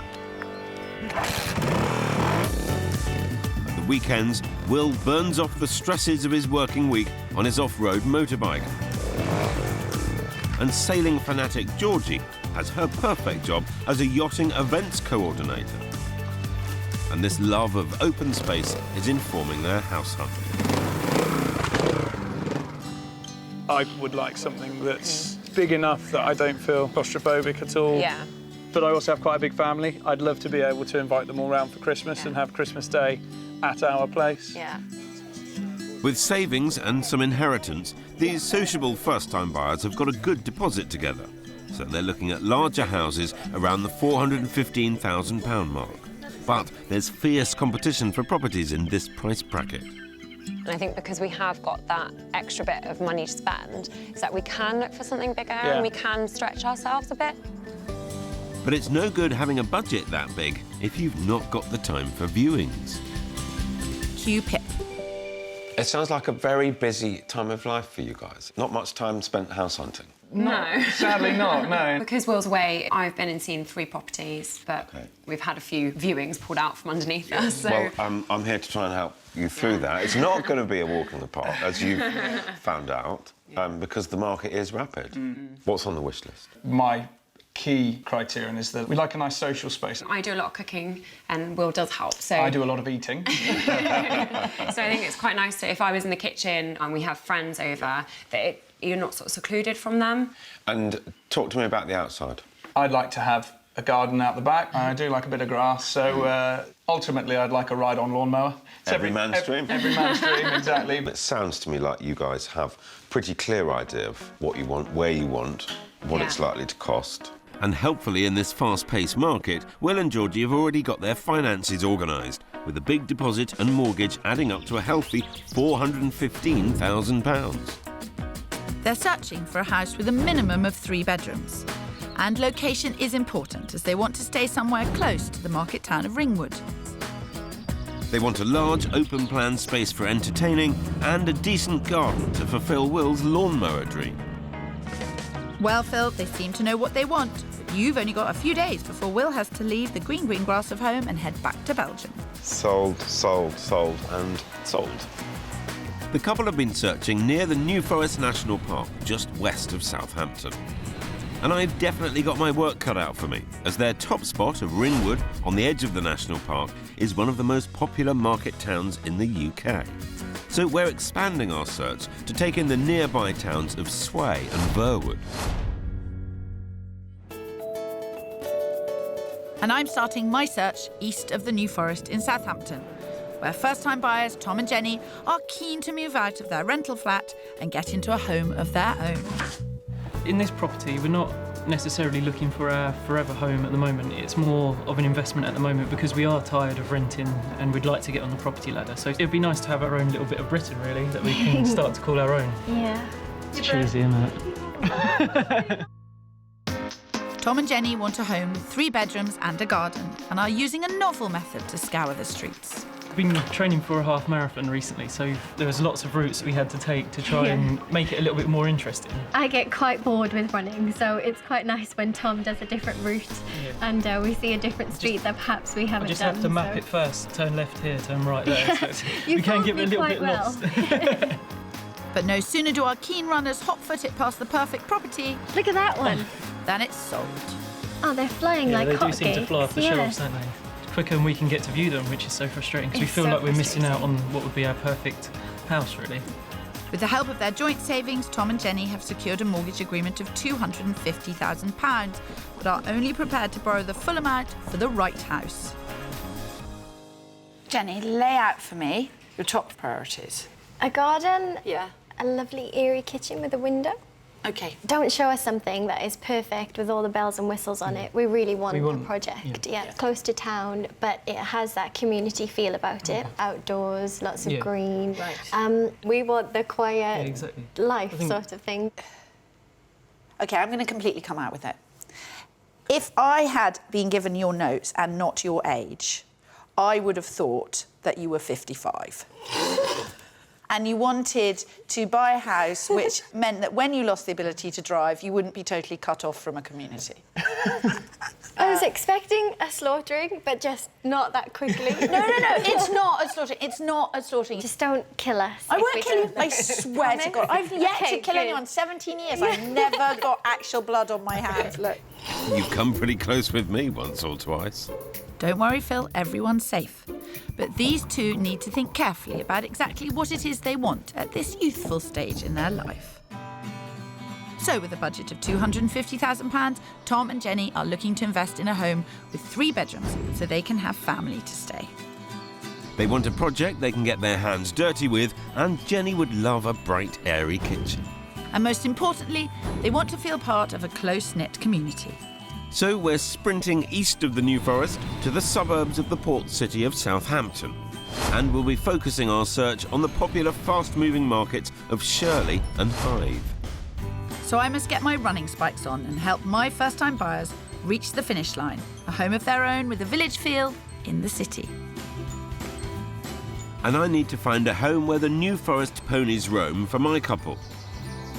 But before that, you should get off your horse and drink your coffee.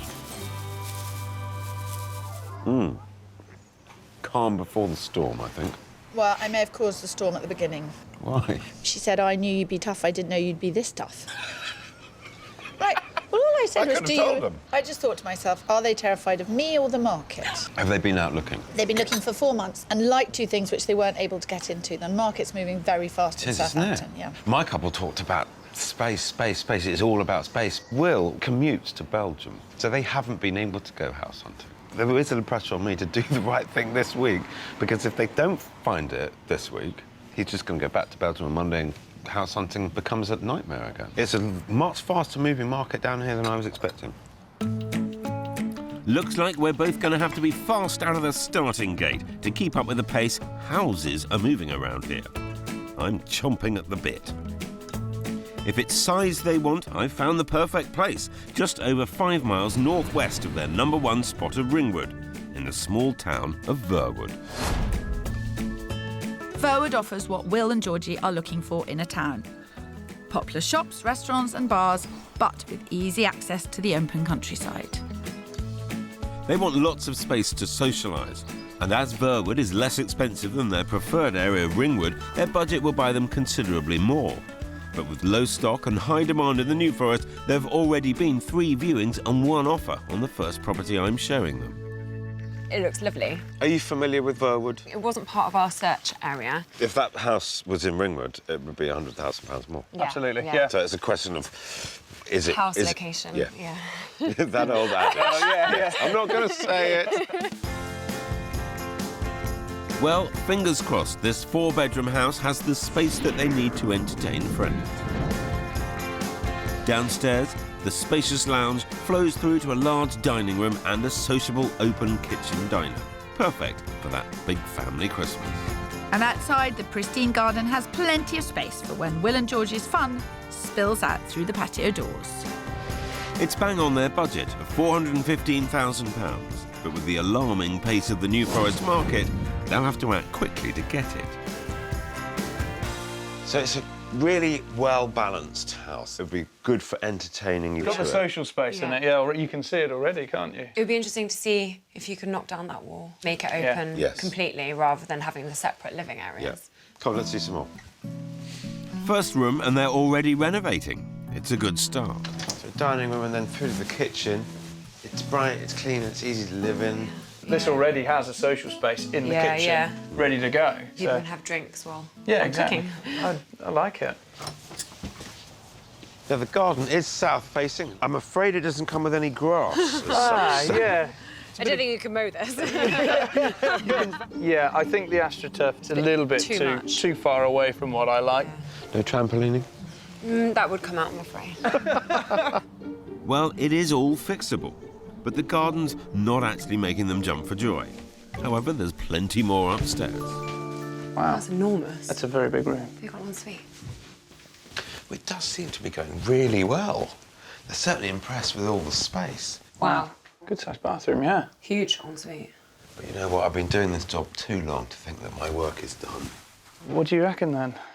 I don't know, the rooms are massive. We'd certainly be able to host Christmas here, probably for most of the village. We want a big house, but I think maybe a big house with maybe less rooms. I think you might have overdone it this time, Phil. How did I do? A lot better than we thought. Oh, thanks very much.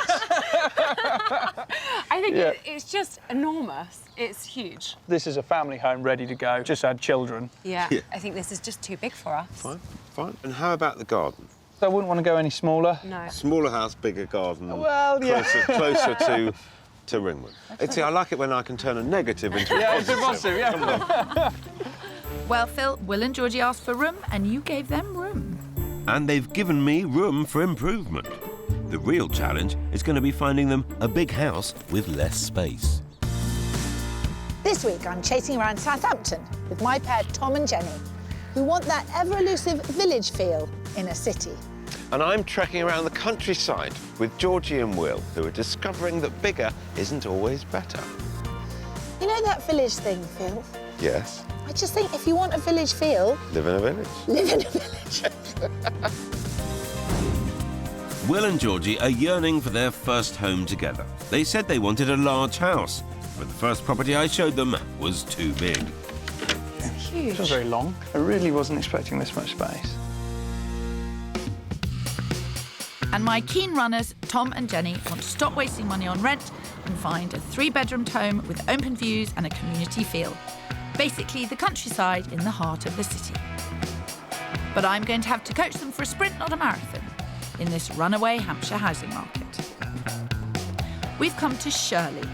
Some of these are nice. With its shops, bars and green spaces, Shirley is popular with first-time buyers, as it's close to the city centre. And it's Tom and Jenny's top choice, not least because they live nearby, and we're not far from there. In terms of location, we've got Upper Shirley there, as you know, and we've got Shirley High Street there, and you're absolutely 50-50. Yeah. But what's stunning about this house is its size and its outlook. So come in and have a look. Definitely. This period terraced house offers a great opportunity for Tom and Jenny, and it ticks a few very important boxes for them. These two are feeling squashed in their rental flat, but this place has 3 bedrooms, a modern airy kitchen, and a generous garden. And that generous garden opens out onto a huge playing field. If it's village life in the city thereafter, this is about as close as you can get. It has an asking price of £230,000, 20 grand under the top of their budget. Oh, I really like this archway. It's beautiful. This house is packed with original features. Now, it's a modern kitchen. The size is perfect. It's great. And then what you've got is, at the back, an old sports ground bought by the council to prevent any development. Yes. Oh, that's ideal. I mean, come out and have a look. So there we have it. Oh. I believe this is what's called a south-facing garden, but I might be completely wrong Is it about a south-facing garden? Well, given the time of day, it must be. Serious brownie points if this is a south-facing garden. South-east, yeah, because the sun's going that way. Amazing. That's a big tick. That is a big, big tick. I really like it. There you go, Phil. I've performed a miracle. The countryside right in the middle of the city. But can you astound them upstairs as well? Oh, wow. This has got a lot of room, hasn't it? Oh, wow. Oh, my God. Yeah, I didn't expect that. I didn't expect that either. When people say I keep the best for last, they are so wrong. This is a very strong house. And we're seeing it first because it's virtually under offer already. There is something about this house, and I know it sounds silly, but that garden, it's just got me really excited. What is really nice about the garden is it's so quiet behind it as well. Yeah, it's so beautiful. While there's nothing stopping them from moving in, there are lots of mini projects that could add value to this property. There's all sorts of things that you can do to this house to make it look really sweet and romantic. Yeah, I can definitely see the potential in this property so much. It's an exciting one to consider, definitely. I've only just begun, and this one is firmly in the running. OK, don't rub it in, Kirstie. Back in the New Forest, Will and Georgie are desperate to leave their parents and move into their first home. So we've come to their ideal location of Ringwood. Ringwood is full of upmarket gastropubs, seafood restaurants, butchers, bakers, and even craft beer makers. Everything a couple could want. But it's also one of the most expensive market towns in the UK, with an average house price of around £400,000. Not a very nice house, but I think instantly you can see the difference because we come to Ringwood. It's a semi-detached. Yeah. You've lost a bedroom. There's only 3 here, and you've gained some grass. I can almost fit my ride-on lawnmower on it as well. Currently vacant, this modern family house has 3 bedrooms and a very big open-plan kitchen, ideal for the entertaining Will and Georgie plan to do. To the rear, there's a large, light lounge with patio doors leading out onto a generous lawn for Will's mower. This is a turnkey home that Will and Georgie could move straight into without doing any work. It's priced above their budget of £425,000, but I have heard the owners after a quick sale. Let's head on into the kitchen there. It's a slightly different concept looking round an empty house, but you can see it's a good-sized kitchen. It's a very good-sized kitchen. So you've got big understairs cupboard, downstairs loo. This is the main living room. Wow, it's a very big space. It's a very big living room. Yeah. It's a very big living room. And Georgie looks as though she's already moving her furniture in.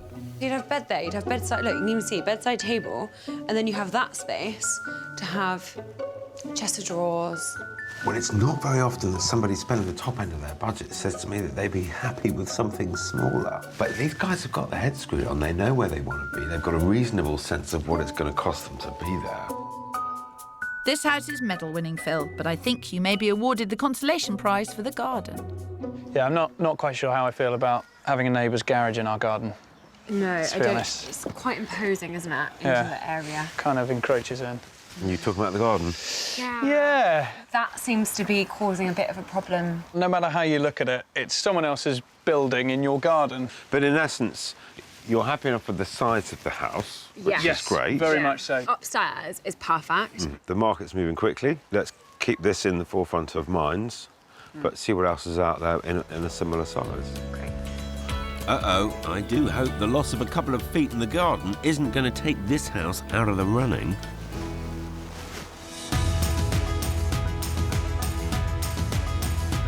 Over near Shirley, Tom and Jenny loved my first property. But I know ideally they wanted more of a project, and I think I've got one with real potential just a few streets away. So what we have here is a detached house. It's a complete project. It is on a busy road, but as soon as you're in the house, you just don't notice it. Okay. Its porch alone is just adorable. It's really nice, yeah. But it's a very different thing. Okay. Oh, I'm excited. Let's go inside. After you. Oh, thank you. Hopefully they'll stay excited.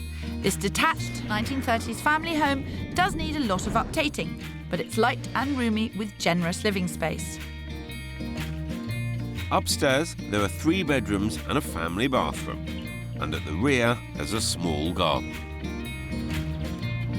It has a guide price of £235,000, $15,000 under budget, leaving Tom and Jenny some spare cash for renovations. No.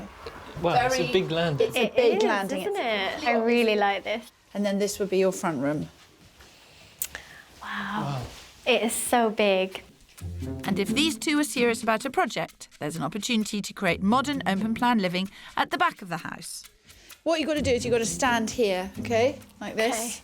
Because that's your room, and it's a lovely room. So could we structurally knock that wall down? Yeah. It would be an amazing kitchen dining space. It would, yeah. I can see so much potential in that. With a good builder's help, it's nothing they can't manage. But some things need a bit more vision. The garden's not huge. This garden is not...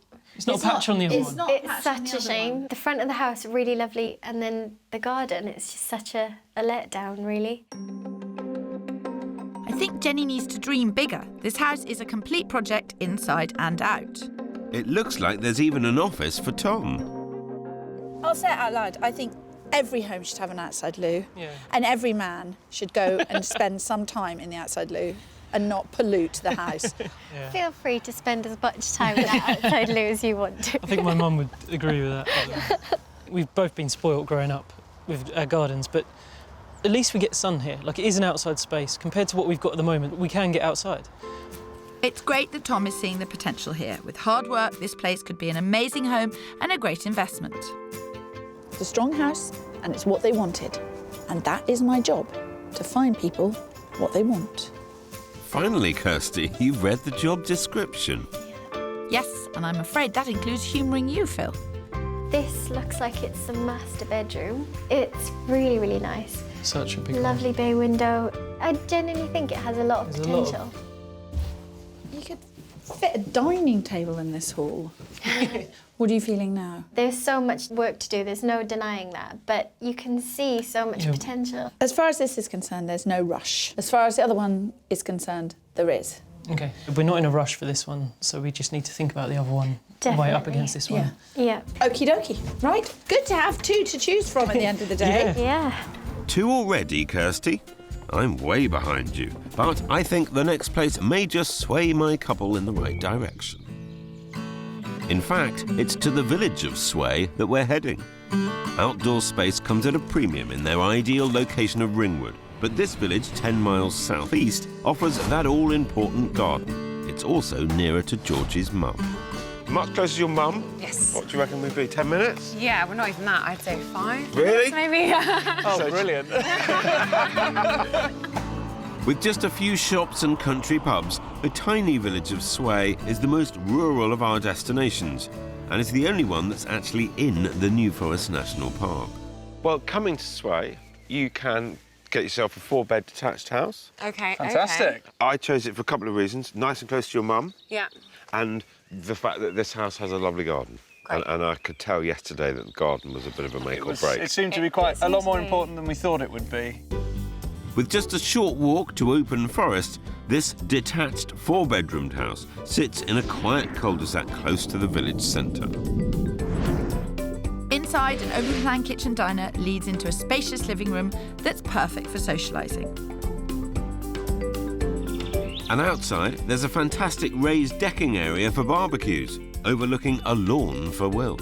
Its asking price is higher than the top of their budget, at £425,000, but we have it on good authority that there's room for manoeuvre. It's a smaller house than what we saw yesterday, Yeah. but I think the usable space is good. There doesn't seem to be much work space. Oh dear, Phil, quick, show them the other cooking area outside. So I thought of an evening, mates round. Yeah, great social space. Barbecue already. Yeah. Does that come with Perfect, the house? ready to go. Got my grass as well, which is important. Well, why don't you wander around that way? Because there's a greenhouse and a shed and everything as it wraps around. Yeah, definitely. And, Georgie, I'll show you upstairs. OK, great. Thank you. Upstairs, there's a family bathroom and 4 good-sized bedrooms.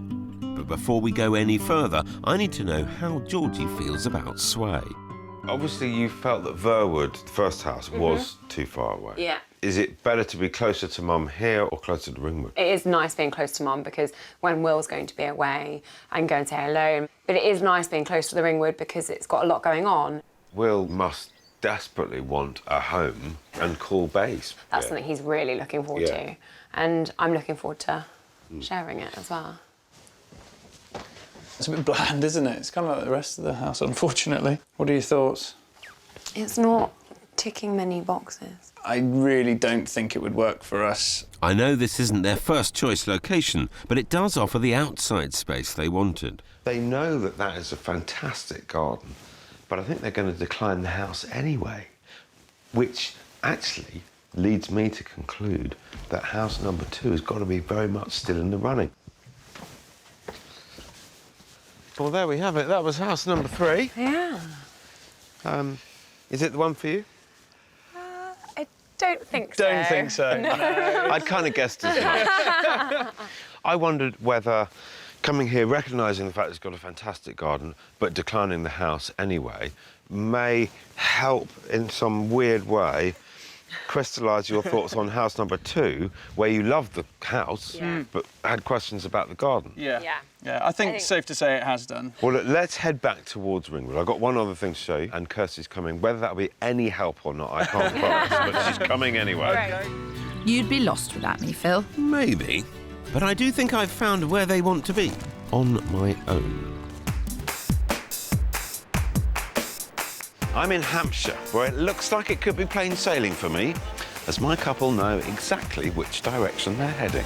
But the thing is, Phil, just because you point your tiller in one direction doesn't mean the winds are with you.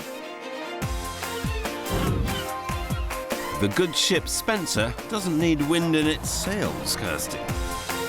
Well, I've been steering a steady course all along for Tom and Jenny. They're keen to escape their tiny rental flat and get on the property ladder. And after seeing property 1 in Shirley, they were smitten inside and out. That is a big, big tick. I really like it. But they also relished the prospect of property 2, a larger place and a project with potential.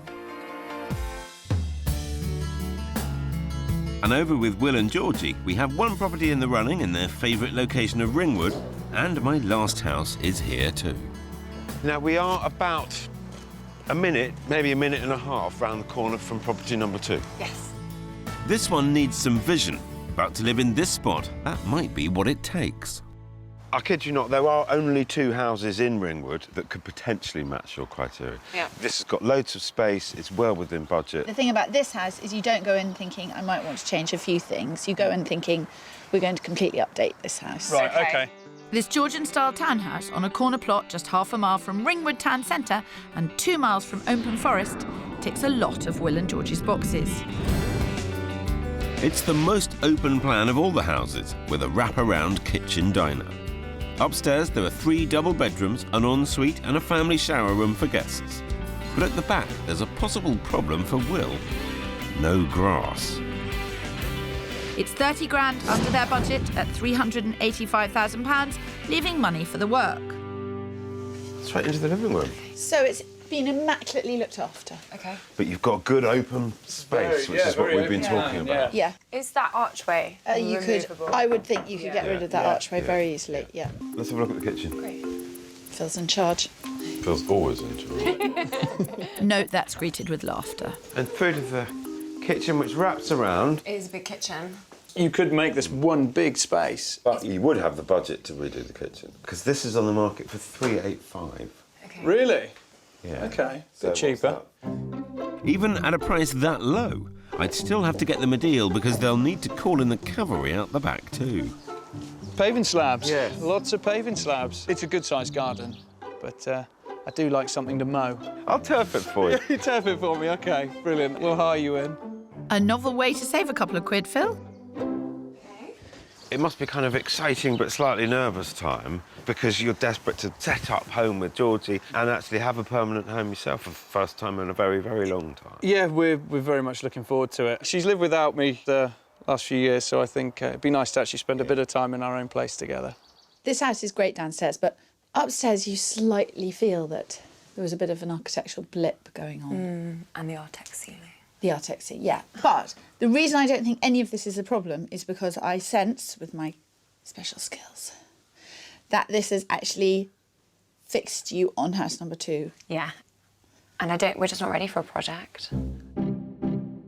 I knew this place was a gamble, but at least property 2 is still in the running. When you got that new suit, did you take the trousers out to get matching socks? Whatever I'm wearing, it obviously works because this search is all leading back to house number 2. I think I'm in Clover. Same can't be said about you. My couple have currently got a choice of 2 houses, 2 out of 2. You two all right up there? Yes, thanks. Yeah. Having a look. Does it improve? No. No. It has to be said, Phil, it's not... if they weren't grabbed by the downstairs, they weren't going to be grabbed by the upstairs. The upstairs isn't its strong suit. Would you like to go back and see house number 2 tomorrow? Yes. Yes, we would. Yeah, definitely. Have a second look. We want to bring our tape measure. They want to bring the tape measure, Phil. This is a good sign. It is indeed. Sensible house hunters never go anywhere without a tape measure. Will and Georgie are hoping they'll have a happy future together in their own home. And according to a recent Office of National Statistics survey, they could hardly have chosen a better area.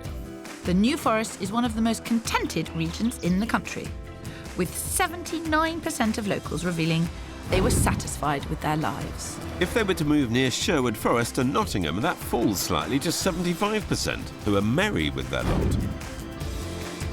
But were they to choose the wilds of the Scottish Highlands, they would once again be in an area where 79% of people say they feel fulfilled.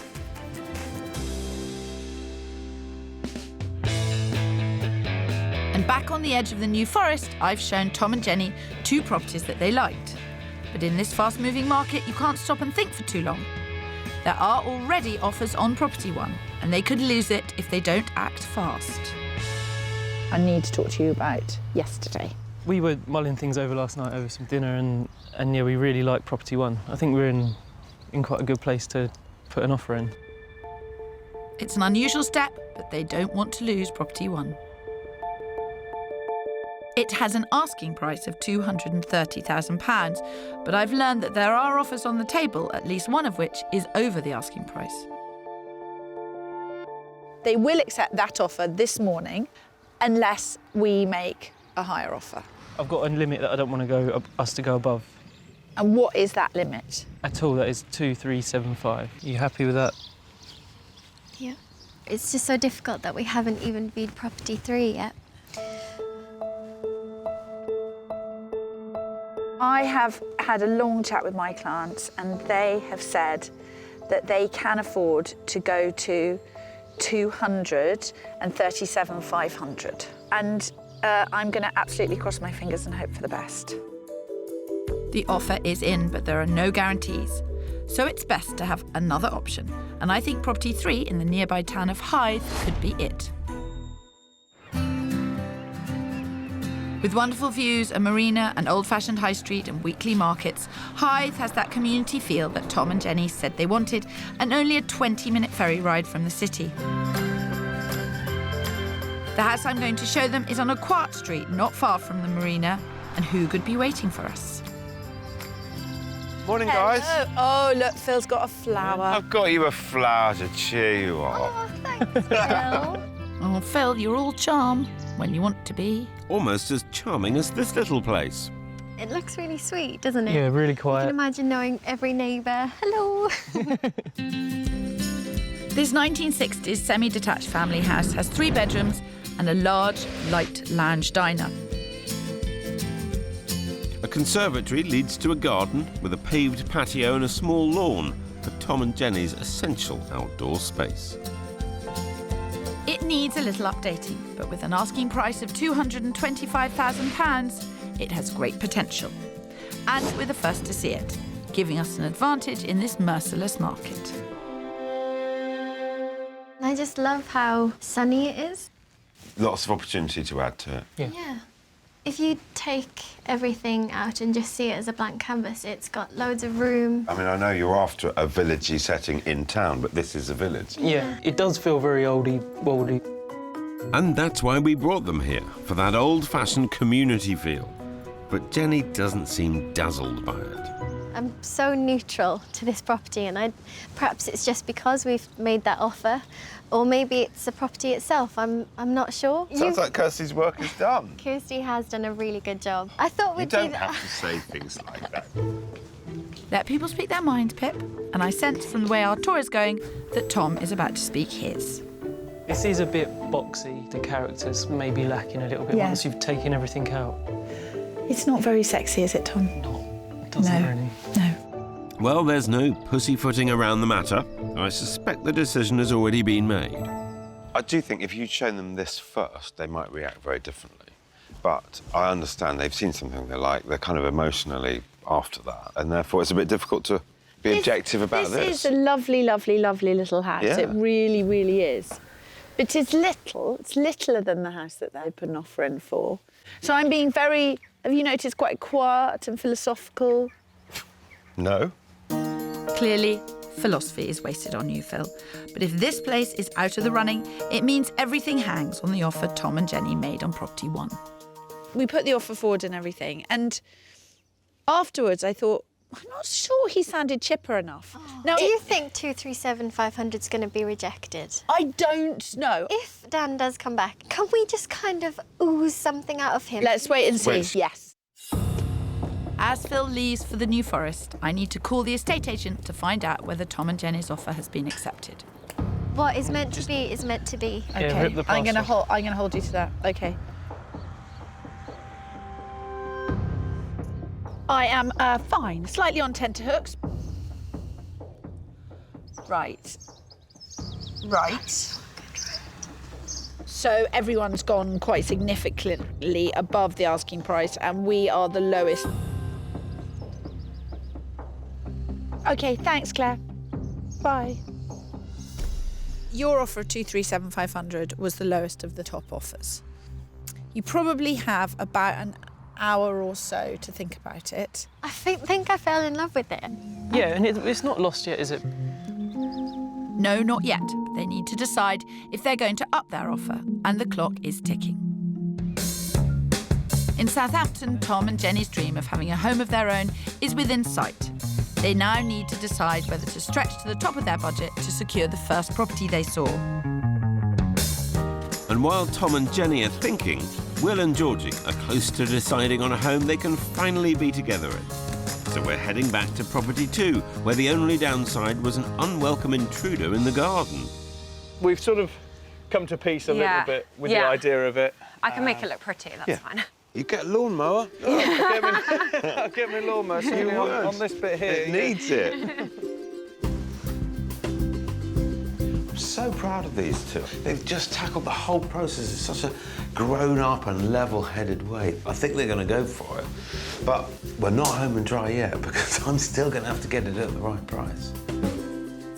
But we might be in a strong position, as the vendor is after a quick sale. Now, I've got to ask you guys something. Do you love it? Yeah. Does it get you in the heart? Yeah, I love this house. There's just so many things that it ticks, and I think even when we were looking at the other houses, I just couldn't get this one off the brain. So yeah, and it's really nice to be back as well, because we've practically moved in. We're measuring things up. Okay, that's not the way to do it. One step at a time. Yeah. Well, look, let's go and get a drink and decide what you want to do. Great. Absolutely. Yeah. Okay. Back in Southampton, Tom and Jenny have come to a decision. You both look borderline petrified.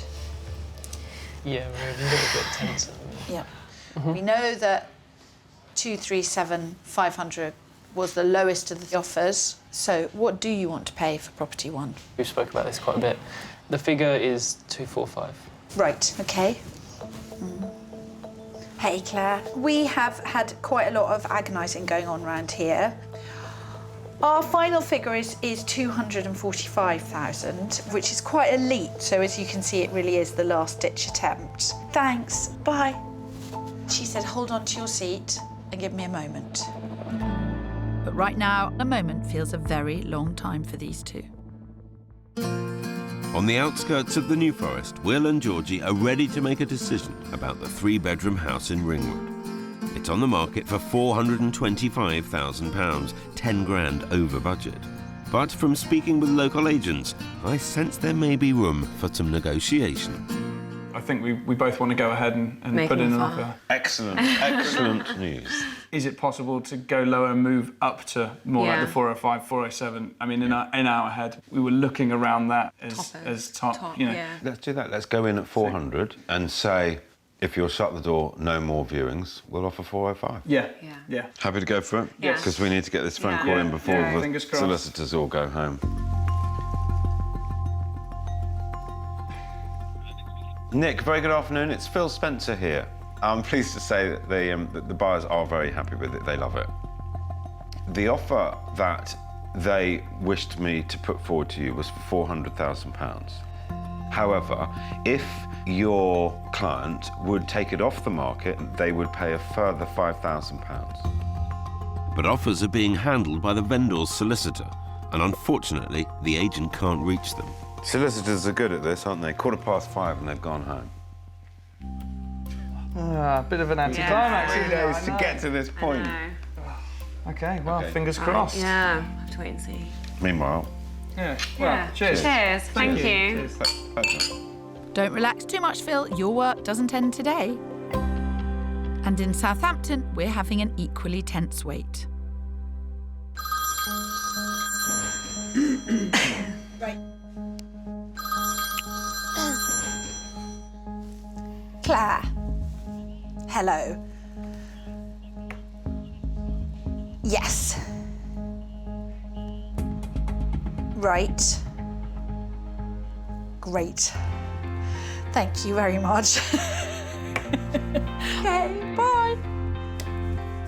I just have to say, congratulations. Success, and at £5,000 under budget. Oh my God, look, hairs. Thank you. Thank you so much. Let's drink. Yeah. Cheers.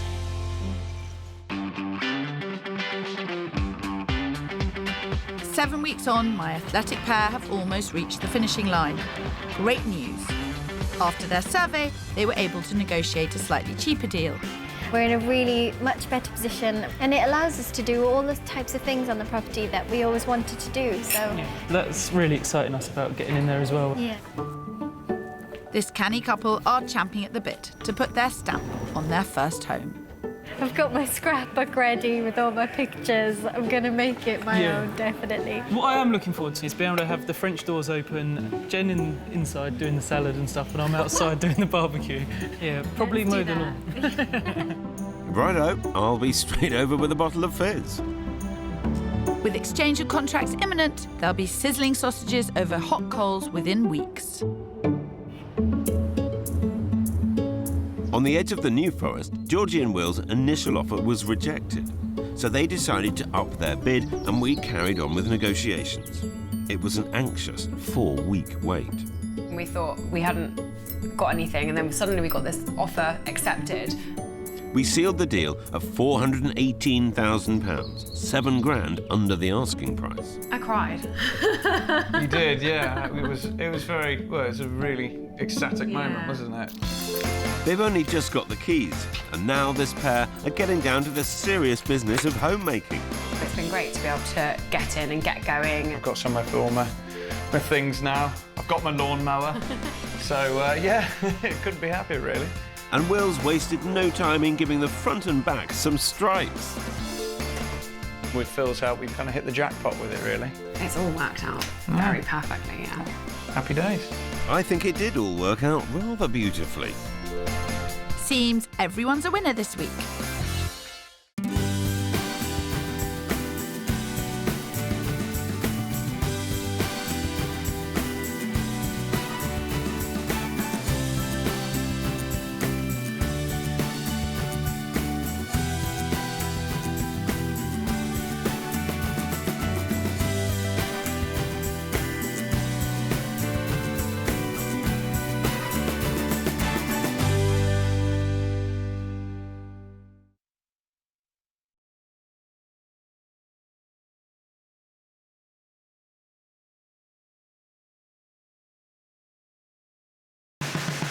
This week, our two sets of house hunters urgently need to fly their parents' nests. I can't last that much longer. But to spread their wings, they want it all. It doesn't have the wow factor. Yes! So someone has to step in and rule the roost. It does feel like a particularly tough one. Phil Spencer question. admits his package isn't full enough. Even if it means ruffling some feathers. Shut up, Phil. I can hear you. I can hear you.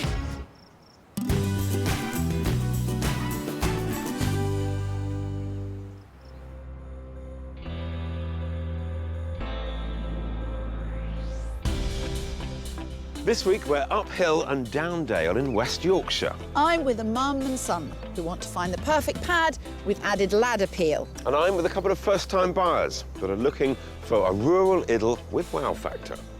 Queen has one of these umbrellas. Do you know what that makes you?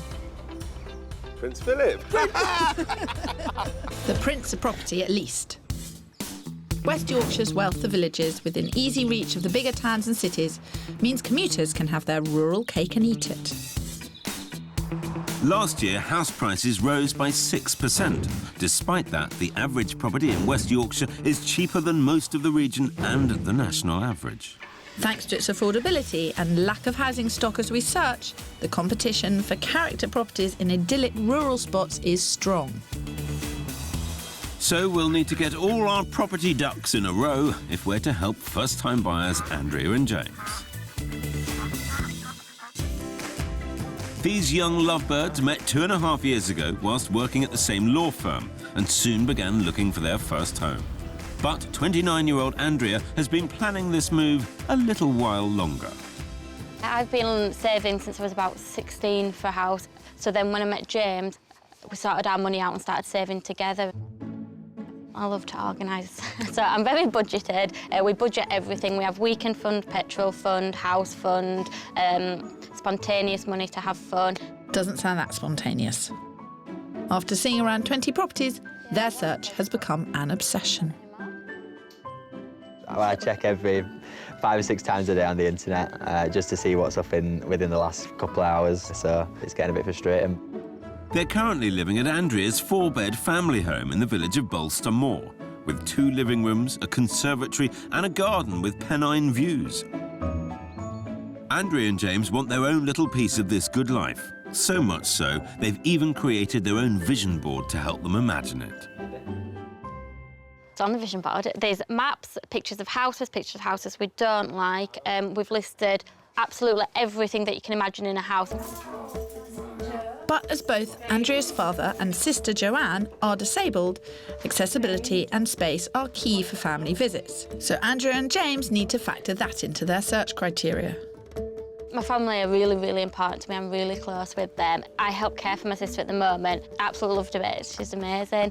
But the benefit would be that Joanne would come along and stay with me so that my parents would have their own time and space back again. Andrea hopes Joanne can spend 2 nights a week at their new place, so being within 30 minutes of their family home is vital.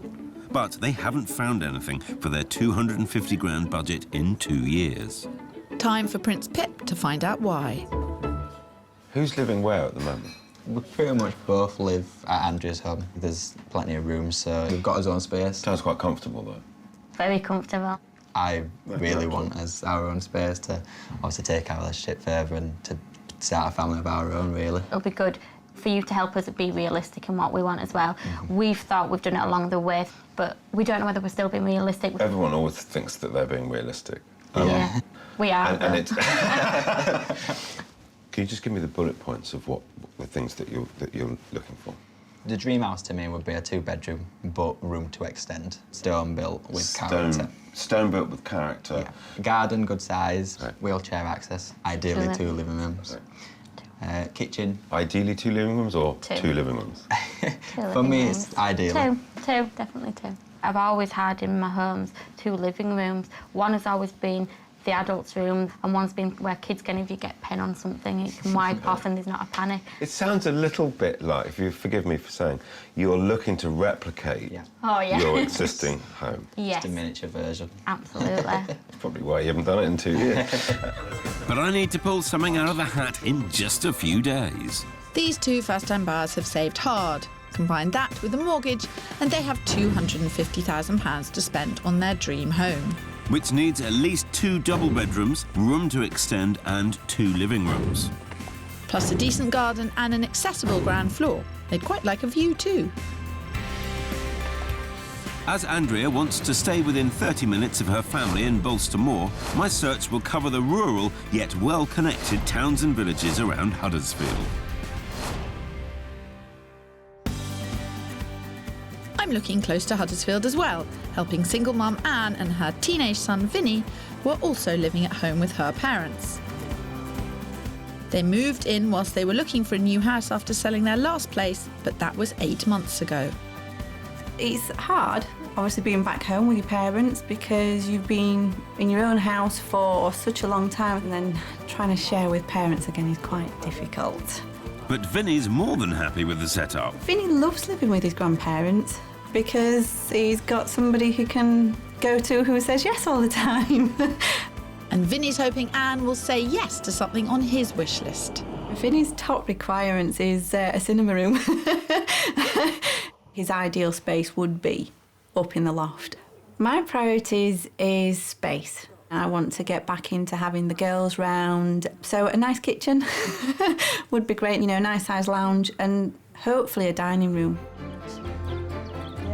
Even though both work and school are in Sheffield, Anne's moving further north to find a village with a community feel close to the countryside. I'd quite like to be in that rural setting so that at weekends we can just disappear. We can go walking somewhere and just have that idyllic little lifestyle.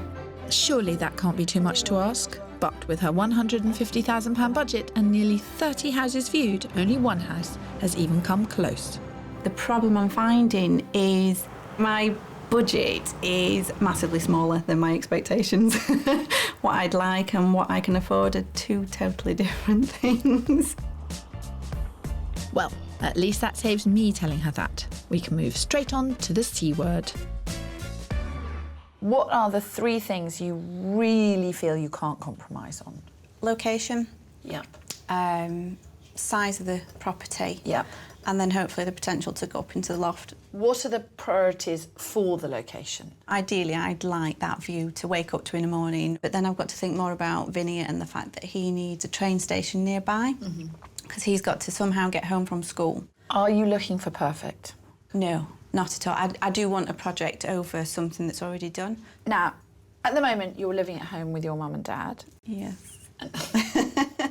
And it's driving you bananas, yes. Which is totally understandable. I couldn't live with my dad. It'd drive me totally bananas. And I'm surprised there hasn't been enough pull from any of those 25 properties you've seen. Yeah. The only one that's been left out of all the properties that's been there up in the forefront, I can see us living there. It's got the space. I just get that big but. There's a property still out there which you could buy, but there's a but. The but is there's no view. No view at all. No view at all. There is always a compromise. Yes. Always, always, always. So drink up your tea and then we will get on the road. Lovely. Hopefully Anne will soon realise it's not just the house that she's already seen. Almost all houses have a but, and that's not always a reason to rule them out. Anne's budget is around £150,000 from a mortgage and the deposit she saved. She wants a traditionally built property with views, 3 bedrooms, a spacious sitting room and kitchen to entertain. It must also have an option to create a lad pad for Vinny. So we'll be looking at the south side of Huddersfield, focusing on towns and villages around an hour's commute to Sheffield for Anne's work and Vinny's school. Morning. Hiya. Changeable weather around here, isn't it? But it's very beautiful. No, it's really, really, really beautiful. It's nice to be in Yorkshire. Although, I think it's going to be a challenging week. Really? Well, my couple, they're living at home with parents, and they're very keen to start their own family. So on kind of face of it, you'd think they're going to be desperate, but they've seen a lot, and she's particularly adamant she's going to get everything on her list. And I'm just not sure it's going to pan out that way, but I'm going to be doing my best. Well, I've also got someone who's leaving home. She sold her house. She and her son moved in with her parents. They've been there for 8 months. They're desperate to get out. But there's a sort of house she didn't buy, which is hanging around at the back of her mind. So you've got to beat it? I've got to beat it, yeah. Good luck with that. Steep hills. Very good analogy there. We've got to climb some steep hills this week. After a 2-year house hunt, Andrea and James have yet to find their dream house on their budget. So their extensive wish list is the first obstacle Phil must contend with. And Property One will help me do precisely that. The lovely village of Scholes is perfect for families with a good primary school and situated in an idyllic conservation area, just 15 minutes from Andrea's family. So we've got a little kind of farmyard development. You don't get kind of far-reaching views in a massive garden, but you do get an interesting, characterful house. I think the house itself looks really nice, and I think it ticks a lot of the boxes. The only doubt I have so far is just the garden and the privacy. But if it's got a back garden, then maybe that might tick that box as well. I'm not sure yet, if I'm honest. Well, there is some space at the back, but I'm hoping it's inside that will sell this place.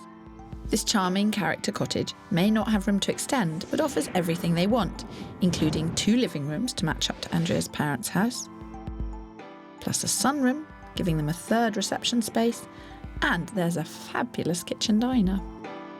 The back garden may be small, but it would give James the privacy he's after. Upstairs, there are 3 bedrooms, perfect for kids and when Joanne visits, plus a family bathroom.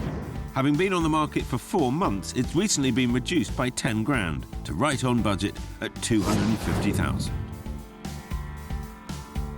So nice flat access here.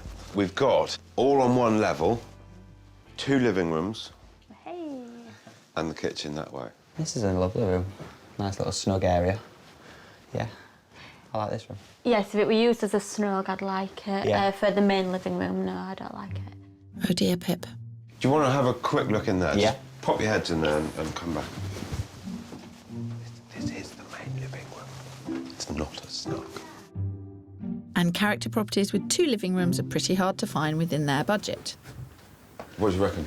We haven't been sold on the living room straight away. I don't think it's probably going to be the right one. If you offered me 2 living rooms like this over 1 fabulous living room, I'd probably take the 1 fabulous living room. Absolutely. I've compromised. It wasn't that hard, was it? Well, they've been in 10 minutes. I know. But with this good-sized family dining kitchen, maybe it wouldn't seem like such a trade-off. The kitchen is actually quite large.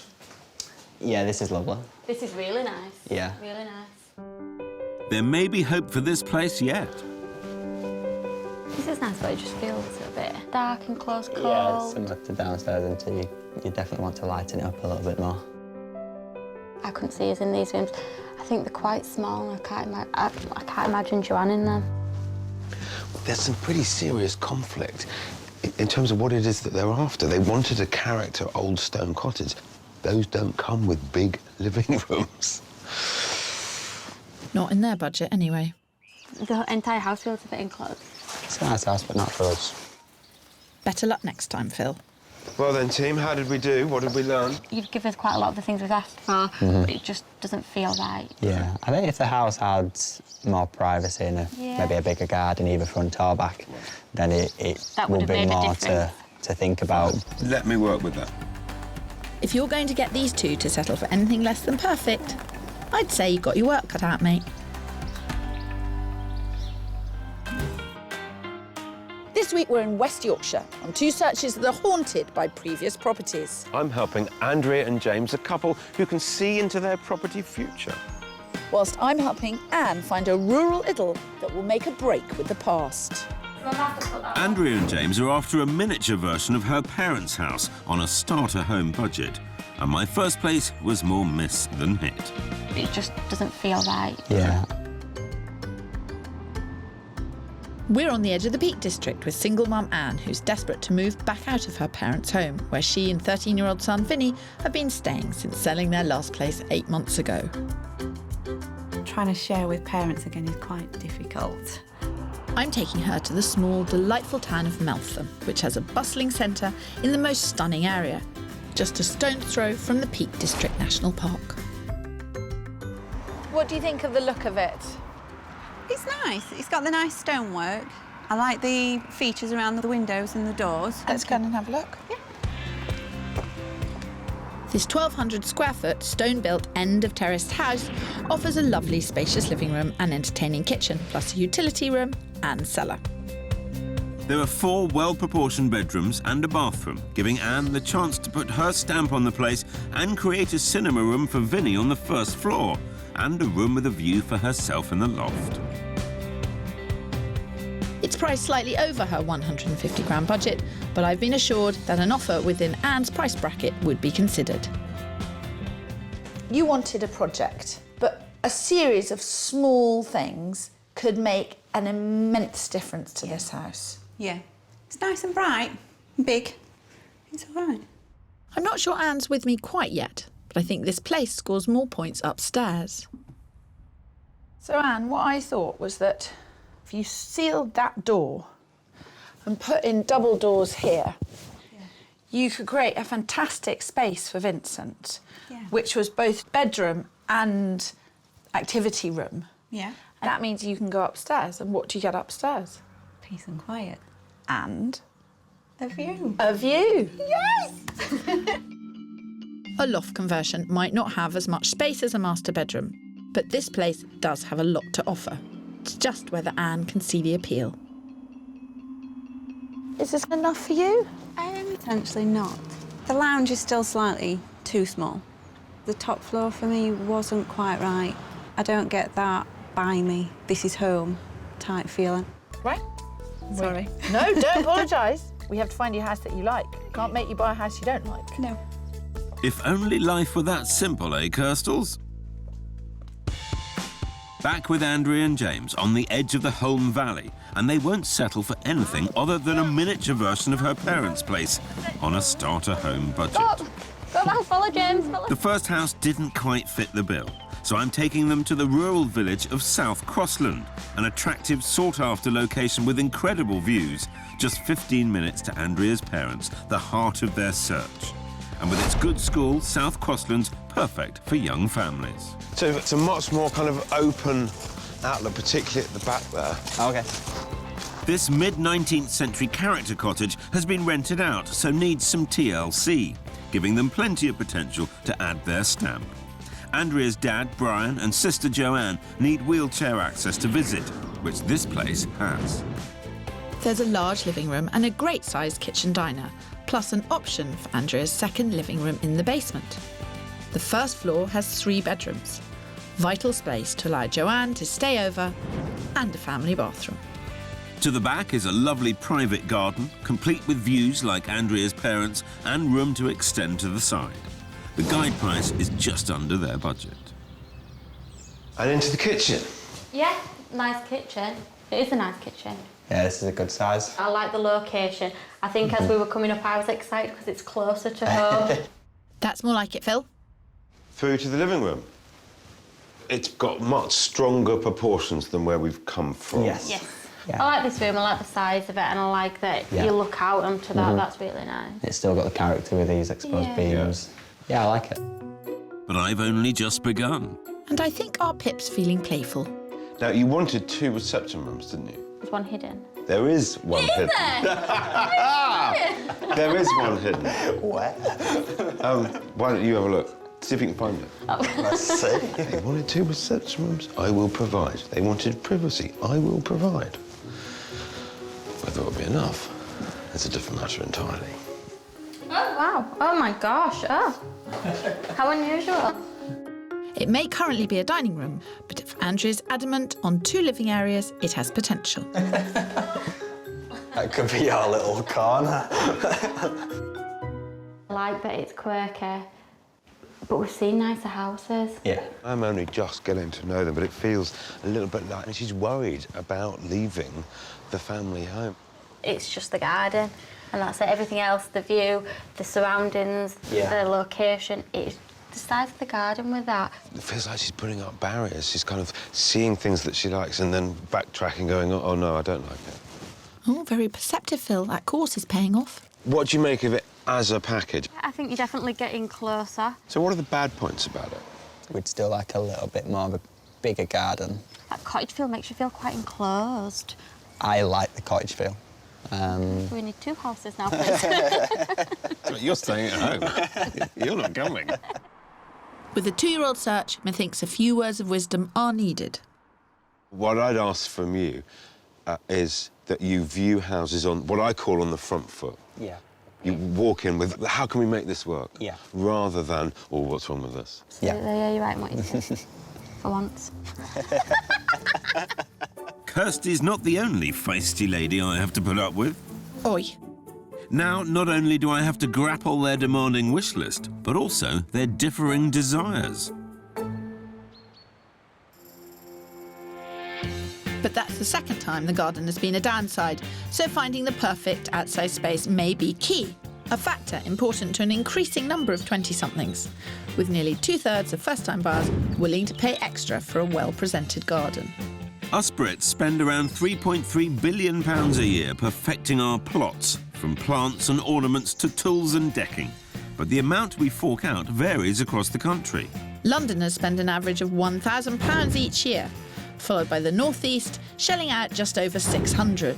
The least likely to get their hands dirty in the garden are in Cardiff, where 42% say they don't have the time. But the people of Leeds have remedied that, with 18% hiring gardeners. One thing we've learned, a welcoming, easy-to-maintain garden can add up to 20% onto your property price, as it's high on most people's wish list.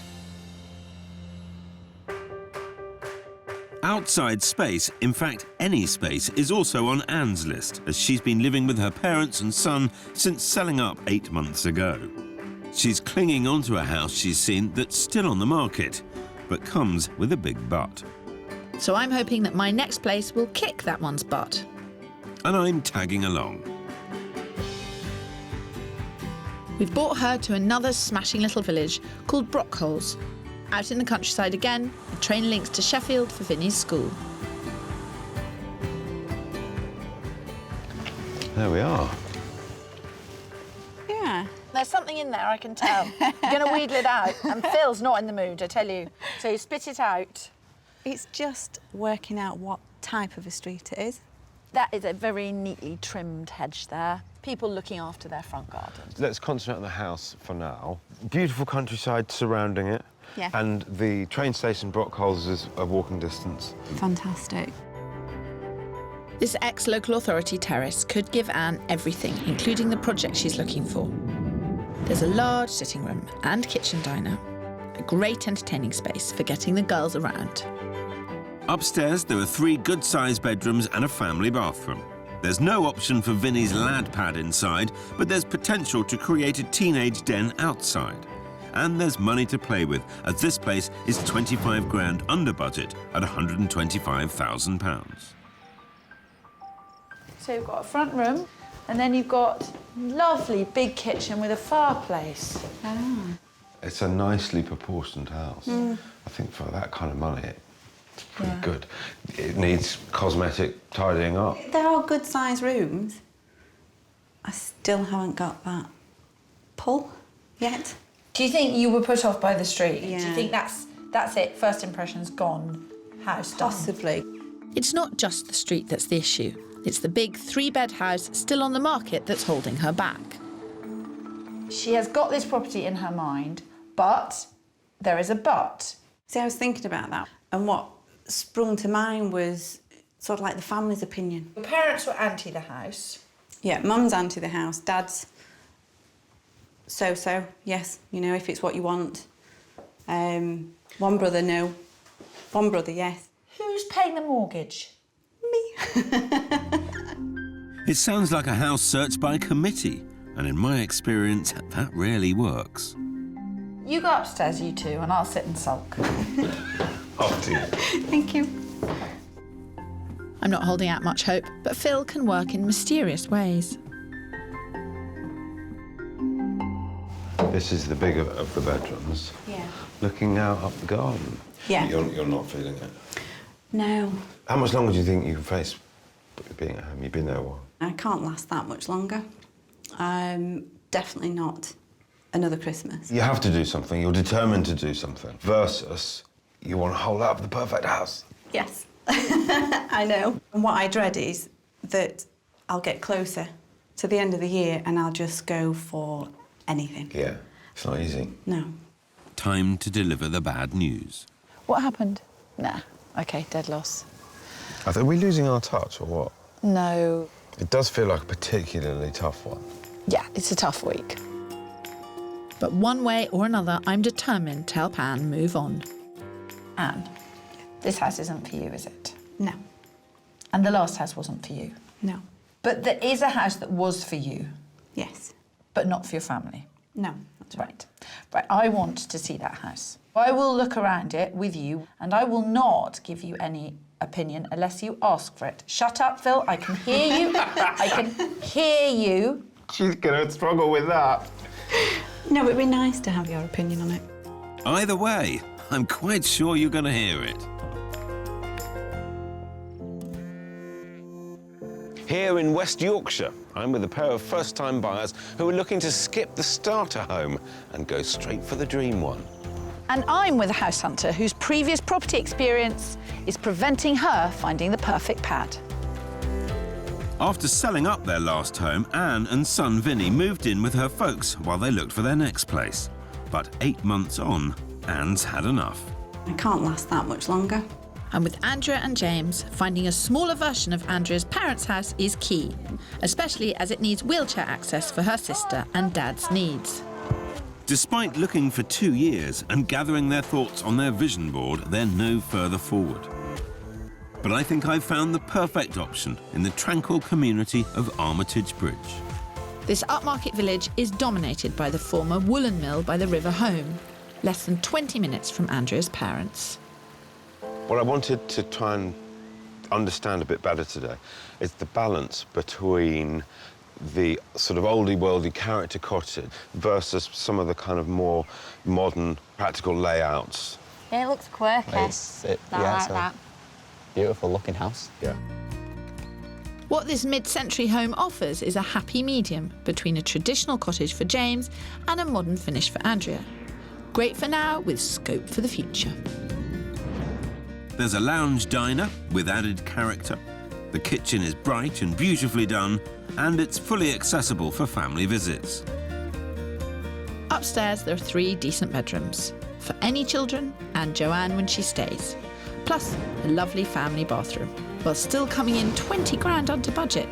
But it's the potential outside that could swing it for them. This is the plot. Oh. Right. Out to that fence could be a lovely garden. It's attractive. It looks like a large house. It looks like this project work already. Yeah. All positive so far, but I've learned not to get too excited too early. So we come straight into the main living room. Yes. I could see us living in this as it is now and continuing to grow it. Yeah. That's, And to me, that's fine. while adding value as well. Music to my ears. I knew we'd be friends. And I think the positivity should continue in the kitchen. Oh, wow. Nice. This is really nice. Yeah, I think it's got tons of character with the shape of it, and it's right up our street. Upstairs, the 3 bedrooms are perfect for their future family and Andrea's sister staying a couple of times a week. My imagination's going wild with what we could do, and that's the nice feeling that we want. They're saying all the right things. They're liking it. Slightly waiting for Andrea to get on the back foot a bit and start finding issues with it. A local architect has drawn up plans to connect the house to the garage with a single-storey living space where the redundant courtyard is, giving them a second lounge. And by turning the garage into a kitchen diner, they can rearrange the existing ground floor and create a larger living room or an extra bedroom. Oh, wow. Yeah. Yes. It's a nice space, isn't it? Really big. Yeah. Lots of potential with this. As usual, the plans are subject to all the relevant permissions. My only concern would be if it didn't get planning permission, that would put a stop to the house for me. It's just that risk element, isn't it? But yeah. you might have to take a risk. Is it perhaps a bit harsh to say we wouldn't buy the house, which suits all the other criteria, if we couldn't do the project? It's not so much the project work, it's more the living space and that it would create an extra living space. That's what you're used to having at home. Absolutely, yeah. This house could give them the perfect option to create a mini mum and dad's house over time. And if they decide it's the one, they can always make an offer subject to planning permission approval. I'm just pleased that there's a possibility in the running. Nice to see a happy Phil.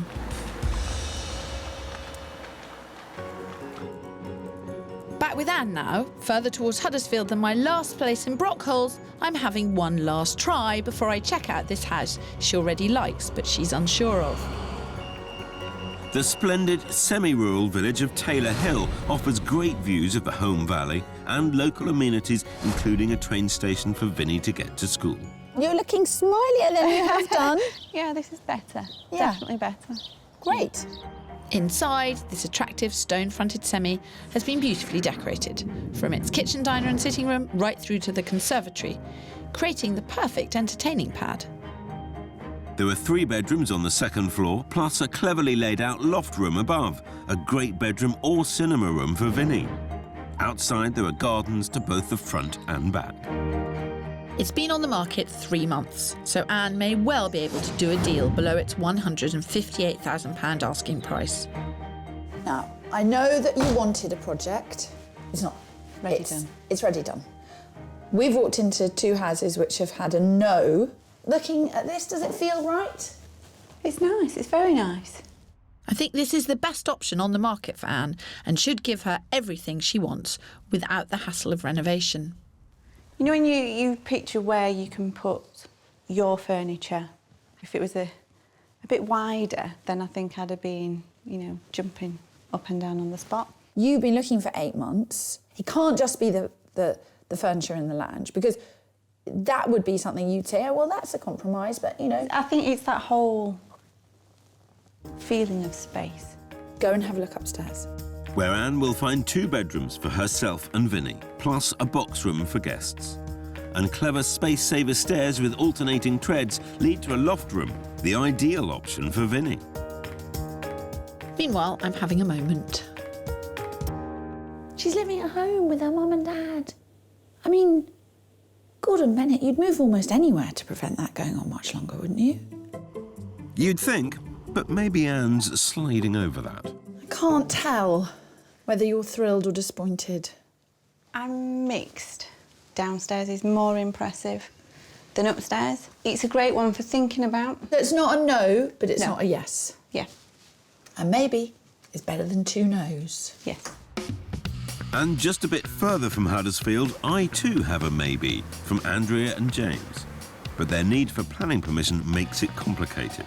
Let's see if I can simplify it for them, even with Kirstie along. You need me. We're in the picturesque village of Helm on the outskirts of Meltham. It's home to a good primary school and flanked by the Pennine Hills, giving them similar views to Andrea's mum and dad, who are only 15 minutes away. I'm glad you're here. I'm struggling a little bit. There's not a lot of consistency of thought. Hello, hello, hello. Hi. Nice to meet you. How about this for a spot? It's lovely. Location again is brilliant. Can't go wrong with it. Let's get in quick then. This 1900 semi is perfectly livable, but has project potential. The ground floor comes complete with a large living room and fantastic kitchen diner. It's crammed with character for James, but the modern touches should also please Andrea. The quirky master bedroom is a feature in itself, plus there are 2 other bedrooms, including one for Joanne and loft conversion potential. It's also under budget at £237,450. Right, so straight into the lovely kitchen. Oh, wow. Yes, this is nice. Really like this kitchen. But it seems the living room is the heart of this search. The living room really does enjoy the stunning view, but there is only one of them, I'm afraid. OK. Right. It looks like I've lost Andrea already. It doesn't have the wow factor for myself, Yeah. but that's because I'm so used to the views at my parents. If your parents were to sell their house tomorrow, what would it sell for? 800, I would think. So we're trying to find a mini version of that, aren't we? Yes. For what, 400? What's the budget here? Less. And that's where the problem lies. If they converted the loft, they could use that as a second lounge or snug, but as they've not been wowed, it seems it's a no. I feel the cold wind of failure blowing through these parts, Phil Spencer. Why, a bit. But it seems to me the list is long, the demands are high, and comparisons are being made to an £800,000 house. And they want the full package, and I'm just not sure it exists. So Phil brings Spencer the admits question. his package isn't full enough. Kick a man when he's down, why don't you? I couldn't imagine myself in this No, house. I'd agree. Beautiful location, just the house doesn't live up to it for me. I'm not sure how any house is going to meet their extensive criteria. Did it get any better upstairs? No, not really. I think we quickly ruled that one out, to be honest. OK, Didn't that's a feel like shame. a house that suited us. The location and the setting, Yeah. like I say, you've ticked boxes with it, absolutely. But if we don't have that enthusiasm about it, it's not right. OK. But hold your horses, property 3 is still in the running, and they've got some thinking to do. Anne's also considering my property 3 in Taylor Hill. But by taking her to the house with a butt in the South Yorkshire village of Thurleston, I'm hoping she'll decide whether it's for her once and for all. Maybe I'll go first, so I'm the one that hasn't seen it. And I've got high expectations. It's been formed from 2 cottages knocked into one, fitted with 2 living rooms and a kitchen downstairs. 3 double bedrooms and a bathroom upstairs, plus a loft conversion. Outside, there's an enclosed yard. There's still work to be done. It's on the market for £165,000, but Anne believes she can get it for 10 grand less, so just over her budget. It's been on the market nearly a year, which could be a warning sign. This is not what I was expecting, Anne. It's really big. And this is why I struggle. Lots of charm, very oldie-worldy, but it is a really busy road. Yeah. Kirstie said she wouldn't comment. We all have our weaknesses, Phil. As well as the road, the weakness in this house is the kitchen, which is smaller than the others I've shown her. I want you to find a house, and I'm quite shocked by this. Yeah. Because it's dark. Yeah. But what am I missing? Maybe this is what my compromise has to be to get the size. Upstairs, it's clear the space is the draw, plus potential for Vinnie's cinema room. It goes against everything that everybody has always said to me. This house smells of damp, it is dark, it is on a busy road, literally everything that everybody objects to. Yeah. But it is huge. And if it's got that something and it makes you happy, you should go for it. Don't know. If I said there were only 2 houses in the world, this one and house number 3, what would you say? I genuinely don't know. Number 3 is so great downstairs. And this one is, size-wise, so great upstairs. But surely if the house was right, Anne would have bought it. Only she can decide, though. But unlike this house, property 3 probably won't be on the market for long.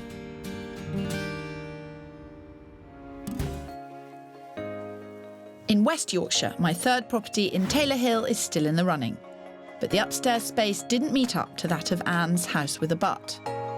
Downstairs is more impressive than upstairs. However, the house with a butt had a huge butt for me. What am I missing? And Andrea and James have had a few butts of their own. It doesn't have the wow factor for myself. So I brought them back to Armitage Bridge, the location for property 3, and it seems they've got some news. We had a good think about last night about mainly property 3, but we just decided our heart's not really into it.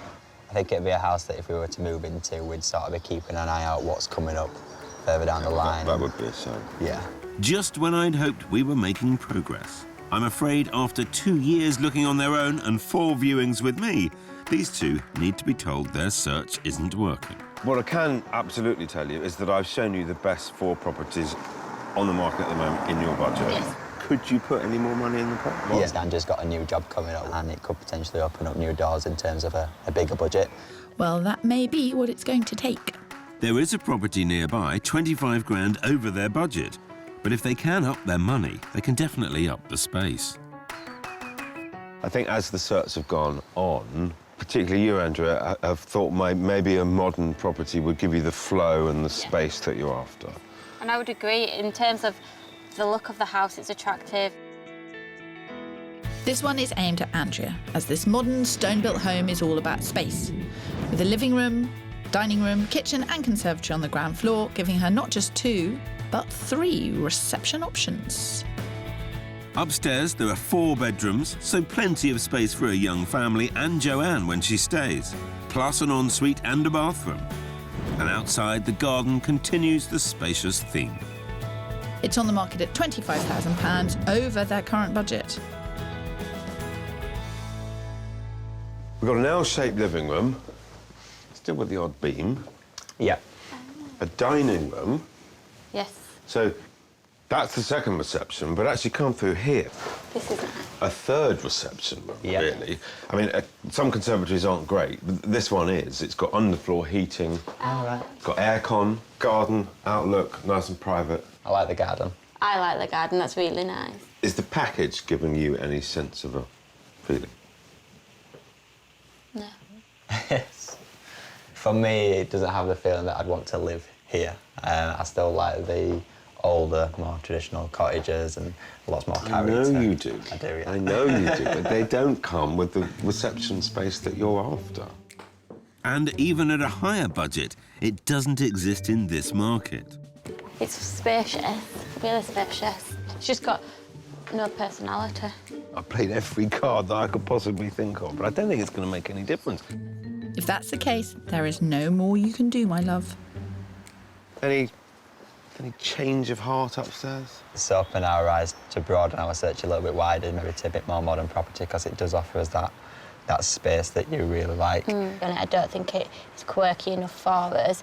In terms of the space, it's perfect. It's a lovely house. It's definitely opened our eyes. Just not for you? No. Fine. Now it's just a question of where this search goes from here. And that's just the conversation I need to have with Anne. Now, I'll ask you a straight question. Are you just indulging me by saying that you're considering property 3? No. I'd like to take Vinny back to have a look at property 3. See what his thoughts are on it. And what are you going to do about property 4? I noticed today the big Arctic lorries that passed us flying through, really, at such a pace. And it's unnerving. So at the minute, that property will probably get put to one side. After all that... Let's say you took Vinny to see house number 3 and he said, Mum, I love this house. I really love this house. What would you feel about it then? If he loves that house as well, then it's a serious contender. So the plan is go and see property 3. Yes. With Vincent. Yes. And you'll give me a ring and tell me what he says. Yes, definitely. Good. That's fantastic. As for Andrea and James, they may have ruled out all 5 properties I've shown them, but they have made some progress. But there are still a few issues I'd like to tackle. Have you reached any conclusions or changes on your criteria or anything? For myself, I wouldn't rule out as many houses as I did before. I would go and see them. That's great. But this issue of the second reception room, together with all of the other elements, I think is the stumbling block. And I'd drop that now and have one amazing living room. Because we're both quite sure that we only want to live in one house and one house only. We have to have that excitement feeling. We'll look at our budget, probably increase it, go back to the vision board, reinvent the vision board, and the vision board will give us what we want. Don't go back to the vision. The vision board, things like that are holding you back. Yeah. I'm pleased to hear you guys talk about widening your options a little bit, so I think that will certainly help. Absolutely. But listen, best of luck.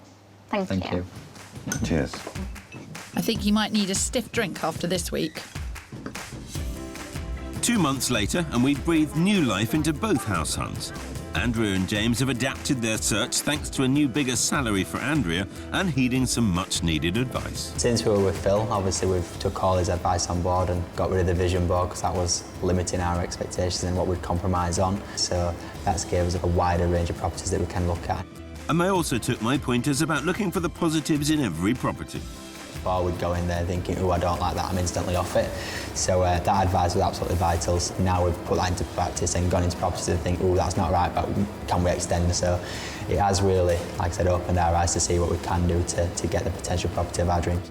So with a bigger budget and a more practical attitude, Andrea and James are feeling upbeat about their future. We're both still eager, definitely, to move out, but only for the right property. Andrea's new job, she's loving it. That's given her a new lease of life, so to speak, but we're both definitely ready just to find that property and start a little family of our own, really. Anne decided the third property made Vinny's commute to school just too long, but our search has still inspired her. The journey with Kirstie and the experience was fantastic. It was just a shame I couldn't find that perfect property. and she's taken on board my advice about injecting a dose of realism into the situation. I do know my expectations are massively bigger than my budget. I'm well aware of that. I think there's going to be quite a few compromises I'll have to make on size mainly and the construction of the property. And most importantly for her and Vinny, she's staying positive and keeping up her search. Been to view another 5 or 6 properties since, and we've actually put an offer in on one, but it got turned down. Just keeping it all alive, you know, so it's coming. You know, we won't stop looking. And with that approach, I've got a good feeling the right place is just around the corner.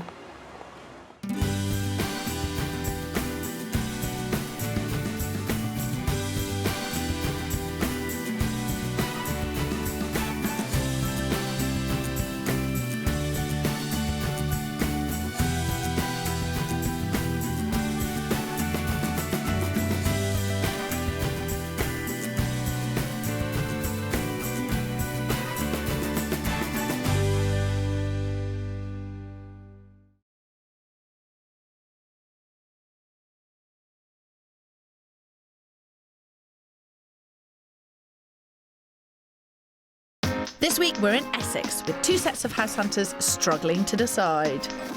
I'm not sure. This is really confused me now. It's a roller coaster search with lots of twists. I'm excited. It feels like we've got into a time capsule. Oh my God, I might buy a house. And turns. What do you reckon? No. Dun, dun, dun. It's a good size room. I was just thinking it seems small. But we'll stay on track to find their dream homes. We're following your advice on this. What's the answer, Kirstie? Do you do it? Do it.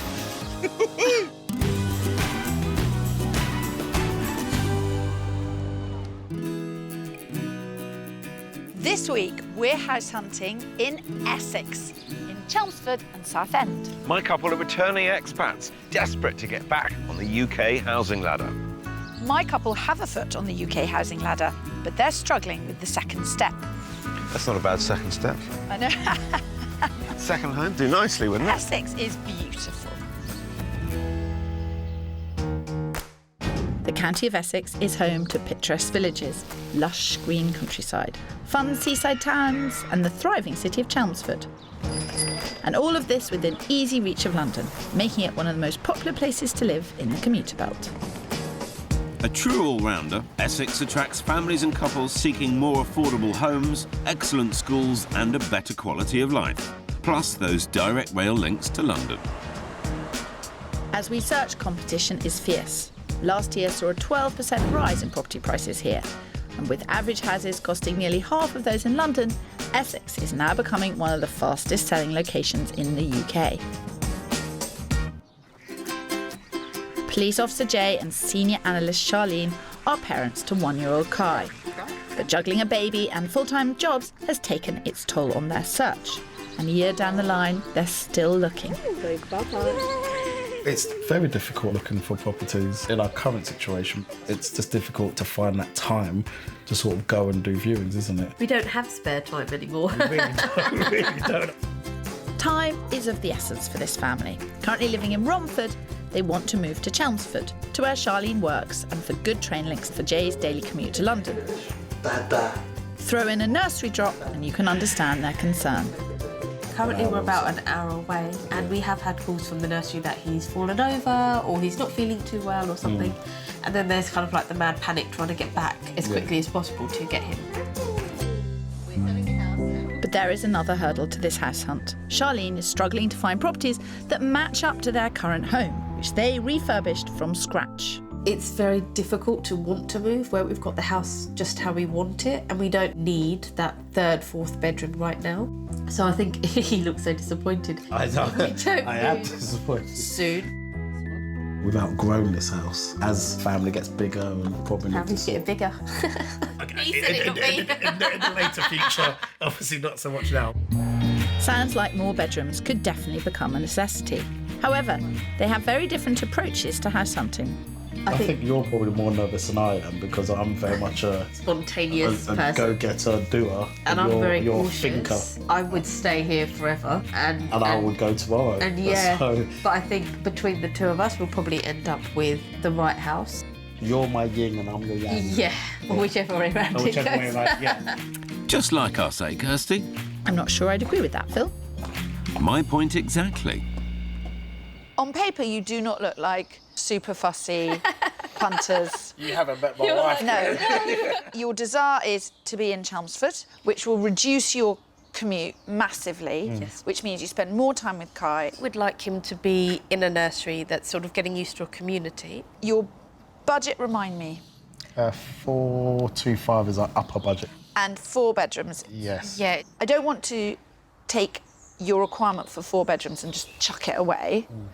I do think we should look at possibility of a 3-bed. Sure. I mean, how many houses have you seen? 15? Yeah, about 15. I have yet to find a property that I love because our house has been built to our specification because we've just done so much to it. I'm hoping the house will live up to the expectations that I have, which is going to be hard. Yeah. I think your 3 problems are time, slightly unrealistic expectations, and no push. And I'm just really worried about making a mistake. Or I think you're worried about making a decision. Yeah. This shouldn't be too hard. Sure. But I'm bearing in mind that Jay has said, that's because I don't know how fussy you are. So that's on record. Right, I think we need to get on with it. You said it, Kirstie. Just find them something they can't resist. Exactly. Then make an offer that can't be refused. Charlene and Jay have a good budget of £425,000 from a mortgage and equity released from their current home. They want 4 bedrooms and it has to be close to town and the train station. A child-friendly garden for Kai is a must, as are good schools close by. They want to be in Chelmsford, accessible to the train and town, so we'll focus on those surrounding suburbs, taking them as far east as the village of Great Baddow. I'm 40 minutes away on the coast, in the seaside town of Southend-on-Sea, with my house hunters, married couple Graham and Gemma. We've been married for over 20 years. 23 years, yeah. Yeah, 23. 23. OK. Yeah. We've been married for 23 years. Yeah. There's a drive-through in Las Vegas. Graham's job as a photographer, snapping the rich and famous, led them back to the UK 3 years ago after 17 in LA. That's Julia Roberts and George Clooney. Now he's working in London, they've based themselves in Southend-on-Sea, where operations manager Gemma works. It's also close to direct train links to London. Despite Graham's showbiz job, there's no glitz and glamour for this couple.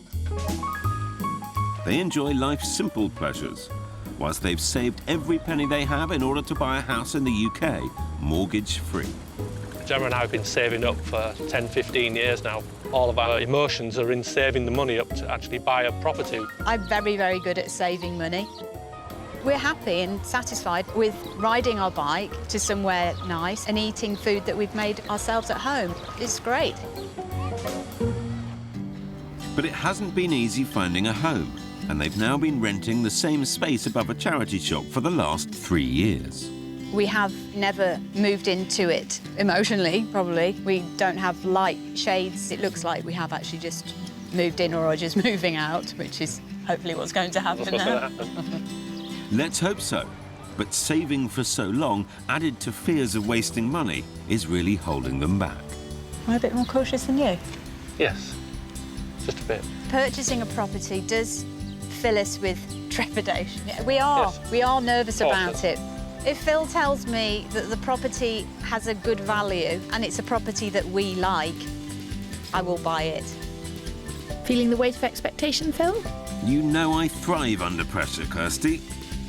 You've done fantastically well to save so much money. 290, 300? 300. I mean, it's amazing. I'm not sure I've ever come across that. It's been a mission, really. Yeah. We have been living frugally. And renting a flat at the moment. Yes. You're losing money every month. 21,000 over the last 3 years. Yeah. It's a lot of money.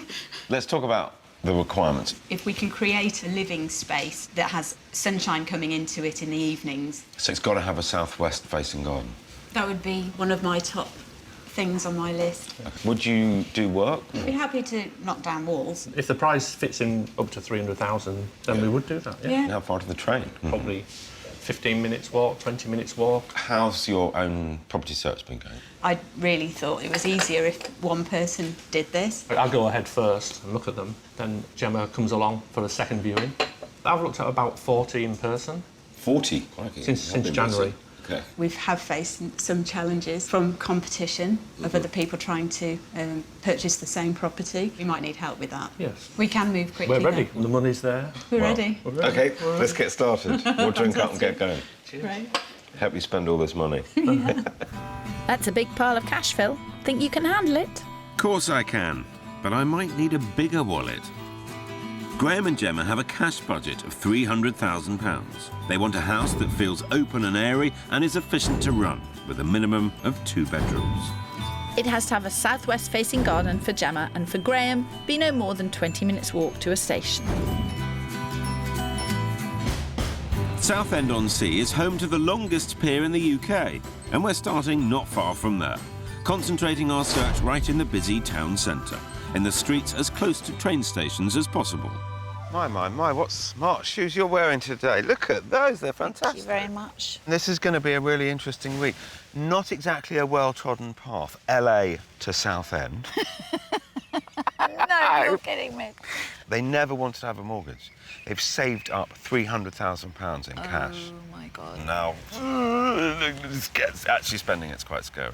Well, I've got a lovely couple, year-old baby, both working full-time, just don't have the time to find their own house. But when I was digging a little deeper, I think there's a pickiness. This cathedral had to be rebuilt when they were excavating the foundations and it fell down by accident. I feel that's a good analogy for my house hunt.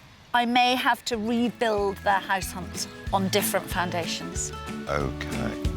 Amen to that, Kirstie, as long as you get them singing from the same hymn sheet. This search is difficult in Chelmsford. Demand is outstripping supply. So when priced right, houses are selling fast. If Jay and Charlene see something they like, they must be prepared to act. The sun is shining, the grass is green, there are leaves on the trees. I'm kicking things off in Chelmer Village, a suburb 1.5 miles east of Chelmsford.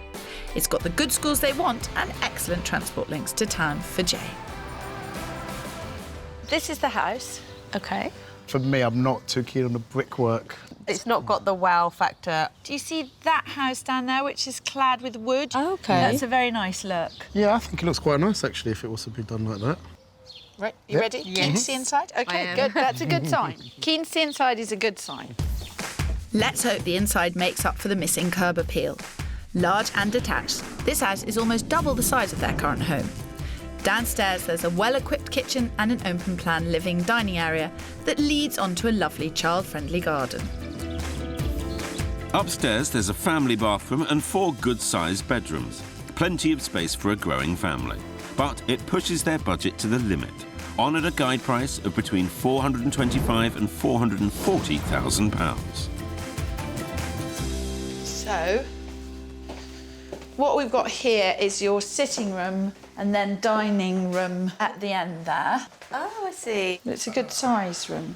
I was just thinking it seems small. Okie doke. That's I mean, it that's something seems that I small think as in well. comparison Yeah. to other things you've seen. Yeah. And I think in comparison to our house, where it's open plan, our home, it feels much bigger. Well, if it's space they want, there's plenty more outside. It's west facing. I think it looks like quite a good space to sort of have barbecues. Our garden is very long and narrow. Yeah. So it feels like actually this is a better use of space. Yeah. You can imagine Kai playing out here. What do you think this is on the market at? 345. No. Was originally put on at 450 and is now reduced to 425. Okay. Oh, wow. I'm surprised how we're not within walking distance to the city centre and it's still that price. Might be a bit of a worry. Yeah, I know. Go and have a look. Yeah. Okay. Seems this house is 100 grand too expensive. I predict a lesson in expectation management ahead, Kirstie. It is quite small. Yeah. The worry is that they both thought this house was on well below 400,000. That says to me, realism is worse than I thought. I think compared to our house, it doesn't feel that much bigger, considering it's a 4-bedroom house. Yeah. If it means we need to drop down to a 3-bedroom house to get a bigger master bedroom and 2 decent-sized rooms, then that might be one of the compromises we have to make. It's a possibility. Oh dear, it's definitely not the house for them. But at least they're talking compromise. you've seen upstairs. Yes. You've seen downstairs. We gave it a rating, didn't we? Oh, go on, spit it out. He was really harsh. I gave the upstairs a D-. Oh my God. I know. Oh, flashback to school days. I wasn't as harsh. I was a C- upstairs. So now it's probably like a B-. Maybe the answer is nobody buys a B- house. And they certainly don't buy a D- house. Feel judged. Feel harshly judged. See me after class, Miss Allsopp. That D- needs improving. And I think that means extra homework for me. This week, I'm with expats Gemma and Graham, who are hoping to settle in Southend. And I'm with new parents Jay and Charlene, who have a challenging checklist for Chelmsford. But we scored pretty low in the first house. I gave the upstairs a D-. Oh, flashback to school days. Luckily, I've still got 2 great properties to show them, despite the tricky Chelmsford market. My photographer Graham and wife Gemma returned from LA with years of savings. They're hoping to finally give up renting and find a good value property to invest in. They want a house close to central Southend, ideally with 3 bedrooms, near a train station and a garden that faces southwest. Tough, even with 300 grand cash. Well, here we are. This is the first one. We're about 10-minute walk to the sea. My first property in Southchurch may be a bit of a project, but it gives them the space they want and is only 8 minutes walk to the train station. Are you familiar with Southchurch, Phil? One street over from this, yes. It's one of my preferred streets. Good. Feels like a real nice sense of community. So I'm hoping that scores a few points. Yeah, it does. The house itself is very different to the others. So it hasn't got the bay front, but it's got side access. Okay. Oh, that's perfect for us, because that's how we travel about Southend, is on our bikes. The bike access could be a winner. However, Gemma isn't saying much. She's smiling, Kirstie, and that's good enough for me. This surprisingly spacious end terrace has the open and airy upstairs they're looking for, and a modern bathroom and 3 bedrooms. Downstairs, there's a compact kitchen to the front and a good-sized living and dining area with doors that open up into a manageable west-facing garden. A must-have for Gemma.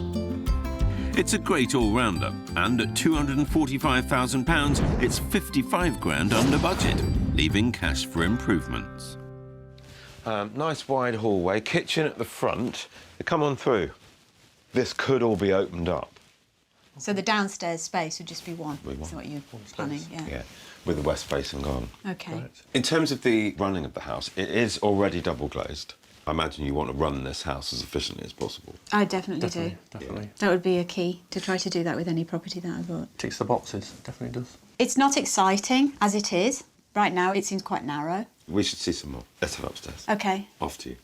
Gemma has spoken, Phil, and she's not excited. This is only the first room, Kirstie. Let's give things a chance to unfold. What really surprised me when I came in was the ceiling height. Yeah, absolutely. It's really weird how downstairs is so low and then upstairs is much higher. I think we prefer it the other way around. Higher ceilings downstairs and lower ceilings upstairs. I don't know. But it is a surprise. Yes.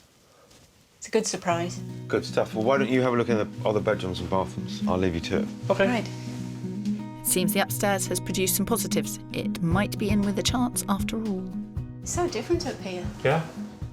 Well, the high ceilings upstairs certainly helped lift things, quite literally. But Gemma's being a bit reserved. Would you prefer to live up here and bedrooms downstairs? I'm not sure. She's been doing the saving. Graham's been doing the searching. So she hasn't seen as much as he has. And he says this is ticking lots of boxes. It's good space upstairs. That's what's interesting, and it's west-facing. OK. OK, here we go. Yeah. Well, Graham's certainly thinking about it, and it is in a location he likes. But if Gemma doesn't agree, they won't be rushing to buy it. I think you're right. That's the picture I'm getting too. Could it work? If the space was completely opened up, there still is the concern of the low ceiling height downstairs. Yeah. The upstairs feels light and airy and open, whereas downstairs it's got the big windows, but it feels dark. It feels a little bit claustrophobic for us. So we've got a reasonable start. I've got something to work from. You're not scared by the level of work, opening walls? No. No. OK. No. Well, should we move on? Yes. Yes. Claustrophobic? A reasonable start? Sometimes you need to use the negatives to develop, Kirstie, and my next property could be just the change of focus they need. Back with my space-seeking couple in Chelmsford. They felt property 1 was small compared to their current home. They want bigger. But if we don't get a move on, they'll be staying squished right where they are. Keep up, keep up. Yes. We've travelled just under 3 miles to the village of Great Baddow, southeast of Chelmsford. This property offers them the space they want and more, but it's right on the edge of their search area. It's house versus location. What we have here is one of the neatest, cleanest houses I have ever seen. Looks quite nice, actually. I'd be interested in seeing what it looks like inside. I think compared to the way the first house looked from the outside, this is For the definitely record, a step Phil, up. the first house got a D-. Well, it's a good job I came along, wasn't it? Come on. If you say so, Phil. But at least it passes on curb appeal. This chalet-style house is detached with a good-sized kitchen and a spacious lounge and dining area. Plenty big enough for family life. Upstairs has a large bathroom, 4 bedrooms, the master being ensuite, and outside there's a large enclosed garden, perfect for a growing 1-year-old and barbecues for mum and dad. I think it's a super family home, and it's on the market bang on budget at £425,000. So the last front room you walked into, you thought was too small. Yes. I really like the size of this room. I like the doors leading out to the garden because it's almost like a picture. It's like half an hour walk to the train station. So that's quite a tough commute. In an ideal world, you'd want to be closer, but then you wouldn't be looking at a big house like this. Sure. Realistically, I'm thinking you'd leave before Kai woke up and you'd be home after he goes to sleep.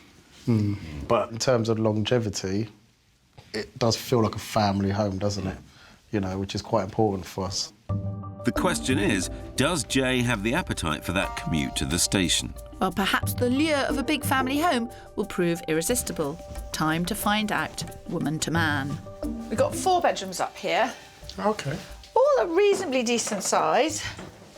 And then here is the master bedroom with the ensuite. I do like the ensuite bathroom. It's captivated me the more I think about it, but it's just small niggly things. Something about this house needs to sing enough for you to be able to ignore the niggly things. And do you think that's happening? Yeah, I do, actually. Well, Jay may be sold, but Charlene's still mulling it over. I'm not as enthusiastic about it, perhaps, as Jay is. Is he quite spontaneous? He is definitely very spontaneous. I love this. I love the look of it. It just feels like you've got into a time capsule. It just feels amazing. And I spend a lot of time deciding. I've been the person going, there's a roundabout right behind our garden and you can hear a lot of traffic. So I don't know if I'm being nitpicky, perhaps. You know, I think she might be, Kirstie. Recognising the problem is half the battle, Phil. Take this as a good sign.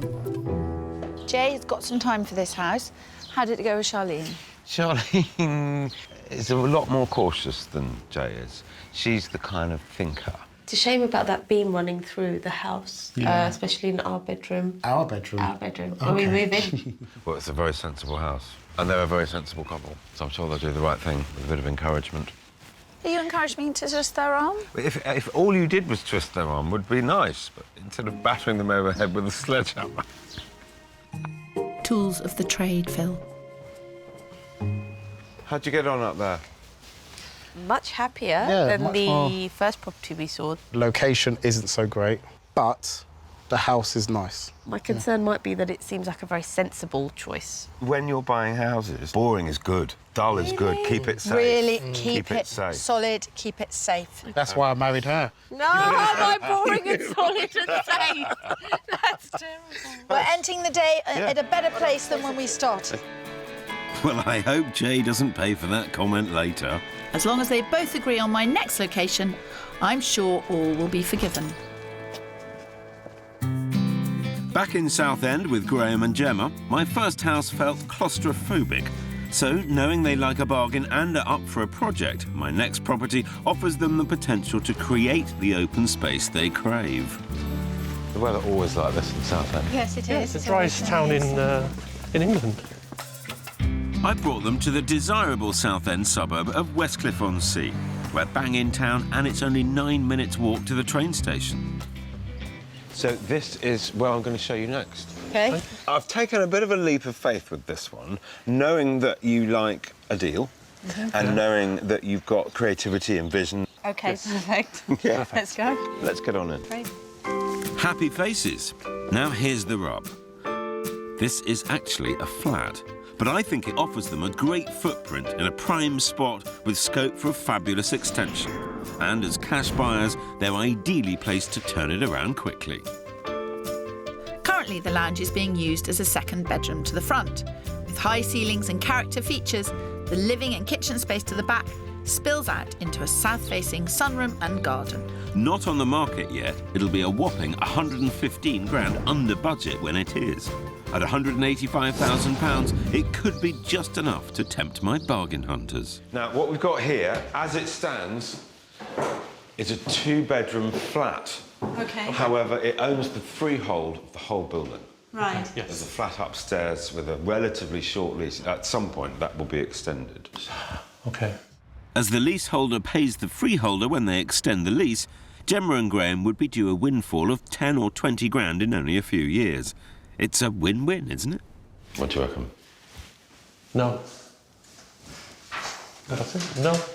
Not an apartment. I don't really want to live in an apartment anymore. I was kind of thinking of keeping as much cash in the bank as you can, whilst creating the amount of space that you actually need. Let's just see if we can make it work.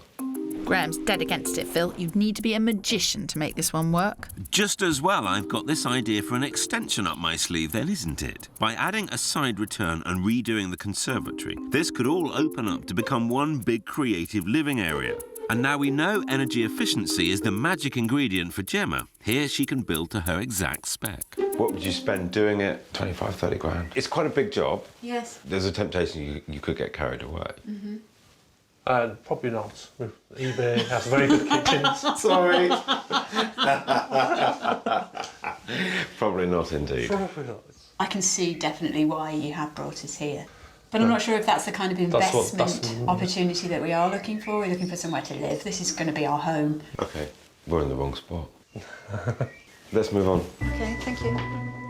Well, that really didn't do the trick, did it? 2 houses down and still no winners. What else have you got up your sleeve, Phil? Well, I took a gamble and it didn't pan out. Don't think I'll be going to the casino tonight.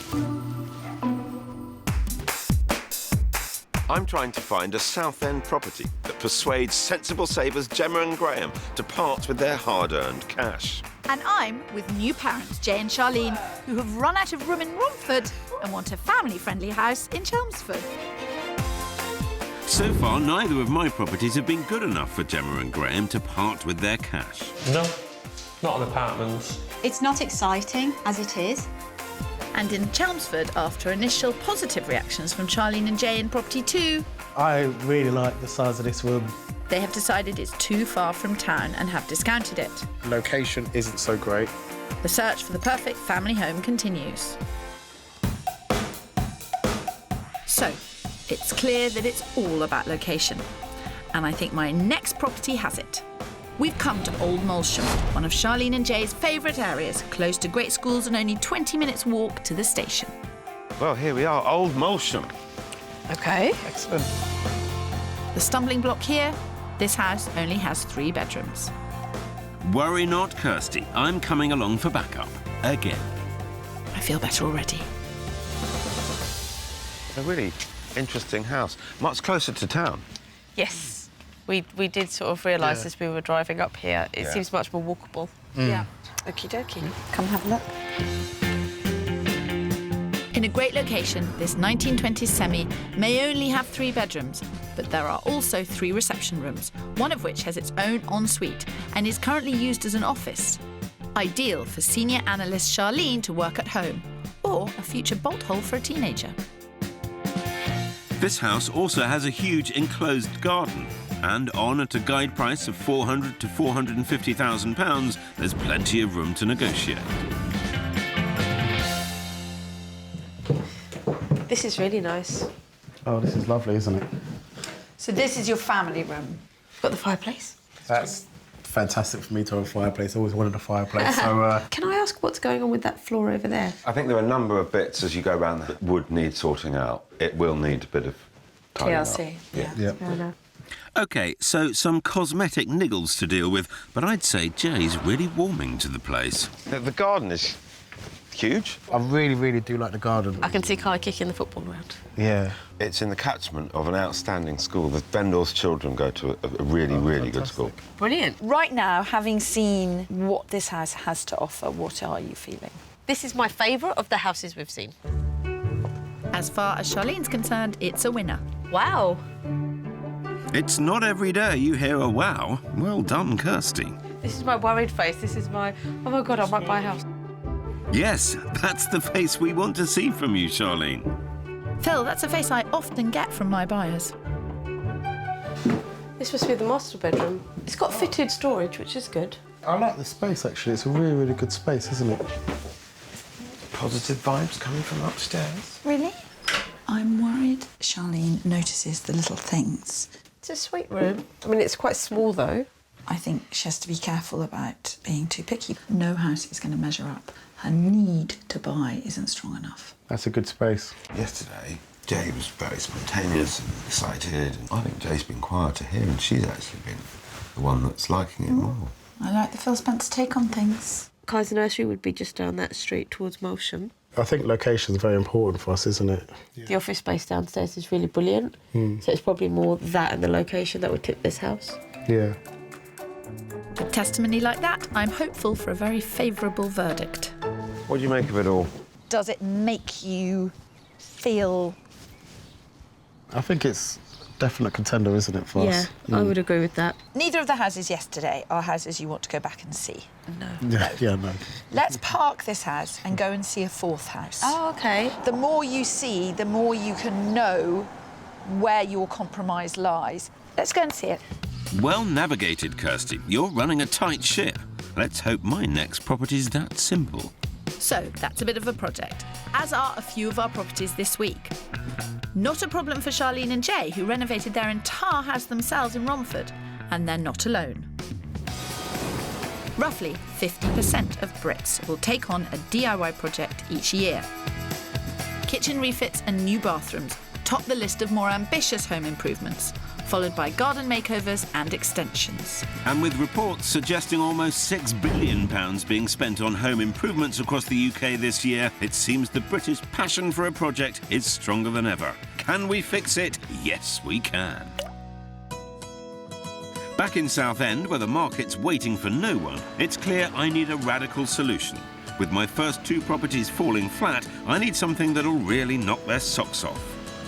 If I had socks on, I'd take them off and cross my toes for you. I'm hoping we're bang on patch in terms of geography here. Yes, very central. Hurrah! There are even 2 train stations for super snapper Graham and for green-minded Gemma. This house contains every energy-efficient trick in the book. We're going to have a look round this house. Wow. I'm familiar with the outside of this, but we couldn't get into it to view it. The reason for that is because it's tenanted. We've managed to get access today because he has just decided he's going to sell it with vacant possession. I'm excited. It's 4 years old. It's easy to run, it's efficient to run. It's got solar panels and all the works. It's got solar panels? It's got solar panels. Really? Wow. So how does the solar panel work? Come on, let's get in and have a look. The interior proportions of this property are fantastic. It's exactly what they've asked for. Light and airy, with 3 decent bedrooms, a modern shower room upstairs, and a front reception that's currently being used as a 4th bedroom. But what will really get them excited is the open-plan kitchen sitting room at the back that opens up into, you've guessed it, a west-facing garden. Only on the market a few days, it's top of the budget, just under £300,000, and we're the first ones through the door.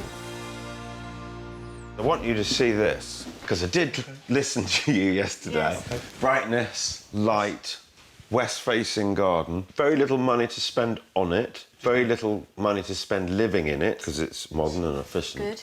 I'm very comfortable with that. I do. How did I guess? So far, it looks So far, it does work. We're on a roll. Let's keep going. After you. Rock and roll, Phil. this could end years of renting and send them leaping through the door of ownership.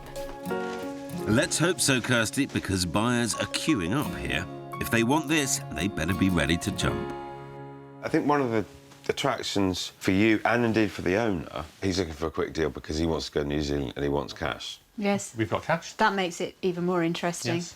A deal to be had. Now you're really talking Gemma's language. It's another good size room.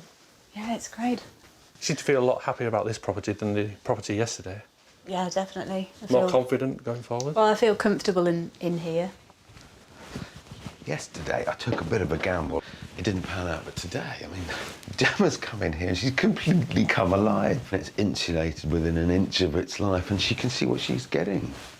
She really, really, really likes it. Location's good because it's right in the centre. It's got the space that we need and want, actually. OK, I'm happy to admit it. It seems you might have got this one right in the frame. You ain't seen nothing yet, Allsopp. The money shot's really in the garden. The owner currently rents the parking for £100 a month. Perfect. Oh, perfect. For one car. Wowee. Wow. It's residents parking down here. Just gets better. Yeah, it's better. It ticks nearly every single box for me. I think it's the perfect house. It really is, in every way. Yes. Is it for you? For me, it's really excellent. Given how long you've been looking and how many you've looked at, what should we do about it? It's a fast-moving market It is here. a very fast-moving market. You can put an offer. I think it would be a shame to lose this house. But we're fast we're following your advice on this. Yeah, so, following your advice. Just do whatever you think. It's on for just under the 300. Yeah. Cash offer, 275, complete in a month. Do it. See what happens. Yes. Do it. Yeah. Should we do it? Mhm. Do it. Yeah, absolutely. Go. Should we do it? Do it. This is decision-making at its finest. I love it. No. Are you happy about that? I'm sorry, I didn't even ask you. I said do it still. I said do it. Are you okay? Yeah, fine. Hi there, it's Phil Spencer. I'm stood with the buyers in the garden at the moment. They have a cash offer, and I do genuinely mean cash, of 275. They have been looking for a long time. They've come in here and gone, right, let's make an offer and get it off the market. It is very unusual, yes. Thank you very much. Bye-bye. She's going to ring the vendor right away. Okay. Excellent. We've made our move. It's out of our hands, so we just have to hang on and hope for the best. In Southend, the tension's high. My super savers fell in love with property 3, so much so they took no chances and decided to offer on it on the spot. Do it. Do it. Now the waiting game begins. Perennial house hunters Charlene and Jay like the last house but are fretting over cosmetic upgrades. So in my search to find them a family home, I'm taking them to a final property in the hope that this will end this year-long search. I'm heading back to Molsham, an area we know they like and where the last house was. The compromise? It's slightly further from town. Wish me luck. I had to take my shoes off, and so I couldn't go back out. It's an immaculate house, this. This semi-detached family home is finished throughout. They wouldn't need to do a thing. With 3 bedrooms upstairs that feel spacious and light, it has Charlene appeal written all over it. On the ground floor, there's a large reception and dining room with a modern kitchen and breakfast room. All this, and it comes with a pretty family garden. It's on budget at a guide price of between £400,000 and £425,000. So you've got a front room with fireplace. This is lovely. This is a very interesting house. I know, it's a different kettle of fish. Yeah. It's such a nice property. Yeah. This has really confused me now. Stirring the mix, Kirstie. You've obviously given them food for thought. So what you've got here is playing fields. You can walk to Chelmsford city centre. Through the playing field? Well, I give it a try. No reason why you shouldn't. That space is ridiculous. Green for go there too, Kirstie. I think considering this would be a baby's room for now, this is very generously sized for Kai. There's a problem which I haven't shared with Jay and Charlene. There are 9 people lined up to see it. Muggins here has to basically say to them, if you really love it and you really want it, you've sort of got to offer 425 for it now. The rating so far with this house is quite high, I think. I'd say this is like an A. This is an A. For it being finished. I wonder if the other house had the potential to be... It's a B that had the potential to be an A. But this is something where you could just move into. It looks like there's 2 houses in the running now. But when are you going to tell them your secret? OK, I'm getting to it. Between now and Saturday, there are 9 viewings already lined up. Wow. If I put a gun to your head and before your husband could wrestle me to the ground and call his colleagues, you'd go for house number 4. Potentially, yes. I think the bedrooms upstairs just felt much roomier, lighter. OK. Are you going to be 3? I'm going to be 3. OK. The fact that it's got that downstairs office really does appeal to me. But I'm not discounting 4. 4's And I'm not discounting 3. Yeah. Okay. Dun, dun, dun. I really, really want to help What's you. the answer, Kirstie? I don't know. Oh, I feel so anxious. The 3rd property, I would not go any higher than 415. Hi. OK, I'm going to go and have a chat with the agent about house number 3, about price. Yeah. I'm going to come back, OK? Stay there, stay there, stay there. Well, you've managed to split the camp, Kirstie, with Charlene and Jay teetering between 2 houses. I hope that call makes it easier for them. Anything that helps them make a choice is a bonus.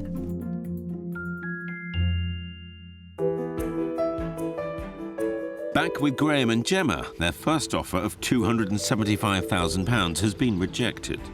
With an asking price of just under 300, it's no surprise. Nervous moments in the cab. Exciting, though. It is exciting. But it is an investment property, and the owner wants a quick cash sale.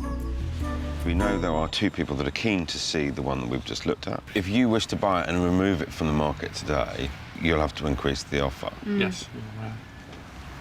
What do you feel about that, Jay? I'd like to take Phil's advice again. You know what our budget is. Given all that you've learned, I'd bite the bullet and get it done and get it off the market. Let's do that then. I think 285's got a good chance. OK, let's do that. Is that? I'm happy Yeah? with that. Yeah, really. I mean, you save all this money for 16 years. It's a long time. It's a long time. Feel OK about spending it? Yeah. Hello there, Terry. Hi. 285 is the offer, on the condition no further viewings are booked. Speak to you shortly. Bye. Oh, God. She's just been trying to confirm viewings for this afternoon. We can't come this close and then lose it. Still 15 grand under the asking price, but we're dealing in cash here, so I think there's a chance.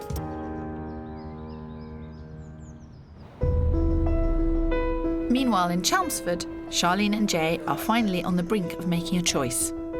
It's between property 3 and property 4. This is 4, this is 3. It's closer to the nursery here, and that's the train station there, so it would be closer for you to walk to the station than from here. Yeah. Oh, look, you looking at maps and things? Yes. OK, so, right, the answer to that is the agent says it's possible that they will take 425, but less than that. Definite no. Well, you can try, but yeah. OK. OK. So, you guys need some time with that, me jabbering in your ear. You need to go and see property 3 again. You 2 need to make your decision. If I was a betting man, I'd say you'll make an offer on property 3. I'm guessing we're probably leaning that way now. I think you're quite set on it now, aren't you? Yeah. Sounds good. So no property for now, Kirstie, but 2 very good options on the table, ready and waiting for a decision. Sometimes you just need someone else to do the hard part for you, Phil. And I think Jay might just be the man to do it. Back in Southend. Hi, Terry. Yeah, speaking. Ah, this is terrible timing. I'm sorry. Wasn't there? Would I like to buy some wine? I'd love to buy some wine, but not right now. You're giddy enough as it is, Pip. Hi, Terry. This is quick work. Right. Okay. Okay, can I, I'll come back to you. Okay, bye. It's accepted. Well They're done. cancelling the viewings. Thank It's you. all yours. Congratulations. Thank you. Well done. Well done. Well done. Thank you very much. It's great. It's been a long road coming to that. You go and see it.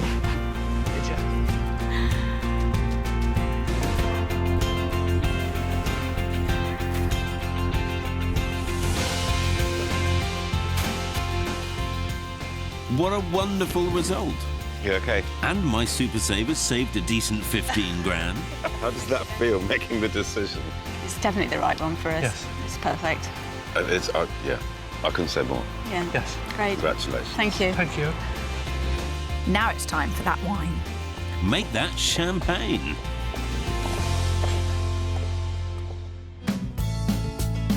Two months on, Jay and Charlene did take another look at property 3 and hit it off with the vendors.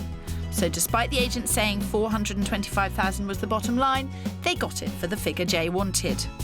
They called us the next morning and they said that they would be able to accept $415, and we were really over the moon because it meant that we still had some budget left over to do up the house. To be honest about Kirstie, we wouldn't have ever got this far at all, would we? So No, I think we would have discounted the house quite early on as well. Yeah, agreed. So, yay, Kirstie. They haven't completed the sale yet, but the vendors have very kindly let them have tradesmen in to measure up. So in a few weeks, they'll be able to start the next stage of family life. Gemma and Graham are also only a few weeks away from completion and grateful their house hunting days are over. It was a wonderful thing that Phil was able to get us through the door first and then to give us the confidence to pull the trigger and actually put the offer in. It was priceless, wasn't it? Just going to enjoy the house, aren't we? Enjoy furnishing the house. You know, the house is done, so no building work to do. So we can just go in straight away and just enjoy living in it. And that'd be really nice to have a home again. It really will. Really will be nice to have a home. Yeah. After years abroad, they're just going to enjoy putting down roots in Blighty.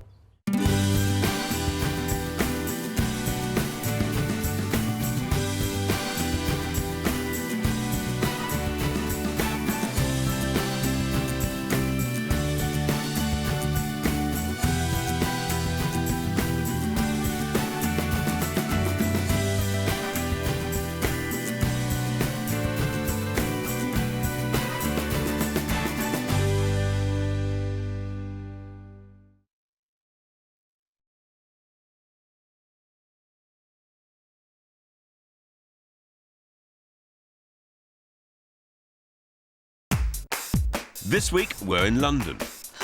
You're not looking for those kind of figures, though, are you? Where prices are high and so are expectations. You'd like to live in a very expensive area, but not have a very expensive flat. Good luck. Okay. But even when space is tight... Actually, no, it's not too bad. And budgets aren't nearly big enough. Are we still friends? Maybe. Probably not, actually. We'll stop at nothing to find home sweet home. If you want to walk around your kitchen naked, you should be able to.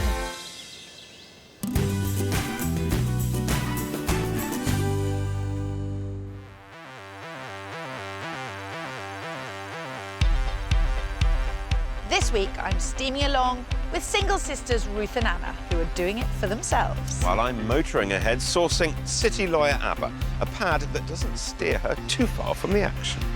Money, money, money. Location, location, location. It's an ABBA song. Oh, is this? Oh, dear. Oh dear indeed. Though maybe SOS is a more appropriate theme tune for this week's search, as the average property in London will set you back more than £570,000, compared to the national average of 200k. Last year alone, prices increased by more than 9%.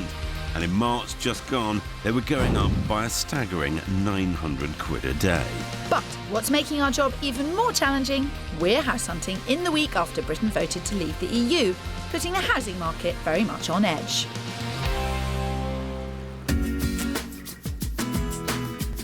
Well, it's definitely on the minds of sisters Ruth and Anna, who in recent years have both moved home with mum and dad in suburban South Norwood.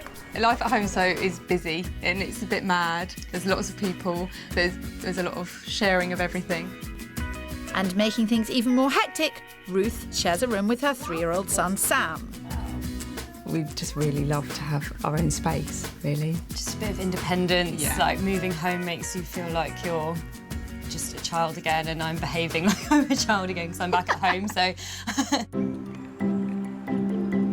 But while the sisters would love homes of their own, neither Ruth, a family liaison officer, or Anna, who works in international recruitment, can afford to get on London's incredibly steep property ladder.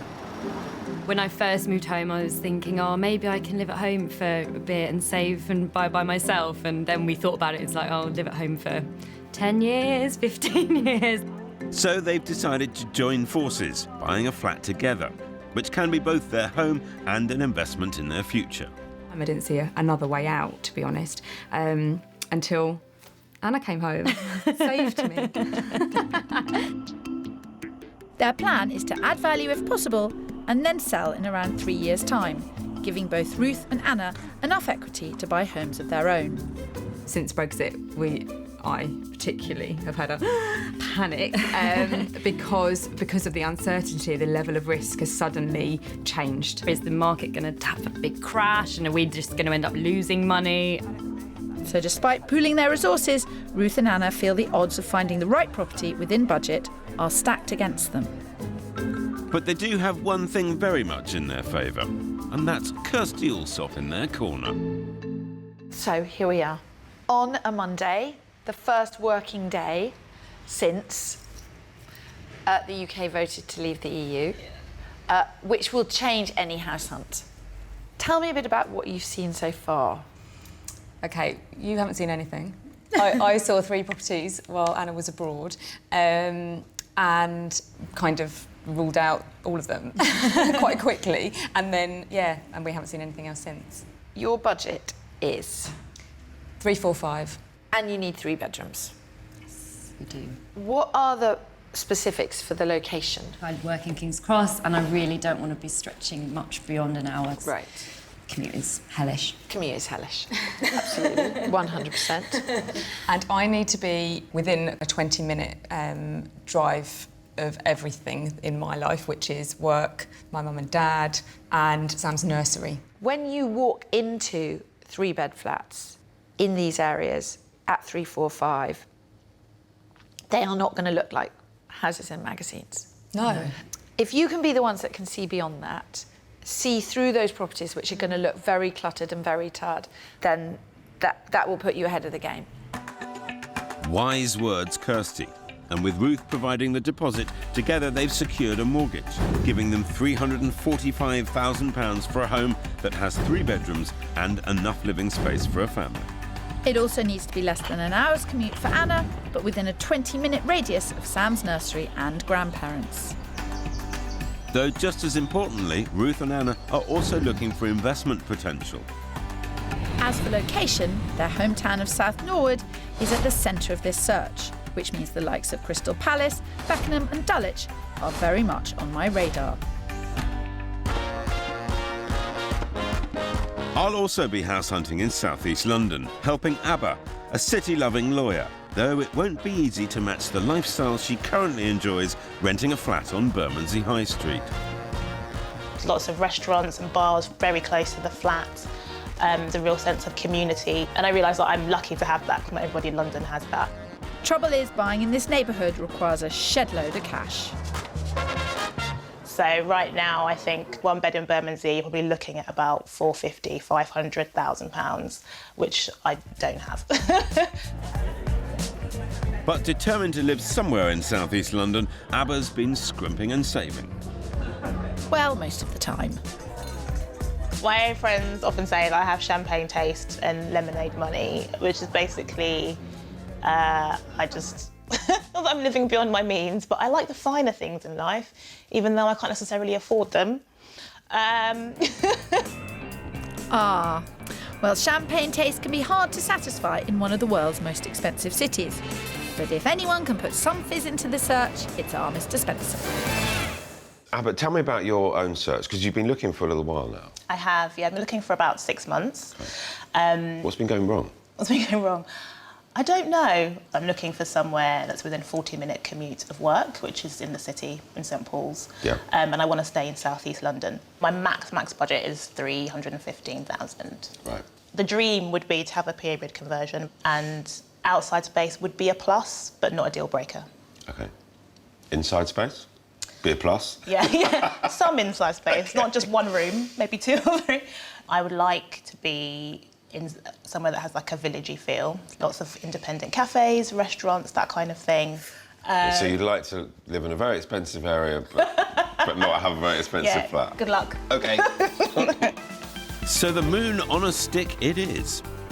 Though in between sips of her champagne lifestyle, Abba's saved a good deposit, which along with a mortgage gives us a budget of £315,000 to find a 1-bedroom flat with period features. But Abba would also like enough room to entertain friends, a separate kitchen if possible, and in a location with a villagey feel. That's also less than a 40-minute commute into central London. To make this mammoth task a little simpler, I'm going to focus our search in and around another of Abba's favourites, the rather upmarket Crystal Palace, then move out to some of the areas that surround it, such as East Dulwich and Beckenham. What do you got this week, then? 2 sisters. Yeah. They've realised that they need to use each other, as it were. So move in together, buy together. Well, I've got one of those classic stories where somebody is living in a very nice rented flat, renting on Bermondsey High Street, everything on her doorstep. So that's going to be quite tough to leave. Right. Because she's not going to be able to afford anything like what she currently rents. It's difficult to know where the market's going to go and what's going to happen. You know, we are living in a different age. Yeah. That's where the money comes from. Yes. Is Brexit going to kill that? I don't think so. But I think we are in uncertain times. Yeah. That can provide opportunities as well as risk. Yeah. We'll just have to see how it goes. But I think as far as house hunters go, life goes on. As far as Ruth and Anna are concerned, life's been on hold for far too long. Time to kick their search into high gear. After all, Ruth's only seen 3 properties and Anna hasn't seen any. So for my first roll of the dice, one very sound investment on their home patch of South Norwood. Which, as the girls will tell you, offers good schools and great transport links. And it's around a 15-minute walk from Mum and Dad, which means it's the perfect location for Ruth's son Sam as well. But just as this search is about to blast off, Houston, we have a problem. Right. So, as we were walking along the street, Ruth, what were you telling me? That this was one of the properties that I've seen. Right. This is not a cracking start, gotta be honest, not a good start. That's awkward. Then again, Anna hasn't seen it at all, so I think they both need to view this property through the eyes of an investor. The price was dropped. It is vacant, and the vendor's got to sell it. But we've got to address the issue that you rejected this property because you thought the 3rd bedroom was too small. Yeah. OK, right. OK. Let's go in. I'm still confident this place can work for them. After all, this Victorian maisonette boasts its own separate entrance, 3 bedrooms and 1 light-filled reception room with an open-plan kitchen. Although not huge, it could easily work for a family of 3. And with the recently reduced price tag of £325,000, it's 20 grand under budget, leaving Ruth and Anna some cash to make improvements. Mind you, this viewing all boils down to one thing. Is the 3rd bedroom big enough for Sam or not? OK, so what have we got here? I am 5, 6 3/4. Oh, there's loads of space. So you could put a 6-foot bed in here. Just how tall is Sam at the moment? 90 centimetres. We've also got really good ceiling height. So bunk bed. With the desk underneath. With the desk underneath. Yes. Oh, that would be lovely. And that's actually this, because the thing about a small room is that it is about the layout of the room. You can have a room twice the size of this, but if the door and the window are in the wrong place, it doesn't work. This one could definitely work. Meanwhile, the girls' other concern was whether there was enough reception space. OK, this isn't as small as I was imagining, really. No. And it's From your really, description just now. it's really light. My feeling is that what absolutely nails it here is the light and the height. I kind of feel like we could do this. We could make this do work. it. We definitely could. So, and the location is ideal. And I've got to say it, it hasn't sold. And I should think, if I owned this flat, I would be sitting around thinking, oh dear. Mm-hmm. And so this might be the moment to come in and say, don't worry, Mr. Nice developer who owns this flat, I'm going to take it off your hands for £305,000 or £310,000 or, you know, something along those lines. Which potentially could put this flat up to £40,000 under budget. Now there's food for thought. I'm feeling excited. Well, that's good, because it's really good when you have a day when someone's seen a flat rejected and then you come back to it and they feel excited about it. So this property is back on the maybe list. What's more, with a little guidance, Ruth and Anna are now viewing like absolute pros. Are we both lying down? It's double bed, then. And those Brexit fears seem to be lifting a little. There's no doubt about it. They are being immensely practical. And practical is what we need right now. Yes, but liking it is one thing. Having the confidence to make an offer could prove quite another.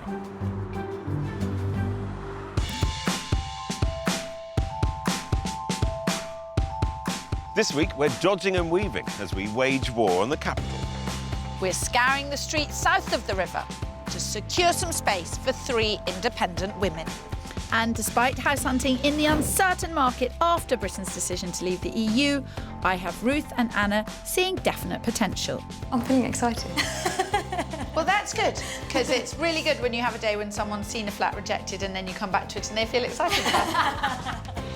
And I'm hoping for similar success in satisfying Abba's champagne tastes, which have me in search of period features in some of London's trendiest locations. You'd like to live in a very expensive area, but not have a very expensive flat. Good luck. OK. In Abba's search, our first stop is the gentrified village of Dulwich, birthplace of Enid Blyton. It's suitably storybook in appearance, with its Victorian terraces and the bustling Lordship Lane, filled with its trendy cafes, shops and gastro pubs. While it's not on a tube route, it's typically about a 15-minute train ride into central London. Though given that everything Abba is looking for is on the doorstep, there may not be any reason to leave. Dulwich is genuinely one of London's villages, so it properly has a village and a community feel. First impressions of the street, it feels quite homely. Another box that I like to think that I've ticked, period conversion. Yes. We're going to look at the top one. Sounds good. Come on then. In such a great location, what's often hard to find is square footage. But this charming flat makes the absolute most of the available space, with an open-plan reception and kitchen, ample storage and 1 double bedroom. It may be small, but in this area it's quite a find for £330,000. And while that puts us slightly over budget, I'm assured there is a deal to be done. Now, we might have got the best location in the world. It's not the biggest flat in the world. OK. It's 330 square feet. OK. But it somehow manages to feel bigger. It's been well laid out. Yeah. I like it, actually. I like how light it feels, big windows. Kitchen's nice. Could you see yourself entertaining here? I know you like to cook and... Yeah, I could, actually. I'm already, like, imagining the furniture. Well, sounds like Abba's champagne tastes may not be a problem after all. Have a look at the bedroom. Going well so far. Then again, even for one person, the bedroom's a bit of a squeeze. That is a standard double bed. I unhelpfully have got a slightly bigger double bed. You might not have if you lived in this flat. Something to think about. Yeah. Have a think. Yeah. I was going to say have a wander around, but you wouldn't get lost. So now Abba's journey really begins as she figures out the balance between location and square footage. I was just testing the waters with this flat, I really was, but she's not averse to the size of it. She's giving it proper consideration because she recognises what the surrounding area is like, because it is fantastic. I don't know which way it'll go. You're gathering your thoughts? I am. I like it. I like it. It's... Is it big enough? I mean, that's the the crunch thing. question. I don't know. If I'd seen the description online and read the square footage, I would have just like dismissed it. I'm not going to show you anything smaller than this. Okay, good. Good. But then I'm not going to show you something else in Dulwich either. Okay. So I think as we go on, it will become clear in your mind whether it's worth having a smaller space to be here. Yeah. Or the other way around. Okay. Yeah. Yeah. Come on then. All I ask is that my city-loving lawyer tries to keep an open mind.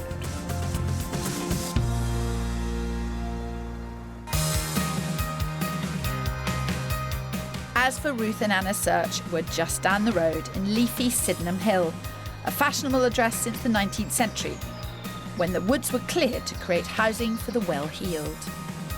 Today it's just as popular, as it borders the likes of Forest Hill and Crystal Palace, so no shortage of opportunities to shop or dine out. Living here, Anna's commute would be around 50 minutes. Meanwhile, Ruth and Sam would only be 15 minutes from Granny and Grandad. And they're not the only ones nearby, which is why I've invited myself to the viewing. What have you got for us, Kirst?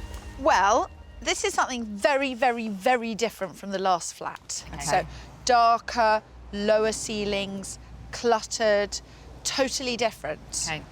But despite that glowing description, I'm extremely excited. I would never have dreamed that we could be living around here. It's a lovely area. Yeah. Good. Really lovely. Yes. Right, are we going to go in, Phil? Come on. OK, you lead Best the way. foot forward. New to the market, this ground floor flat works as both a family home and a strong investment for Ruth and Anna, offering a large living room, separate kitchen with big potential, and 3 generous bedrooms. Yes, the decor needs work, but a little paint could completely transform it.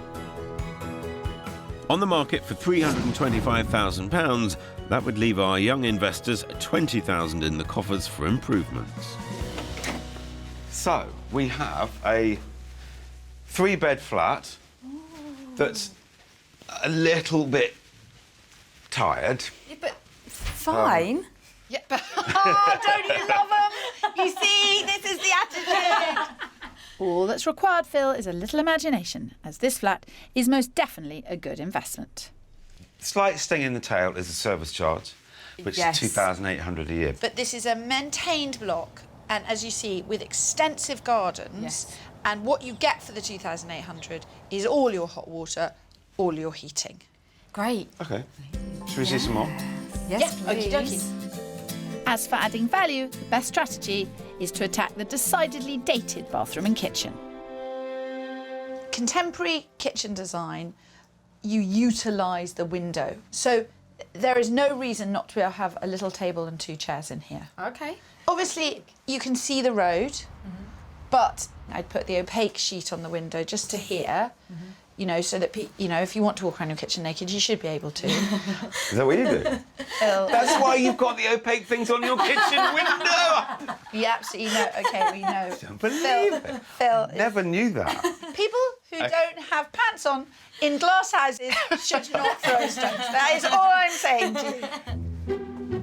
But whether this flat is clothes optional or not, there's no denying the potential. Okay. Yeah. Yeah, the rooms are really good decent sizes, aren't they? If your 10-second rule applies, as in people make up their mind very quickly, you've got it in the bag here. It's a perfect space because everyone will have their own decent-sized bedroom, separate reception room, separate kitchen. I think it's lovely for Sam to be in a block because there are bound to be other kids. I'm excited about being here. Yeah, me too. Sounds to me like Ruth and Anna are beginning to recognise a good investment when they see it. I'm feeling kind of proud right now.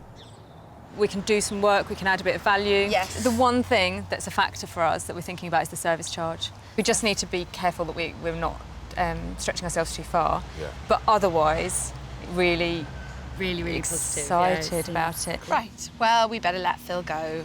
Well, I'd quite like you to come with me, actually. I mean, it sounds like you and Clover are over here. No, we've got other things to see, Phil. My work is never done. Never done. Don't listen to her. Don't believe a word of it. OK, Phil, since I'm on a roll, perhaps I will show you how it's done.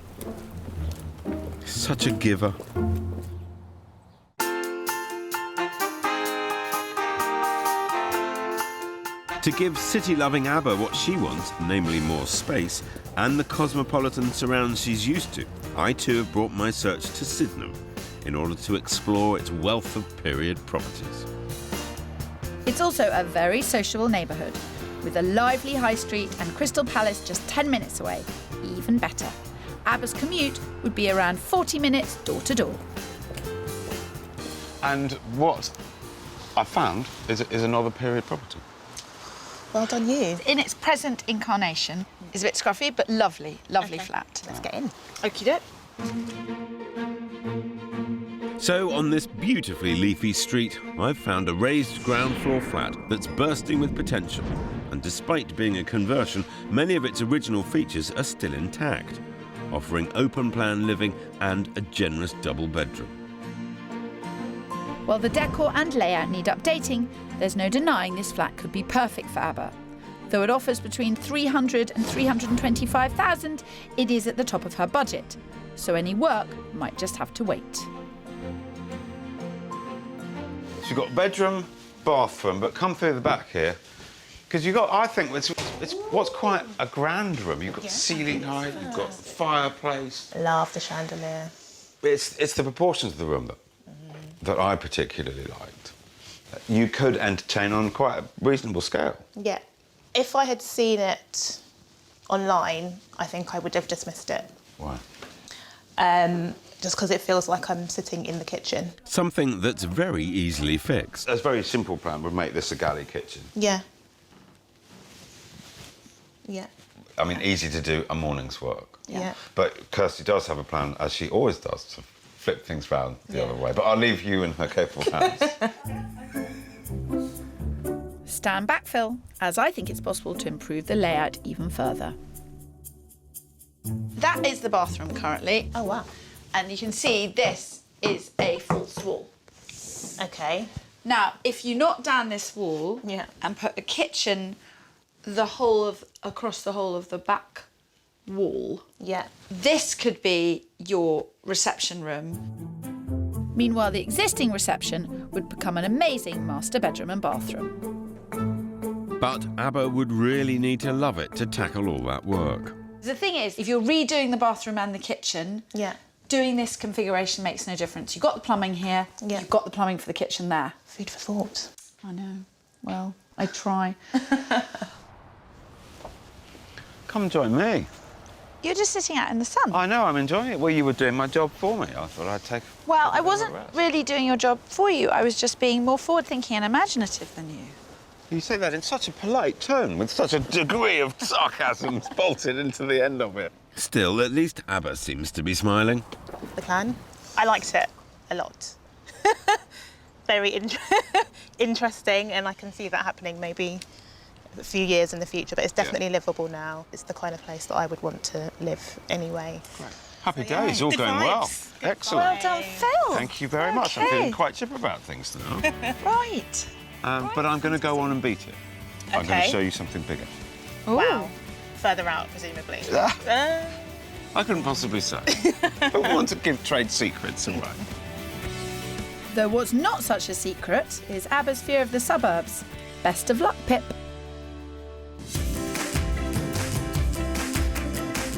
This week, I'm with house hunting siblings Ruth and Anna, who have run out of space at Family HQ and need to find their own pad pronto. And the jury's still out on whether I can get lawyer ABBA on the property ladder without taking her too far from the bright lights of the city. Although she's tired of paying someone else's mortgage, ABBA's budget means she may have no choice but to downsize. If I'd seen the description online and read the square footage, I would have just dismissed it. Meanwhile, sisters Ruth and Anna are discovering the benefits of joining forces and finances. I'm extremely excited. I would never have dreamed that we could be living around here. In Ruth and Anna's search for a 3-bed flat, the location also needs to work for Ruth's son Sam, so he's less than 20 minutes from his grandparents. Which is why we're headed to the slightly more suburban town of Beckenham. Just 15 minutes from Granny and Grandad, it really does offer something for everyone. A thriving high street, 2 outstanding primary schools and great transport links. As thanks to the 6 railway stations, it's only a 20-minute journey to central London. So, yesterday, we saw a flat which you were very, very, very positive about, except it had quite a high service charge. Yes. Today, we're seeing a strangely similar flat, but just in a different location, but different. I'm not making any sense. What's wrong with this? Fortunately, there's nothing wrong with this second-floor flat. The layout's family-friendly, with a reception room that has zones for both living and dining, as well as 3 decent-sized bedrooms. There's also plenty of opportunity to add value, as despite being in pristine condition, the kitchen and bathroom definitely need dragging into the 21st century. On the market for £350,000, it is at the top end of the girls' budget, but we're told the vendor's open to offers. Right, now what we've got there is a lovely kitchen. Oh, yeah, lovely. And an even lovelier living room. Oh, lovely. This is big. Oh, wow, look at this. There's loads of space. It's massive. Dining table. Yeah. As for adding value, the obvious place would be the bathroom. As modern or spacious, it's not. There we are. So you can do like that, leg shaving. Yeah, perfect. I love a bath. And then the main bath. Can you fit in the main bath? Yeah. Right. Okay. Perfect. Oh my, it's quite diddy. Okay, it's very diddy. Anna makes it look so easy. I would struggle. Actually, no, it's not too bad. It's quite cosy. If I wasn't at the tap end, I'd be fine. Though looking beyond the bathtub, Allsopp, sounds like your trainee investors are seeing real potential. It is a joy to work with 2 such sensible house hunters. When you get a pair like that, you are very grateful. But with 3 strong properties, it all comes down to whether or not these 2 are ready to make an offer.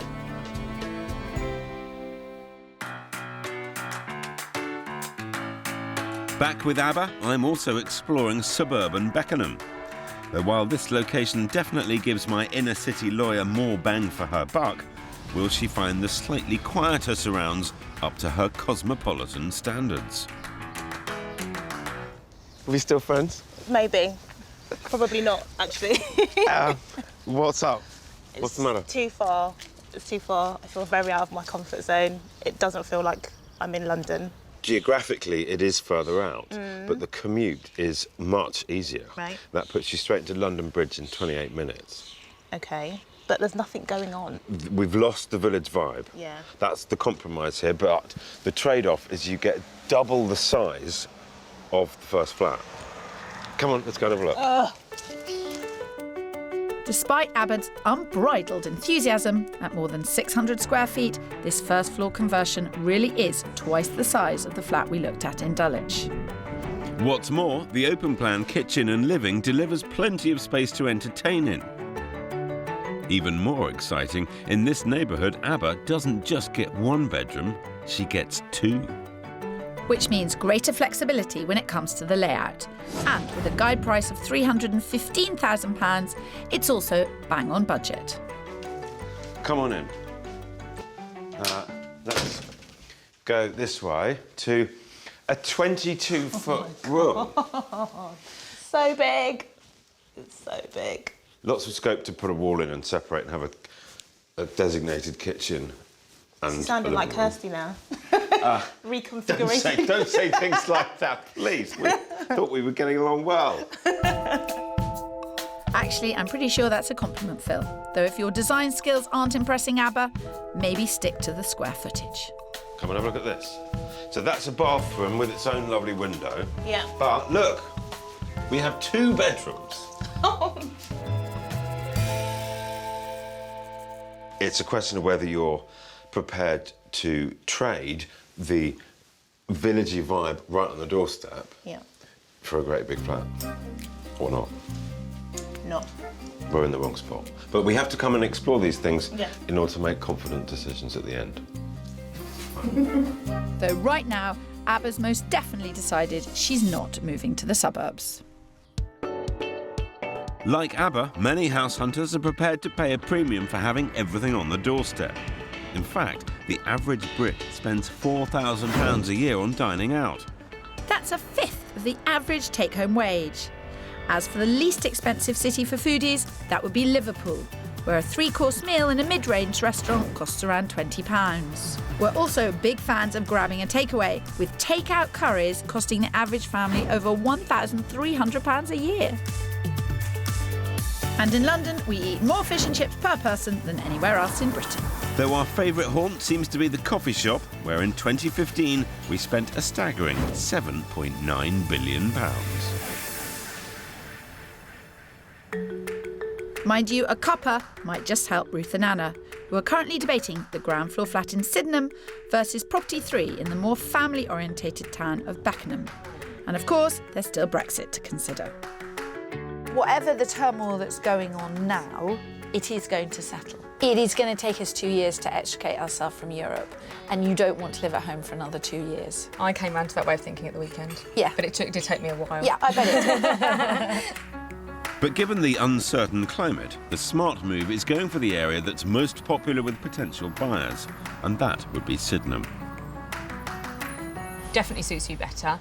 And actually, I think it suits me and Sam quite well as well. I think let's go back and see it with, at the back of our minds, the fact that you'd like to buy it. Is that fair? No, I don't want to rush you on that. No, you're right. I think we No. have been thinking that. Thank Okay, you. fantastic. Thank Drink you very up. much. After all, in London's property market, it's usually best to strike while the iron is hot. As for Abba's search of southeast London, we've now safely returned from the suburbs and have arrived in a village that's one of her top picks, the very fashionable Crystal Palace. Packed to the gunnels with great shops, restaurants and pubs, it also boasts some of the most spectacular views of the city, not to mention the required transport links to get you there quickly. But while Abba's prepared to have less space for the right location, that might not be the only compromise she has to make. You've shown all these lovely period properties, and now And I'm going to it's not stop ugly. you outside this one. Yeah. That you are looking at the one downside of the property. Okay, fine. But it has loads and loads of upsides, I promise. And proper village, community, hubbub action, what we talked about. Let's get in. And inside, things only get better. Because unlike the other properties we've seen, this flat has a separate living room and kitchen, all decorated to an extremely high standard. Add to that a generous double bedroom, and you have a total of more than 500 square feet of living space. With a guide price of £325,000, it's 10k over Abba's budget. But with Phil on the case, there's always a deal to be done. This is really cute. Separate kitchen. First one of those I've been able to show you. Yeah, I like it. Even though it's ugly outside, it's pretty inside. You don't stand outside looking in. No, you you stand don't. inside looking out. You don't. It's very nice. Something to think about. You want to see some more, don't you? I do. Well, how about a master bedroom that puts the others we've seen to shame? Also, it's big. Yeah. Huge wardrobe. Massive wardrobe. Still loads of space. It offers a lot, this flat. Yeah. Property number 2, you'd have to spend some money Yeah. getting it the way you wanted it. This would be simple. As in, buy it, unpack, invite your friends round, go back to work. Yeah. Have a cup of coffee on the way to the train station. Yeah. Really, really easy. Yeah. Have some time. It's a big decision. You need to make it confidently. I'll wait outside. Okay. At this point, I've no idea what Abba's going to do, not a clue, but I do know that I've shown her good options and we've properly explored the whole brief. So she's in a good place to make a decision, but it's not going to be an easy decision for her to make. And it seems Abba feels exactly the same way. I'm very confused right now because up until this point, I think flat number 2 was the one. So I just don't know. It feels like it would be the sensible thing to do to go back to property number 2. Yeah. This is fresh in your mind. Yeah. I'll organise it. We'll sort it all out tomorrow, don't you worry. Bold words, Phil. I just hope you won't be eating them by tomorrow.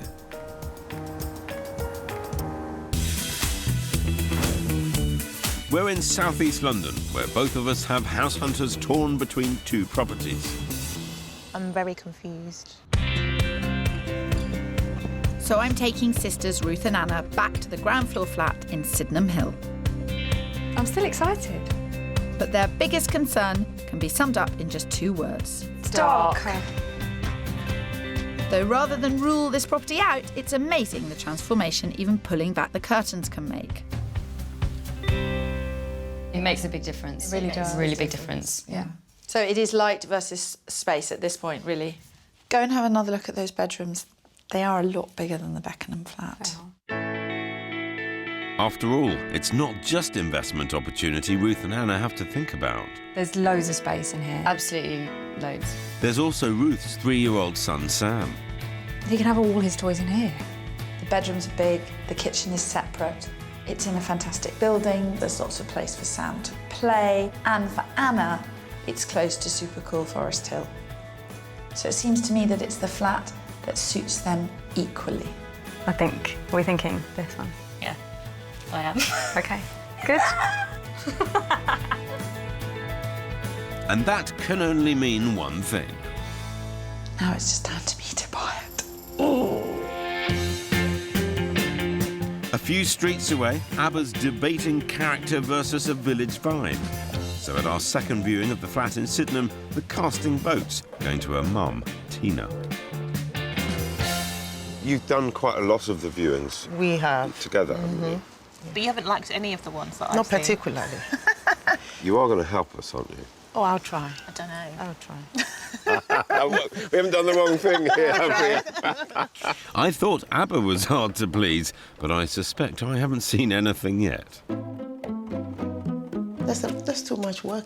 It looks like this was kind of an afterthought. And besides, could do with a lot of scrubbing. This would be the front room. There's loads of space. You're not convinced though, are you? Not particularly. Tina's in there being very honest with her thoughts. My advice is that ABBA should buy whichever flat she feels that she'd be happiest living in for the longest period of time. I find it quite depressing at the moment. Can't help it. That's how I feel. Okay. Yeah. Message received. Loud and clear. Yeah. Granted, it needs work, but swapping the bedroom and reception space could definitely boost value as long as you spend cautiously. There is some upside to doing the work. Yeah. But it's still smaller than flat number 4. Exactly.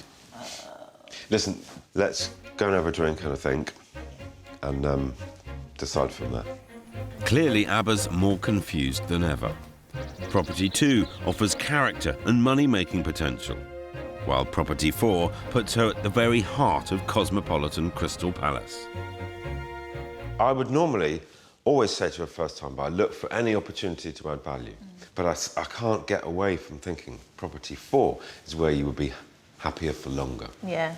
I think I'm going to go with Property 4.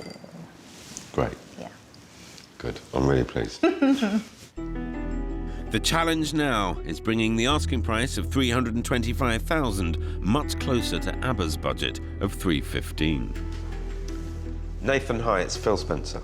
I do have an offer for you. £310,000. That's not going to do it, I'm afraid. She's saying the absolute lowest is $320,000. I mean, to be really, I don't want to be kind of obstinate or rude, but it's not worth $320,000. I'm sitting next to ABBA now, and I've got instructions to make a best and final offer at $315,000. Okay, many thanks. Bye. Fingers crossed. We'll get there, don't worry. As for Ruth and Anna, it turns out they have competition for the flat in Sydenham Hill. The next-door neighbour is thinking about making an offer, so I need to put a little pressure on the agent. Listen, I want this flat for my clown. I'm not going to beat about the bush. I want it. You're not looking for those kind of figures, though, are you? On the market at offers over £325,000, the last thing the girls want is a bidding war, as they need to keep the other £20,000 of their budget for home improvements.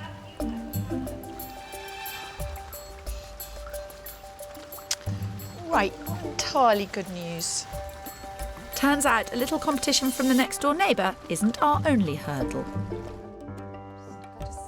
It seems that the vendor and his wife have different aspirations for the flat. Okay. The gentleman is like, well, a flat in the building has gone for 370, so I should be able to get 370. Well, that flat was in much better condition and it was higher up. So I just said, when you know where you are and you can give me a figure that you want, I will tell you whether we can match it or we can't match it. We are completely in a position to, play the long game. Yeah, so we sit it out. We found the right flat, we just have to play the long game. While Kirstie's strategy is holding back, I'm haggling over price with a vendor who's not budging, which means Abba has to stretch her budget by an extra £2,500.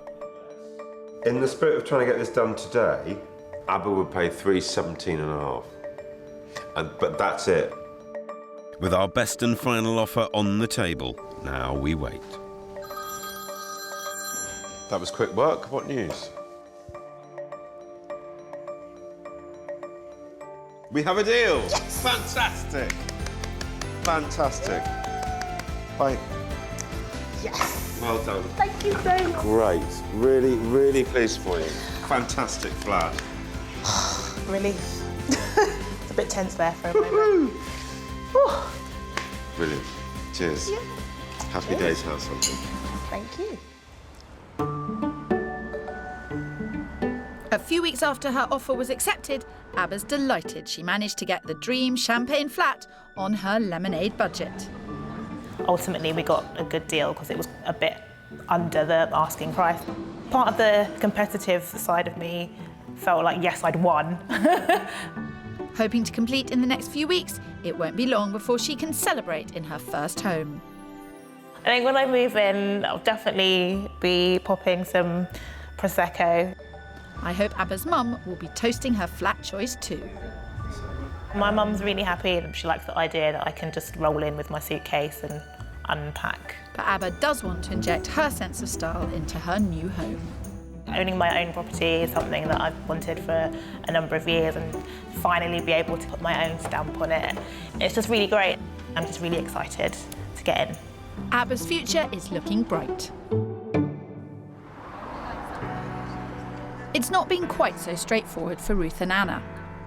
An offer of £350,000 was made on the Sydenham flat. That's well above what they could pay, so the sisters had to walk away. It took a little bit of adjusting to come round to that. Nevertheless, the girls kept their flat-finding focus. Well, after our time with Kirstie, I think definitely we had a bit of momentum. So within the next couple of weeks, we saw 4, 5, 6 properties. And it paid off. They found a 3-bed period maisonette in Beckenham, and they secured it for £325,000, 20 grand under their budget. As soon as we saw it, we knew that I knew that we wanted it. So Sam, Ruth and Anna hope to be moving out of mum and dad's and into their own pad very soon. We're so excited about having our own place, aren't we? Anna's already planning parties. I'm really looking forward to it. I couldn't be happier for you both.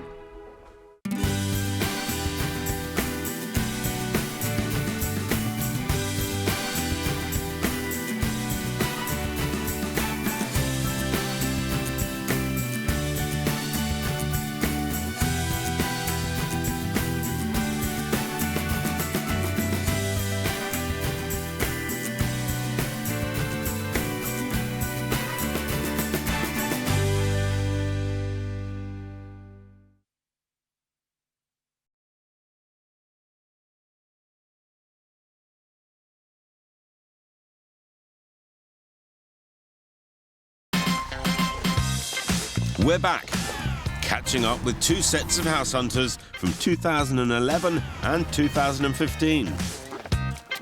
There was some puzzling postcode pickiness. I think it's a definite no-no. Yikes. As the cracks started to appear. Have you completely lost your marbles? We struggled to keep it together. Well done, breaking the bed. Which would you rather she did? Walk around naked or cook? I understand this isn't going well. But eventually they could see that we made sense. Oh, there seems to be a smile. And by now, hopefully those new postcodes are making sense too. Location, location, location. Exactly. There's something in there, you know.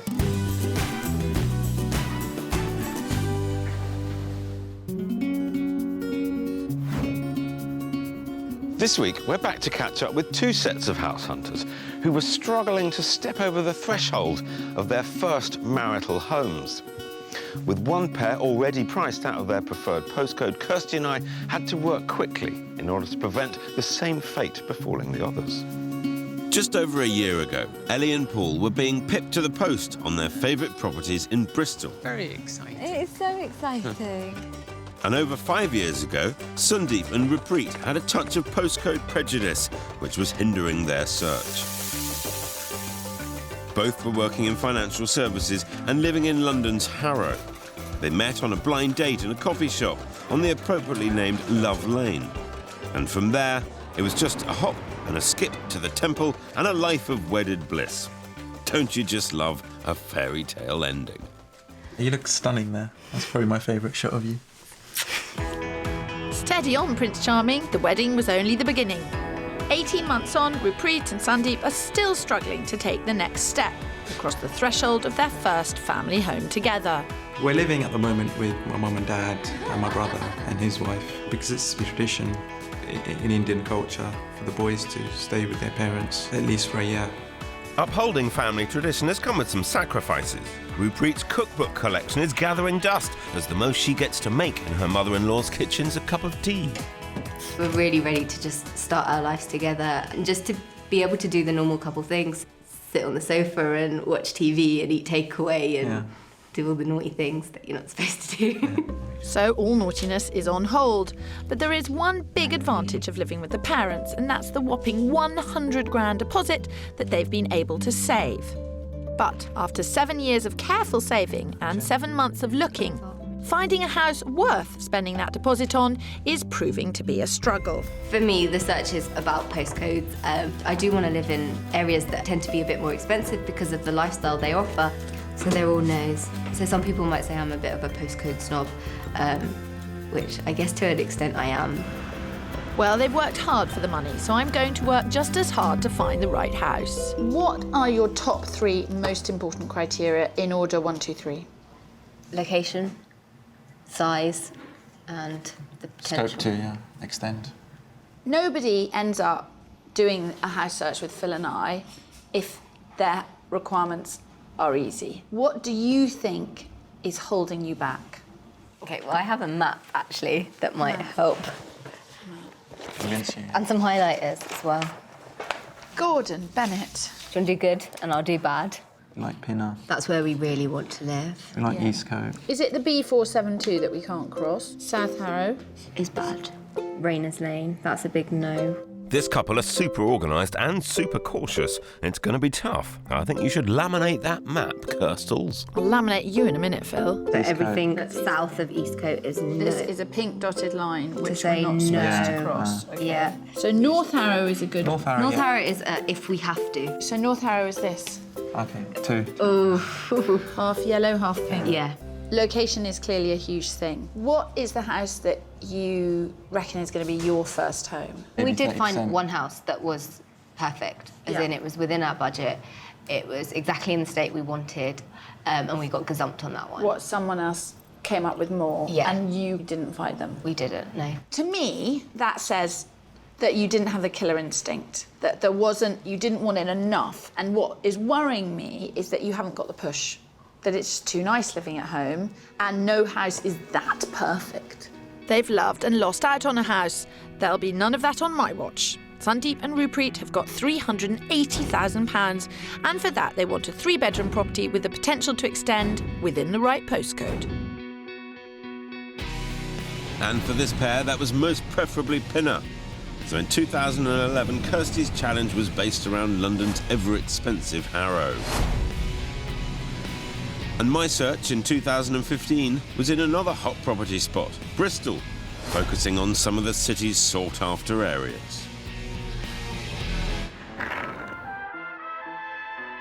Married couple Ellie and Paul were both working in economic and social research in Swindon and living in Cheltenham. Whereas Londoner Ellie wanted the bright lights of the capital, country boy Paul preferred to be under the starlight of the great outdoors. To compromise, they fastened on Bristol to give them the best of both worlds for their first home. Cheltenham is lovely, it's a very beautiful town, but it's got its limits, and I think we want to just sort of move to that bigger city feel. There's a few reasons why Bristol's appealing to us. It's got a great multicultural atmosphere, there's lots of restaurants and bars and really good shopping. We've also got some friends there. They really value their social circle, a large part of which revolves around their love of the outdoors. We're both keen on running and cycling and tennis and all those sorts of things, and there's opportunity to join all those clubs, build on the friends that we've already got in Bristol, so that's a big motivator as well. The biggest problem facing Ellie and Paul is trying to find the time to view properties in a city 40 miles away. They've only seen 20 properties in 8 months, and luck just hasn't been with them. We've put in offers on different properties. There were a couple that came up, really lovely terraced house, but there were, I think, 12 different offers and ours wasn't accepted, so it's a little bit of a roller coaster. They've been trying hard, and it's given them plenty of time to imagine what their dream first home's going to look like. Our ideal property, I think, would be an older property with some nice period features to it. You'd love a fireplace as well, wouldn't you, Paul? Yeah. A log burner. I would love to have a log burner if I could. Paul does know this, but I'm desperate to get cats as well. So to have the outside space for that would just be really, really nice. OK, if we're getting a cat flat, we have to have a log burner. We can't wait to move in, go and buy some new furniture, establish ourselves a bit and just sort of enjoy a new life in Bristol. Well, that's up to you, Phil. Get them out of their rut and onto the property ladder. So you're living in Cheltenham, working in Swindon, house hunting in Bristol. How do you manage it? With a little bit of difficulty, actually. It is quite fierce out there. During the time that you've been searching, it's gone up about 5%, which has effectively cost you 15 grand. It's really worrying, actually, because we've sort of moved from the lower end of our budget right to the top end of our budget. And this is why we're in a little bit of a hurry to sort of get in there and find something. We're not going to find a house sat here, as nice as it would be. Yes, Phil, the bristling Bristol market waits for no one. Ideally, they want to pay no more than £300,000 for a cosy new home. For that, they want 2 double bedrooms. They're pretty keen on period features. A manageable commute to Swindon's important. And for the lady who wants a cat, outside space is a must. A must for Sundeep and Repreet in London is a property in Pinner. But as we search in 2011, the average house there will set you back £400,000. More than twice the UK national average at 162 grand. So Sundeep and Repreet are pretty much priced out of the Pinner market. But Pinner's just one of the 21 areas on offer in Harrow, once a stomping ground for Elton John.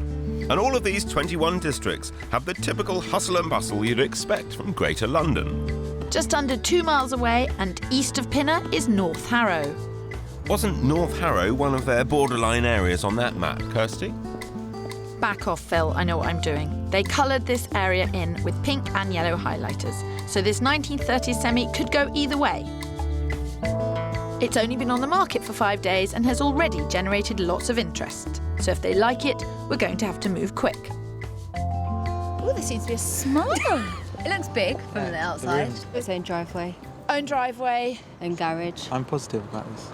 OK. It's very close to your mum. Yeah, my mum lives on the road opposite. So, yeah. Cool! About a 2-minute walk. It's a done deal. Mum's ruled. Sold. You can all go home now. Nobody likes a show-off, Kirstie. Is that the green-eyed monster speaking, Spencer? This house is even better inside. There's a large open-plan sitting room, 3 bedrooms, plus a huge garden with potential to extend, and it's £50 shy of their maximum budget of £380,000. This is currently the main room. That's fine. They've done nothing to the kitchen. It's a decent ceiling height, but as you know, it's what you can afford to do. How much is this on for? Before I tell you that, you tell me what you would be prepared to pay for this. Probably 330. Now, that's quite interesting. It's on for 365, isn't it? It's on for more than that. Really? Yeah. It's on at 379,950. Due to lack of experience, it seems our first-time buyers might have a problem with undervaluing. It's got lots of really nice original features, this house. Yeah, it has nice bay windows. What's your gut feeling right now? I like the size of the rooms. Yeah. I like the garden. It's just the borderline area, isn't it? And you could pop into your mum's and pick up some food. It's all bagged up.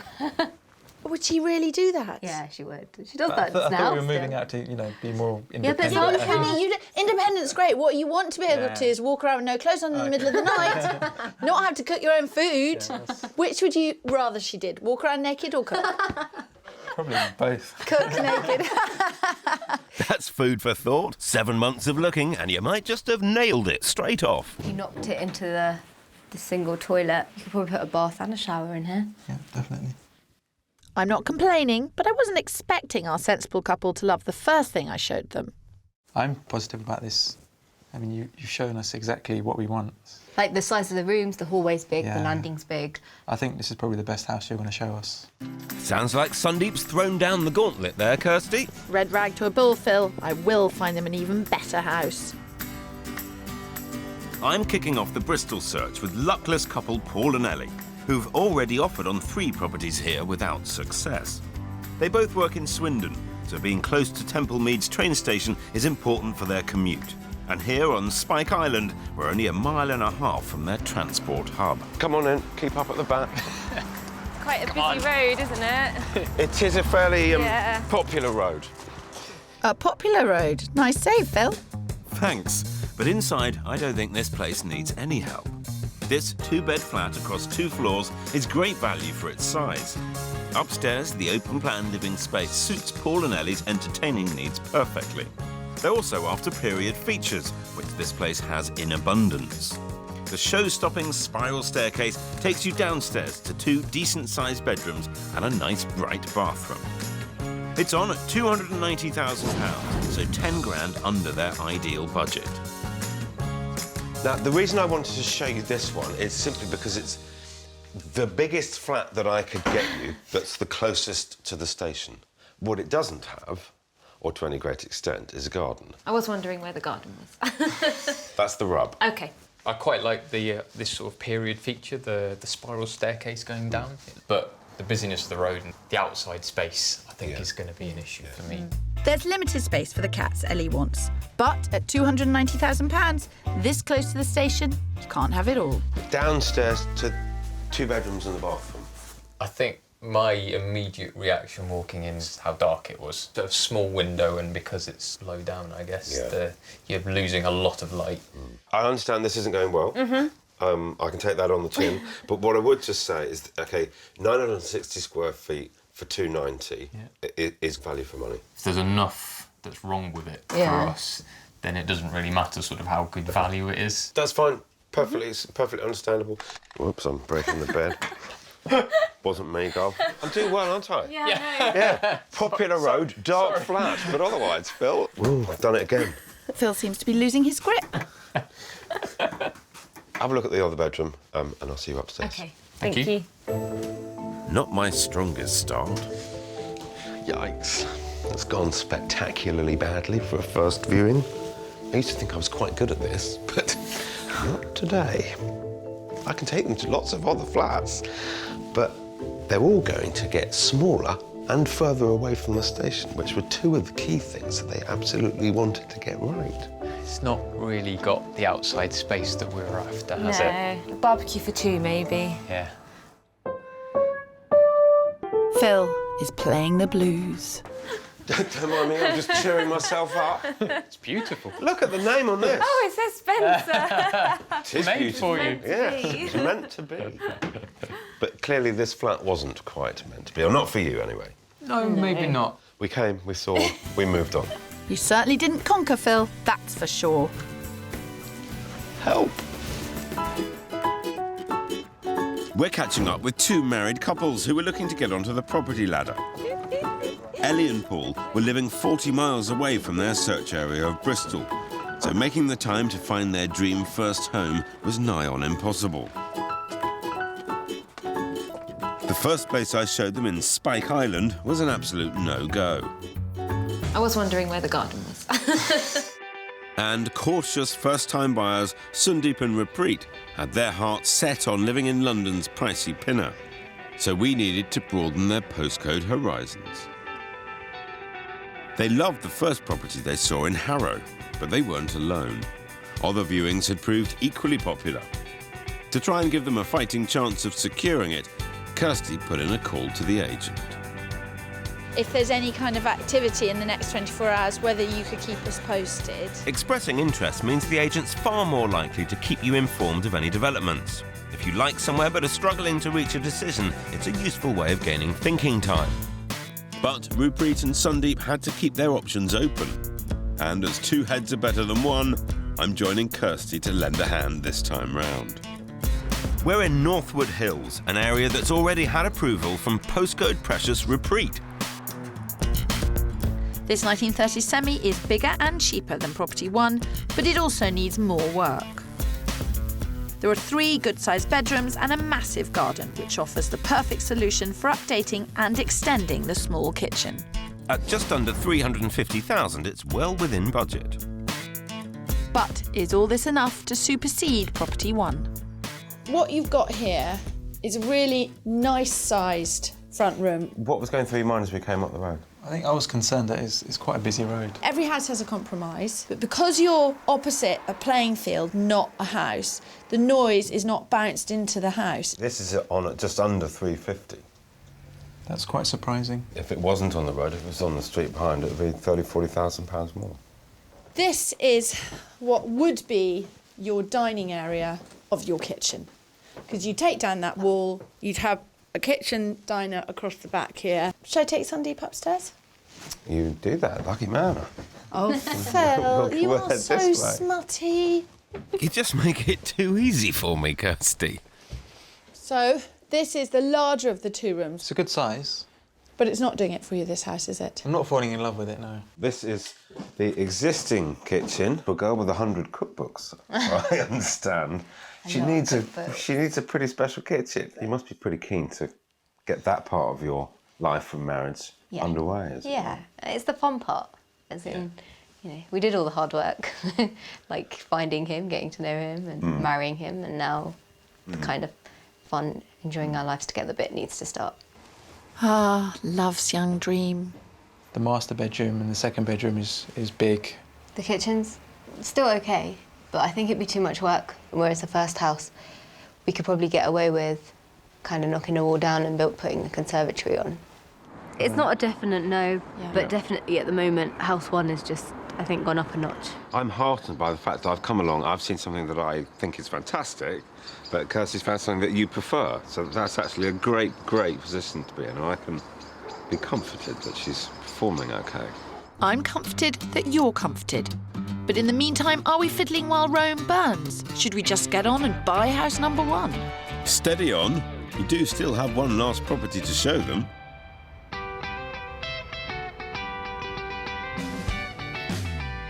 Next up, for Paul and Ellie in Bristol, we're going to Redland, one of their top areas.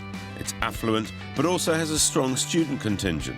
It's leafy, but still has the vibrant feel they're after.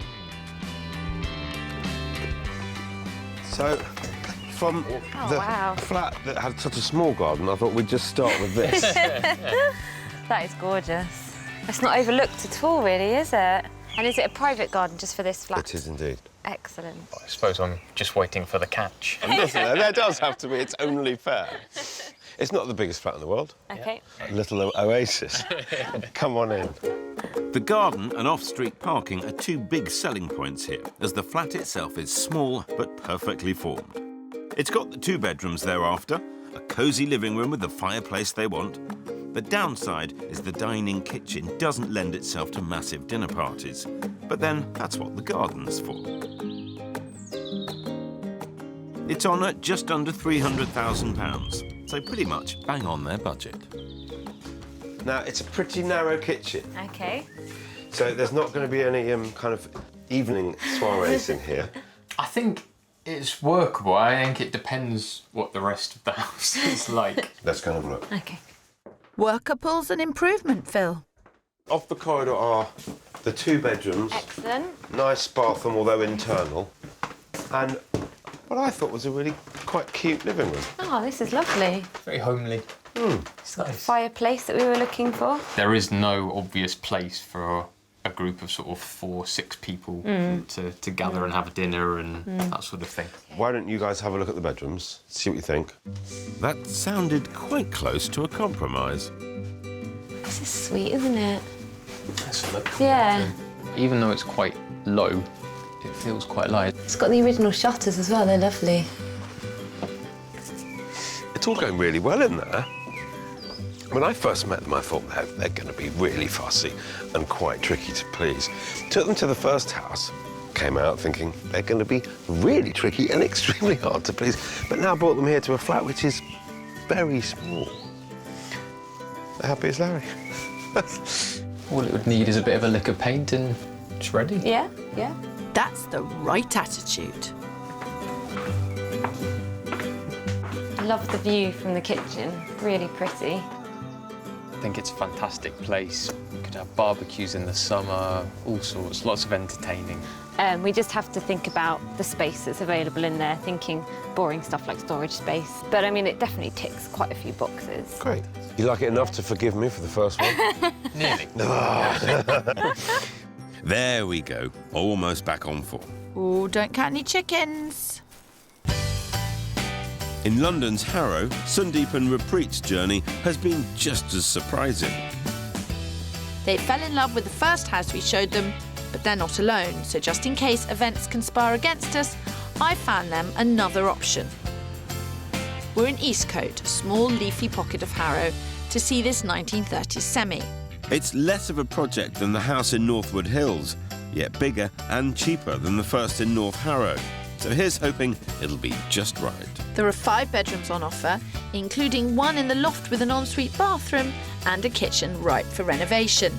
It's under budget at $375,000, so it should appeal to our steady eddies. They've already knocked through here. I like the size of the rooms. Yeah, it seems like there's, a massive amount of potential. This is the kitchen. It would be something that you would knock through. Yeah. It'd be massive.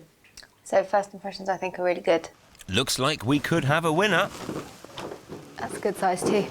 Yeah. What do you think overall? Yeah, I like the project it offers, and then I like the room sizes. I like it, but there's just something in the back of my head. I just need more time to think about it, I guess. Sounds like it's getting Rapreet's vote. But Sundeep is playing his cards very close to his chest. I think you're still a bit split. This pair have a lot of thinking to do. This week, we're back with 2 sets of first-time house hunters who are desperate to own their own homes to kickstart married life. In 2011, Sundeep and Rapreet had $380,000 for a 3-bedder. They were super keen on London's Pinner, but it had proved unaffordable on their budget. And in 2015, Ellie and Paul had $300,000 for a 2-bedder in Bristol with outside space. They'd taken a shine to a garden flat I'd shown them in Redland. Bit of a lick of paint and it's ready. Yeah. But having lost out on 3 properties in a year, thanks to a ferocious Bristol market, we need to get them on the ladder before prices get out of reach. So with one final flat to show them, I've invited Kirstie along. I'm staying in Redland, near the vibrant White Ladies Road. And for this tennis-loving pair, there's 3 clubs within a 15-minute walk of the property. So I hope we're about to serve an ace. How are you? I'm good, thank you. This 2-bedroom flat comes with a parking space and a garden. Inside, the space has been used extremely well. The kitchen opens out to a large living room, giving them plenty of the entertaining space thereafter. The bathroom and both double bedrooms are a good size, and the master has fitted wardrobes. And in this dog-eat-dog market, we've hit the bullseye. This place has been kittened out with a cat flap, which is one of Ellie's wants. It's priced at just under £280,000, so it's 20 grand under their ideal budget. Now, this flat's been rented out, so it does need a bit of TLC. This is nice. We're happy with cosmetic-y stuff. Yesterday's flat, big garden, small flat. Yeah. This is quite a big flat, smaller garden. Yeah, Okay. I'd like to have a look at that. Come on. He knows what he wants, Phil. I hope the garden delivers. Oh, it's got lots of potential.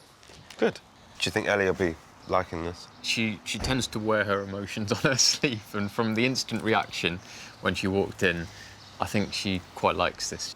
So this would be Paul's domain. Yeah. Paul would be here, washing up, cooking, and you would be putting your feet up on the sofa. Yeah, with a glass of wine. And that lovely view.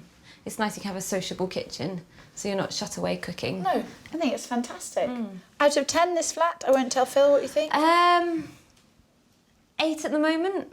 Why didn't you go and find what score Paul gives this flat? Will do. Thank you. Good score, but then nobody paints a picture like Ms. Allsopp. You could have little theatre curtains, and then you could say, this is a kitchen production from Paul. Have you completely lost your marbles? Be fun, just a bit of fun. Well, at least some people are taking this seriously. That's big, isn't it? Yeah. Did Paul like the garden? Yes. Really? Yeah. Oh, well, I can leave you now. That's it. Really nice and light. Put our own stamp on it, couldn't we? Yeah. Quite like the idea of a little project. Getting excited. Great flat, great couple. Great, amazing you, great house hunter. Great house hunter. I'd forgot that bit. It's kind of you to remind me. Being kind to Phil is occasionally a good idea. So, Paul, I know what Ellie thinks. She said 8 out of 10. What do you reckon? Wow, 8 out of 10. I go 7. I like And it there's a a lot. cat flap as well, which is on my list. That's Perfect. Yeah. That's why it's an Sold.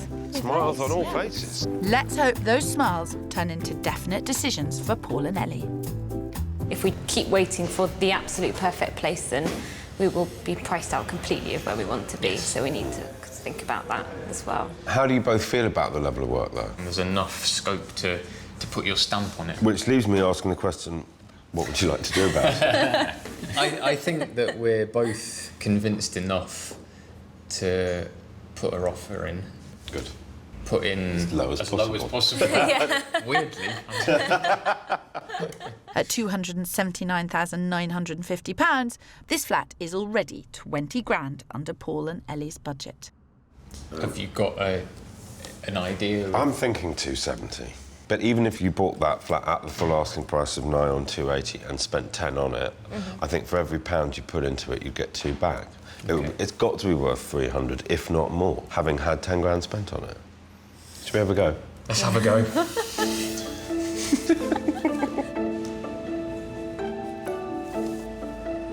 Adil, hi, it's Phil. We've just been having a lengthy chat here, and they do very much like that flat. So the offer that I've got for you is for 270,000. First offer and 10 grand under the asking price. They could complete that within a month of receipt of all your paperwork. OK. They've been at this point 3 times before, but this time, Phil's in charge. Thanks. Cheers. Bye. Hope that wasn't rude. Being penny wise is never being rude. I think we made a reasonable pitch. I think it's a sensible offer. Yeah. Time will tell if I've sealed the deal. And in London, Rupreet and Sundeep can't get the first property in North Harrow out of their heads, and they want it. On the market at just shy of 380 grand, we've discovered an offer has already been made. So Kirstie needs to think smart and move fast. There's probably nothing to be gained from coming in low because we're going to get the offer turned down. I wanted to go in at 360. 365. Yeah, we could go to 365. 366. Weirdly, 366 is probably a really good idea because it sounds psychologically you've pushed it. Yeah, we want it for 366. Yeah, we want it. Lauren, it's Kirstie. How are you? They have instructed me to make an offer on their behalf of 366,000. Are you able to tell me whether that I have put clear blue water between us and the other offer. Thank you so much, Lauren. I really appreciate it. Okay, bye. When I said, have we put clear blue water between us and the other people, she said it's in the same region. Now Sundeep and Repreet just have to patiently play the waiting game. In Bristol, things are progressing quickly for Paul and Ellie. Yes. Hi, Adil. Hi. Our offer on the table is 10 grand under the asking price at £270,000. Okay. Paul and Ellie have been in this position before, more than once. Right, fair enough. I just hope this is the last time. We're in with a shout. The vendor's abroad, so it might just be a case of no news is good news. Well, I mean, as soon as you hear, ring me. Cheers, Adil. Bye. The good news is he thinks the vendor is looking for something closer to the asking price, but he's there to do business, he wants to sell it, and you're in a great position. Given that the flat is empty, to offer to complete within a month is a really strong card. Okay, that's interesting. But... Empty properties cost people money. Yeah. So I'm afraid, I think for now, we're going to have to leave that there. Fine. I will be on the phone to you as soon as I hear anything. I'm not sure I can handle it. Thank you. Cheers. Cheers. Thanks for all your help. Pleasure, great pleasure. Cheers. In Harrow, Sundeep and Repreet aren't being kept hanging on for much longer. Lauren. Hello.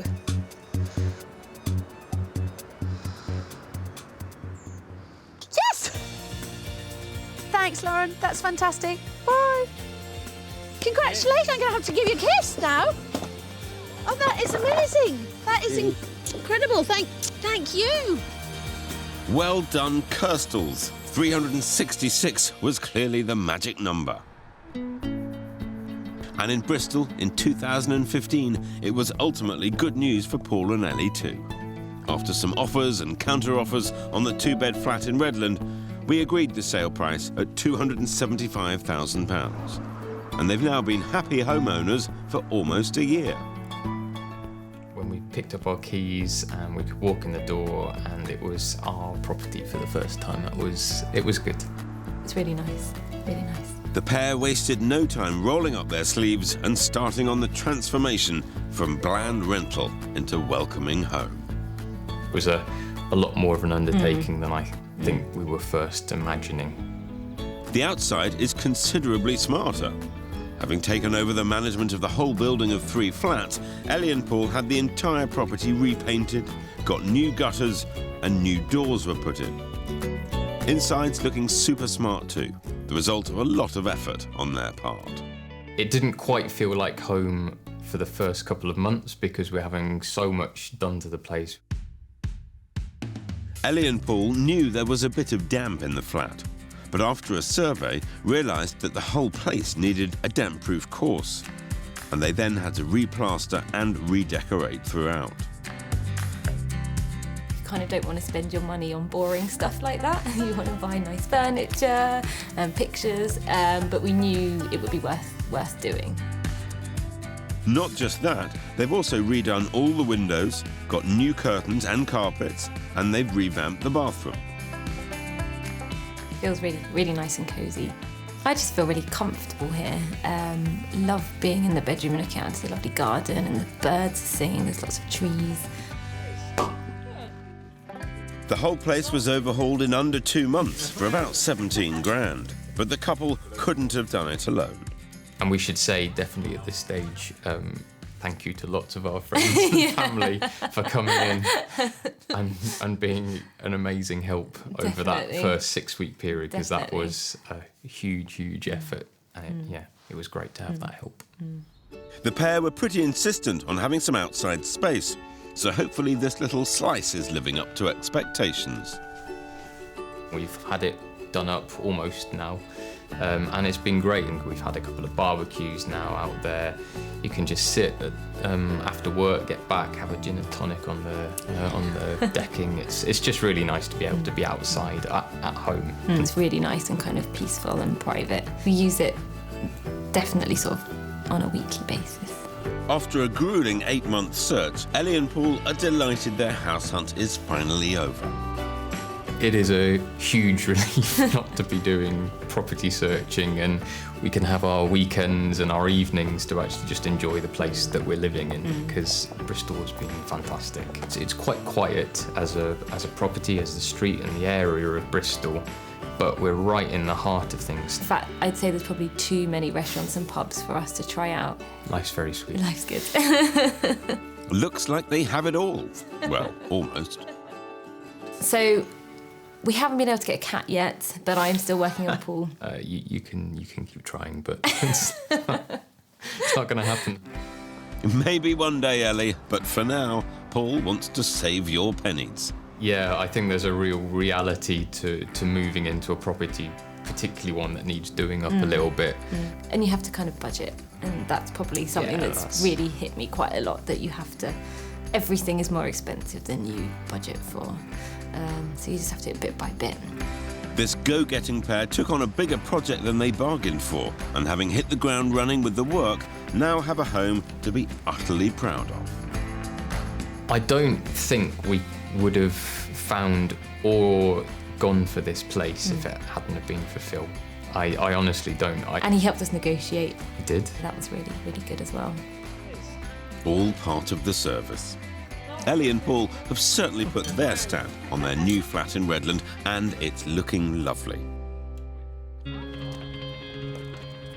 And for Rupreet and Sundeep, it was also a labour of love, turning their new house in North Harrow into their dream first marital home. We caught up with them a year after they took possession, and they'd actually spent that whole year transforming it. Initially, we started gutting out the house ourselves, so ripped out. More like you started gutting it out yourself. Ripped out the carpets, took down the wallpaper, took off the plaster, extended out onto the garden, changed all the windows, replumbed the whole house, rewired.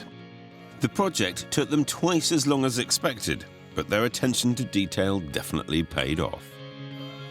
The black and white theme we kind of wanted to do from the beginning, because it was a very 1930s Art Deco kind of feel, and then we chose sort of 3 colours that we thought we'd just run through the whole house. We're happy with the result, which was the main thing. And with the house just as they wanted, Rupreet had even made peace with the postcode. We couldn't have had the house that we have now if we got the location we wanted. We would have run out of money. I don't think the postcode really made much difference in the end. Since then, 4 years have passed. Hello, hello. Who's this? I'm back, finding out how some of our house buyers are getting on a few years down the line. Ellie and Paul are now super settled in bustling Bristol in their freshly renovated flat. And over in London, Rupreet and Sundeep are still in their 3-bed Harrow home. When they took it on, their first marital home needed some fairly serious TLC, which they gave it in spades. But it's 4 years since we've caught up, and apparently there's been a few other changes. Hello, hello. Good morning, everybody. A new addition. Good morning. Hi, how do you do? Good. Very, very well. Nice to see you all. Who's this? This is Aaron. Aaron, I'm Phil. Good man. Can I come and see your lovely house? Say come in. Say come in. When Rupreet and Sundeep first viewed this house with Kirstie, it felt dark and cramped. But having knocked down walls, it's now light and spacious. And what was once tired and dated is now slick and modern. The pair really have done the most impressive renovation job. But it's great for me to be able to finally see all their hard work in the flesh. Goodness me, this is a pad. Thank you. Wow. Thanks, Phil. It's very sleek and chic. Since their huge renovation, the last few years has been about making the house a family home for little Aaron, who's nearly 2. And what a home he has. It's absolutely stunning. So this is an extension by the looks of things. Yeah. So we've gone out 3 metres at the back and 1.5 metres on the side. So it creates a really lovely family room, really light. I bet you spend all of your time here, don't you? Yeah, so Aaron's normally playing while we're like cooking and... Yeah. And then we'll eat together as a family. Yeah. And when you kind of designed it, were you thinking of his arrival? Not really. no. We wouldn't have done a white house, I don't think. But it's worked out fine, actually. Everything's wiped clean. It's quite baby friendly. The couple spent $366,000 buying the house, well below their 380 grand budget, so had a few bob left over to add the wow factor. And budget for the build? Oh, We didn't have a budget. I think the budget was long gone. Yeah, we didn't have a budget. It was a case of, right, this is what we want to do, let's do it. Yeah, and we were thinking long term. And also we had a lot of help from family. So my dad's got a plumbing and heating merchants. Okay. So he did all the bathrooms, underfloor heating. Rupert's dad does kitchens, bedrooms. kitchens and bedrooms. All the So furniture. it wasn't as expensive as it could have been. Yeah. So we were lucky like that. Very lucky. Creating the ideal family home was very much a family project. Is it as you hoped it would be on that first morning with Kirstie? Is this what you pictured? Yeah, definitely. Because that's great vision. In the end, they spent around 135 grand creating a slick house, which is now a child-friendly home. And the front room is clearly Aaron's domain. Because this space is so great, we didn't use the front room, but now that's become Aaron's playroom. Yeah. Superb. Yeah. Which to some extent enables you to keep this nice and clean and tidy. On some days. Yeah. Superb. You put an awful lot of thought and care and money into this as well, and it shows. Some rooms may be a little more cluttered than when they first renovated, but they still look incredible. Upstairs, their signature black and white style with pops of colour continues. And the second bedroom has been given a raison d'etre. And the all-important Aaron's room. Yes. Aaron room, yeah. Was this always planned as eventually the nursery? Yeah, we sort of left this room empty. We didn't do anything with it because we knew that eventually it would turn into nursery. Yeah, so this was the last room that you did? Yeah. Yeah, terrific. Just the job. And you've still got a bit of room if there's any future additions. Yeah, we can still potentially go up into the loft and do a loft extension. So you've got a house that suits you brilliantly. It suited you brilliantly as a couple. Yeah. It's working well with Aaron, but you can see yourself here long term. Yeah, I think so. That was the intention. The location is great. You know, we're close to family and friends, close to the tube station, close to work. Location. Exactly. There's something in there, you know. Yeah. Even with Aaron here, Rupert and Sundeep still have a space just for them. So this is our dressing room where we get ready and keep all our clothes. And a designated dressing room. It's huge. Yeah. How absolutely lovely. It's quite decadent. Lots of storage, lots of space for everything. Yeah. As you can see, it's all very full already. I would have expected nothing less. Lots of handbags, lots of clothes, makeup, everything a girl needs. Now this is right up Kirstie's street. And all of these cupboards were made to measure by Rupert's dad. Does Sundeep get a little bit? He has man drawers, yeah. He has a man drawer? He has a few man drawers. Every man needs a man drawer, or two. And the couple have even installed separate his and hers sinks in their super slick bathroom. There was a lot of sort of planning and thought went into the search for the house and what you wanted and why you wanted it. And then to have got it done and Aaron arrives, it all feels very neat. Yeah. We've had definitely a lot of fun over the last 4 years. We've enjoyed the house. Rupert was initially hesitant to move to Harrow, but her beloved Pinner is just around the corner, and that's not the only plus of this postcode. Your parents are pretty close. Yeah, they're just on the road opposite, actually, so that's been really handy after having a baby. So they look after him a lot. That makes such a difference. It does. But I mean, they must love it. Aaron loves it. You guys love it. Yeah, he loves them. He prefers being there than at home, I'd probably say. Ah, good old grandparents. One of the last spaces that Rupert and Sundeep transformed was the garden, and now it's the perfect play park for Aaron. And thanks to these stunning bifold doors, when the British weather hits, the family can enjoy the outside from the comfort of inside. Would you do it all again? I'd love to do it again. Yeah. I thought it was a great experience. Had so much fun. I think having done it once, it'd be very hard to move into a house that wasn't exactly what we wanted, so we wouldn't have a choice. home for a long time? Yeah, Definitely. definitely. No plans to move away. I can see. Why would you? Yeah, it's a great family house. Yeah. So thank you very much for having me. Terrific. Well done. Thanks very much. Congratulations on everything. Thank you, Phil. Well, it's just fantastic to see how both couples' vision has paid off in bucket loads. Rupreet and Sandeep's home here in Harrow's made such a easy transition into a proper family home with the arrival of young Aaron.